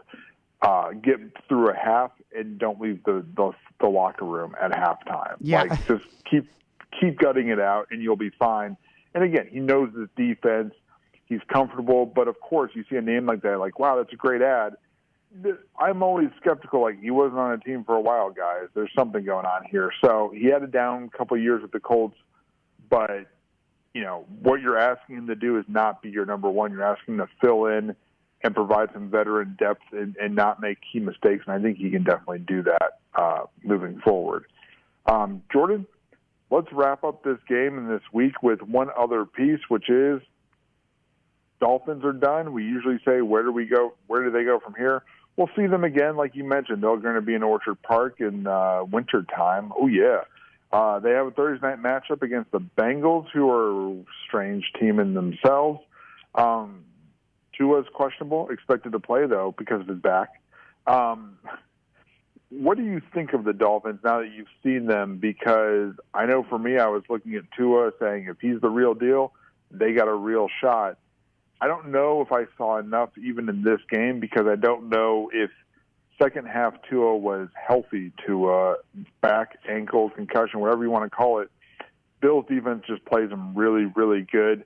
He did better than what he's done in the past. He's clearly making improvements. The inaccuracy is still there, but like we talked about, the Dolphins' offense did not win this game. The Bills just found a variety of ways to lose the game. So while I think they're improved, they're very well coached. They were smart to keep their defensive structure in place. Now they're adding that Shanahan style on offense, which should serve them well. I think they're still a team on the rise, but they're going to have some ups and downs, and they're definitely going to have some downs at some point this season. I mean, listen, they're a very talented team. Like I said previously, I think that Tua has made progressions. You can see that already, that he has made a very large improvement in terms of his play. And they're going to be a force to reckon with. I think they're definitely a team that's going to be right in the square of the playoff mix, a very good playoff caliber team. Listen, at the end of the day, I think they're going to be a playoff team. I think they're very good. I think, like you said earlier, the consistency. Can they keep this up? Is this a team that is going to be consistent throughout the season? Are they going to have their struggles? I mean, we're recording this now on a Thursday night, so we're going to see them play again today. So it'll just be interesting to see how much they can keep this consistency up, if at all. That's kind of the big question that I have in my mind, and we'll find that out shortly. Well, we're done with them for a while. We'll see what happens to them. But next up is the Baltimore Ravens, 1 o'clock in Baltimore. Should be some remnants of Ian flowing through the game. It'll be a little bit rainy if you look at the weather forecast in Baltimore. The Ravens, Jordan, they are 2-1. They're coming off a win over the New England Patriots. Their loss was to Tua.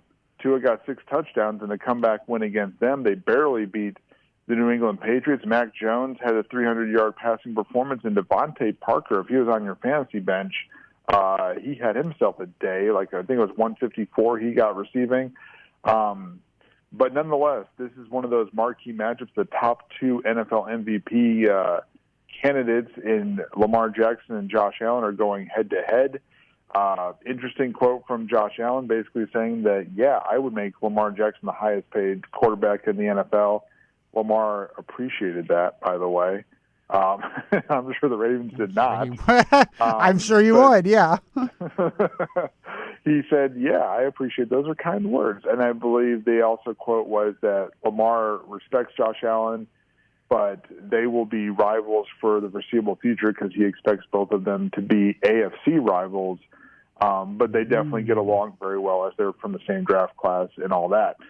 That being said, Jordan, this game, to me, when we talk about ways to win, we're going to talk a lot about Lamar's going to do this, he's going to do that. All that is fine and dandy, but the way I look at this, Bill's offense has yet to be stopped this season. Even with those injuries in Miami, they were moving the ball up the field. As long as they don't stop themselves, Miami wasn't stopping them. The Bills were stopping themselves with stupidity and drops and all these other things that were going on. Stupidity is a rough word. They're making really good reads. It was just a weird drop, inaccurate day. they did everything right. I thought the play calling was still good, minus maybe they could do a little more running plays. Regardless, this Baltimore defense, which is known normally as being this elite defense, Wink Martindale is no longer there. He's with the Giants. This current iteration, which is working some guys back in from injury, just like the Bills are, they just gave up 6 touchdowns to Tua, 300 passing yards to Mac Jones. That doesn't happen. What the hell is Josh Allen about to do to this team? Because it seems like he's about to go for 10 touchdowns and 600 passing yards if you're looking at comparisons here. So as good as Lamar is, the Bills' defense will be good enough to force a punt or two against Lamar. And unless Lamar is keeping Josh Allen off the field with some very long drives, based on the first 3 weeks, this Ravens defense is about to allow 1,000 yards to Josh Allen in this Bills offense. And it doesn't matter what Lamar does, because he could have another 300-yard passing game, 150-yard rushing game like he did against Miami, and still lose this game potentially by double digits. Yeah, so that's the big thing, right? Is that Ravens secondary is dead last in the league in terms of yards given up. And that is that's where the game lies, right? You know, Lamar Jackson's going to be incredibly tough to stop, right? We know his dynamic ability for him to be able to run the ball. I mean, he's very Josh Allen-esque. So I think if there's any advantage that the Bills defense has is that, you know, in practice, you're going against a guy that's very similar, you know, with Lamar Jackson out on the field. You know, their offense runs through him. That Ravens offense is going to do its damage for sure, but can that secondary do anything? You know, probably not. And the game's going to come down for the defense for Baltimore is that front seven of can they get after pressure. Now, the thing is with the Bills injuries, if they don't get all their starters back, that could possibly happen, right? You know, if they don't have, you know, a good fortifying offensive line going into this game, that's where the Ravens' best chance is to win, is that front seven just attacking Josh Allen and getting after him in the backfield. That's their best chance, because if Josh Allen has enough time in that pocket, it's game over. Like, it's Stephon Diggs, Gabe Davis, right? Like, those guys alone will just cause havoc. So if Josh Allen has enough time in the pocket, again, when we're talking about, you know, a shootout, the Bills are just going to have that advantage in the shootout, because Lamar Jackson is going to have to, you know, he's not going to just run over and over and over and over again on this defense. It's not like, or just, you know, score consistently on this defense, you know, drive after drive after drive. It's just not going to happen. So if it's all it takes is one stop for the Bills defense, which I think they're capable of, versus the Bills, you know, taking another extra opportunity. So that's kind of where this game lies. And unless the secondary has like a dramatic, you know, shift in terms of how they play, if it's a shootout, the Bills have more ammunition. This is where the Micah Hyde injury will come into play, because he's a very good stopper in, you know, when he moves into the front eight and he's stuffing the run, right? And the Bills have done very good containing Lamar Jackson the limited times we've seen him, notably that last divisional round playoff game where Taron Johnson got the large pick six to kind of end it and ice it. They've done a good job of not letting Lamar Jackson beat them with his legs. And if you do that, you should have a really good chance to win. Yes, they have a couple weapons on offense. Mark Andrews might be the best tight end in the NFL. Rashad Bateman's very coming into his own. They believe they just got J.K. Dobbins back, and he should be on the field this week to help their running game. But all that being said, you just shut down Jalen Waddle and Tyreek Hill. You've experienced the Cooper Kupp effect. You should be a defense that's ready to handle that type of playmaking and skill positions. You just got to keep Lamar contained in the pocket. And with this defense being built basically to stop Patrick Mahomes from doing exactly that same thing, this is a great opportunity to see, okay, what does the Von Miller effect have when it comes to containing a quarterback who's going to want to extend plays with his legs?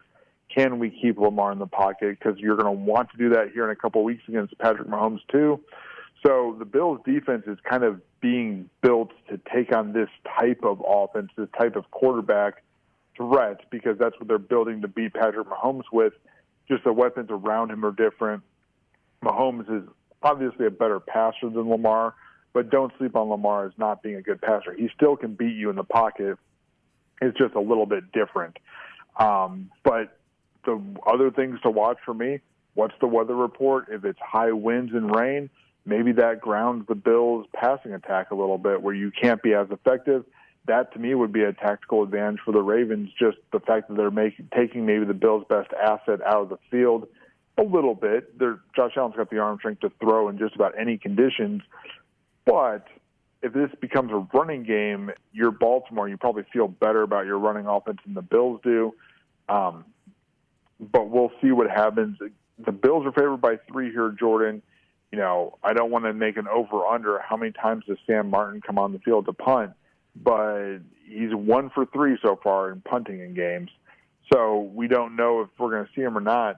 This Ravens defense, if they can't fix what's wrong with them, and they haven't faced as good of offense as the Bills offense, they're in deep trouble. So, Jordan, that's where the spread is. It is Bills -3 right now. Who are you taking with the spread, and who is your fantasy player for the week? I'm going to take the Bills with the spread. And then my fantasy player, I've been waiting.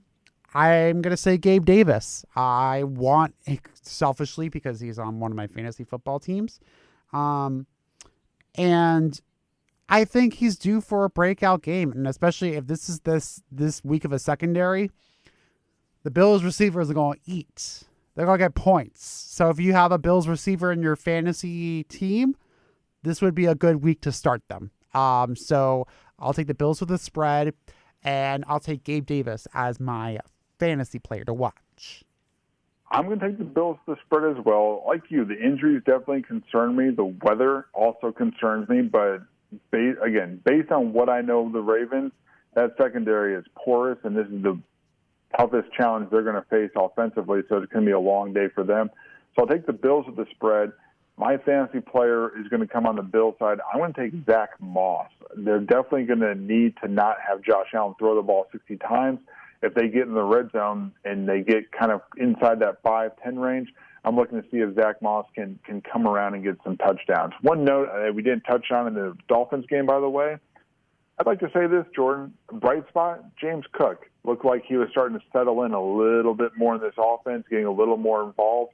Looking to see his reps kind of pick up as time goes on, but Zach Moss has also ran the ball very well. So it's still a 1-2-3 combination with Cook kind of bringing up the rear. But Zach Moss, I think he gets a touchdown or two this week and kind of moves along that path. All right, Jordan, let's go around the AFC East. We talked about the Dolphins. They gone. Now let's talk about New England Patriots. They lost to Baltimore. They are now 1-2. Mac Jones went for 300. Devontae Parker had basically his Devontae Parker day. Now he'll be injured at some point soon.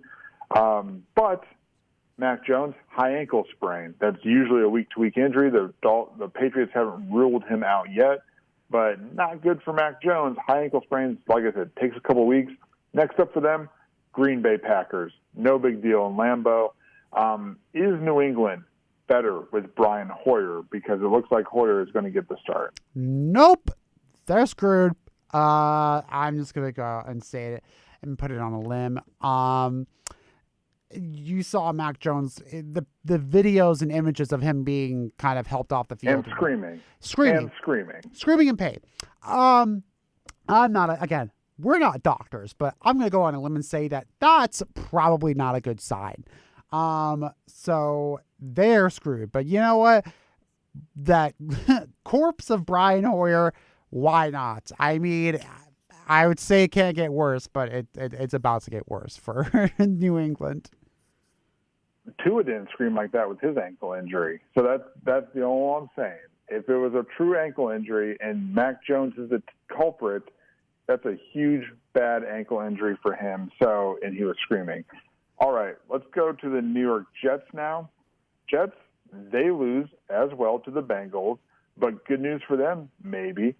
They get, I believe, next up on their list, hold on, I got it right here, is they get the Steelers, and they also get Zach Wilson back. So, Jordan, how much of an improvement are you looking to see Zach Wilson make against the Steelers? Well, I mean, I want to see if he can be a decent quarterback. I mean, Breece Hall's playing well. He's got weapons, and the Jets are in a pretty decent position. But now the time has come for, okay, can Zach Wilson be that franchise quarterback? Or, do they pursue other options a la free agency, a la Lamar Jackson? Will have to remain to be seen. But a very pivotal year for Zach Wilson in terms of his ability to give the front office confidence in terms of if he's going to be that guy. So, you know what? The Steelers are a good test. They won't have TJ Watt. So, here is Zach Wilson's chance to show Jets fans I'm a good quarterback. And if not, well, Lamar talk is still going to happen. Lamar's not going there. I'm not feeling it. Yeah, no. I mean, it's definitely a Jets move to spend as much money as humanly possible. I think that's going to solve everything. But regardless, this is a big time for Zach Wilson. Zach Wilson being injured doesn't help them evaluate him in any way whatsoever. You don't need to evaluate Joe Flacco. We know it. He's done. Zach Wilson needs to play as many reps as humanly possible. The Steelers are a good warm-up for him because Mitch Trubisky ain't going to be running away from the Jets defense in any way whatsoever in terms of the score. So it should be a tight game. But I do have big expectations for Zach Wilson. He should be better than he was last year, but if he can't stay healthy, we'll see. But I definitely think he's going to give them more ways to win. He's just also going to cost them some plays with some interceptions along the way. So Jets fans, rejoice, I guess, if you're hearing rumors that Lamar Jackson's on the way to the Jetland, whatever. So be it. I don't think they're going to know what to do with Lamar Jackson even if they could get him. We'll see. All right, Jordan, let's go around the NFL and wrap up this show. Big news for me, maybe not for you, but the Pro Bowl game is over. They're ending it. Thank God. They're putting that bad boy out to pasture.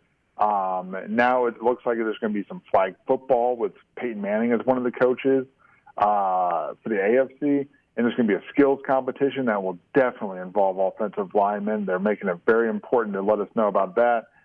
Jordan, do you like this change or not? Because I personally love this change because I used to really love watching those random ESPN QB skills competitions that they used to do back in the day when I was in college between classes. Thank God. Yeah, no, the Pro Bowl needed to end. No one cared about watching that game. I don't care if anyone, the diehard football fans are like, no, I love the Pro Bowl. No one watches the Pro Bowl. And the NFL is finally realizing that that's the case.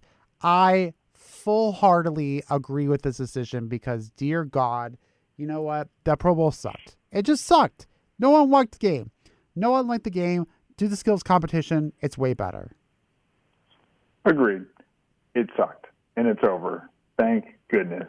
Next up, sticking to football here, Jimmy Garoppolo had a rough night on Sunday Night Football. First, he was caught on camera saying these plays are shit. And then he pulled a Dan Orlovsky by stepping out of his own end zone for a safety. But it could have been worse because as he stepped out for a safety, he still threw the ball in what would have been a pick six to Denver. So whose safety is worse? Is it Jimmy Garoppolo in his would-be pick six? By the way, the 49ers lost by, I believe, 1 point? It was 11-10. It was a horrible game, so that safety did play a role. Or was it Dan Orlovsky with the Lions, where not only did he step out of bounds, but he kept running for quite some time as if he had no idea where he was? I mean, I'm just going to say Jimmy Garoppolo, but I just love the fact that Dan Orlovsky is like, I've tweeted, like, I'm free! Like, you felt like a weight off of his shoulder. Like, the curse has been broken! I am free from my humiliation! I mean, oh, Jimmy G. But you know what? Listen, 49ers fans should be lucky that they didn't trade him because with the whole Trey Lance being out for the season thing, kind of a bit of a bummer. But I will say Jimmy Garoppolo, but I'm just glad Dan Orlovsky can finally be free of the trepid curse that is him stepping out of the end zone. I still think Dan Orlovsky's is way worse because he was jogging for like 5 more yards outside the end zone. Like he was still running the opposite direction as that play was going on. But yeah, Dan Orlovsky is not alone anymore. He can at least point and be like, see, it's not as easy as it is to know where the back of the end zone is. Everyone does it. Jimmy Garoppolo, you're on an exclusive list. Congratulations. Next up, and this is where we'll end on it because we haven't talked about Brett Favre, and I don't really want to go there yet because there's more to come because I'm tired of legal stuff. So I'll talk entertainment with you, Jordan. This is your time to shine. Ooh. Rihanna. Yes! She is going to be the Super Bowl halftime show. What are your thoughts on Rihanna, and what songs are you looking for here? Oh, my goodness. First of all, it is going to be fantastic. I am so excited. So there was rumors that Taylor Swift was offered it, but she turned it down. That was the initial reports from what I heard. But Rihanna's fantastic because we have been I think I've been waiting for new music from Rihanna for so long. So A, this could be an opportunity for that. But B, you have to do S&M. Bitch Better Have My Money. What else? Disturbia. She's just got a plethora of music that she can go to. And it's also, as someone who is queer, it's going to be very gay. And I cannot wait for it because it is absolutely, and this is the thing, like if the Bills get to the Super Bowl, like again, that's a big, knock on wood. At least I can watch the halftime show knowing that, like, yes, Rihanna is going to give me a show worth it. I am so excited for this. It is going to be so good. I'll just say this. The gays are excited. The gays are very excited that Rihanna's the halftime show. I can confirm that at the very least. So the last time the gays were excited is when Lady Gaga did the halftime show. So now that Rihanna's in it, expect a lot of Fenty product placement. I don't care. I'm here for it. I'm glad you're excited. I had a feeling you would be excited. I feel like your community is rejoicing. Oh, like hell you yes. said, I worry a little bit for the NFL that they don't fully understand what they've signed up for because she also has a lingerie line, I believe. Yes, so, she does. Your worry should be there that there's a Janet Jackson incident potentially happening, or at least as close to it without crossing the line as possible, and a variety of outfit changes and the dancers and all that. It's going to be something. Let's put it that way. I also do like it as well because she has a large playlist. If she has new music, great. She can put a couple of those in there, but she's got a lot of hits that have been around for a lot of years that basically everyone knows. And, of course, there's plenty of cameos that she can just pull out because it seems like the Super Bowl halftime show is not – you're rarely by yourself. I think The Weeknd had a cameo still, right? He had someone come in with him, too. I think so. He might have been by himself for the most part, but I feel like everyone now is like, surprise, here's so-and-so. And she's got a lot of cameos with a lot of artists, so she can go a lot of different directions. So it should be a very entertaining show. Another one of those shows where, like, if you're watching it with your parents, I think it's just hilarious. To watch their reactions to this show is going to be awesome. I forget if I was watching it with my parents for The Weeknd or – it was the last one with all the rappers. They're like, I don't like this. This is not good. Rihanna is going to be very close to the same. So enjoy, everyone. But, Jordan, that is all I had. I just thought we needed to touch on your moment here as you can prepare for Rihanna's halftime show. Oh, thank you. I appreciate it. But that will do it for another episode of Two Bills in a Pod. Thank you so much for listening. We are on Spotify, iTunes, iHeartRadio at Two Bills in a Pod. That same handle on Facebook and Twitter. And make sure you follow us on Twitter for game day gift reactions. You can follow Daniel on Twitter at GreatBeardHon. You can follow me, Jordan, at OzMcGee44. We will talk to you next week. See ya. Mary redeemed a $50,000 cash prize playing Chumba Casino online. I was only playing for fun, so winning was a dream come true. Chumba Casino is America's favorite free online social casino. You, too, could have the chance to win life-changing cash prizes. Absolutely anybody could be like Mary. Be like Mary. Log on to ChumbaCasino.com and play for free now. No purchase necessary. Void where prohibited by law. 18 plus terms and conditions apply. See website for details. The voice in the preceding commercial was not the actual voice of the winner.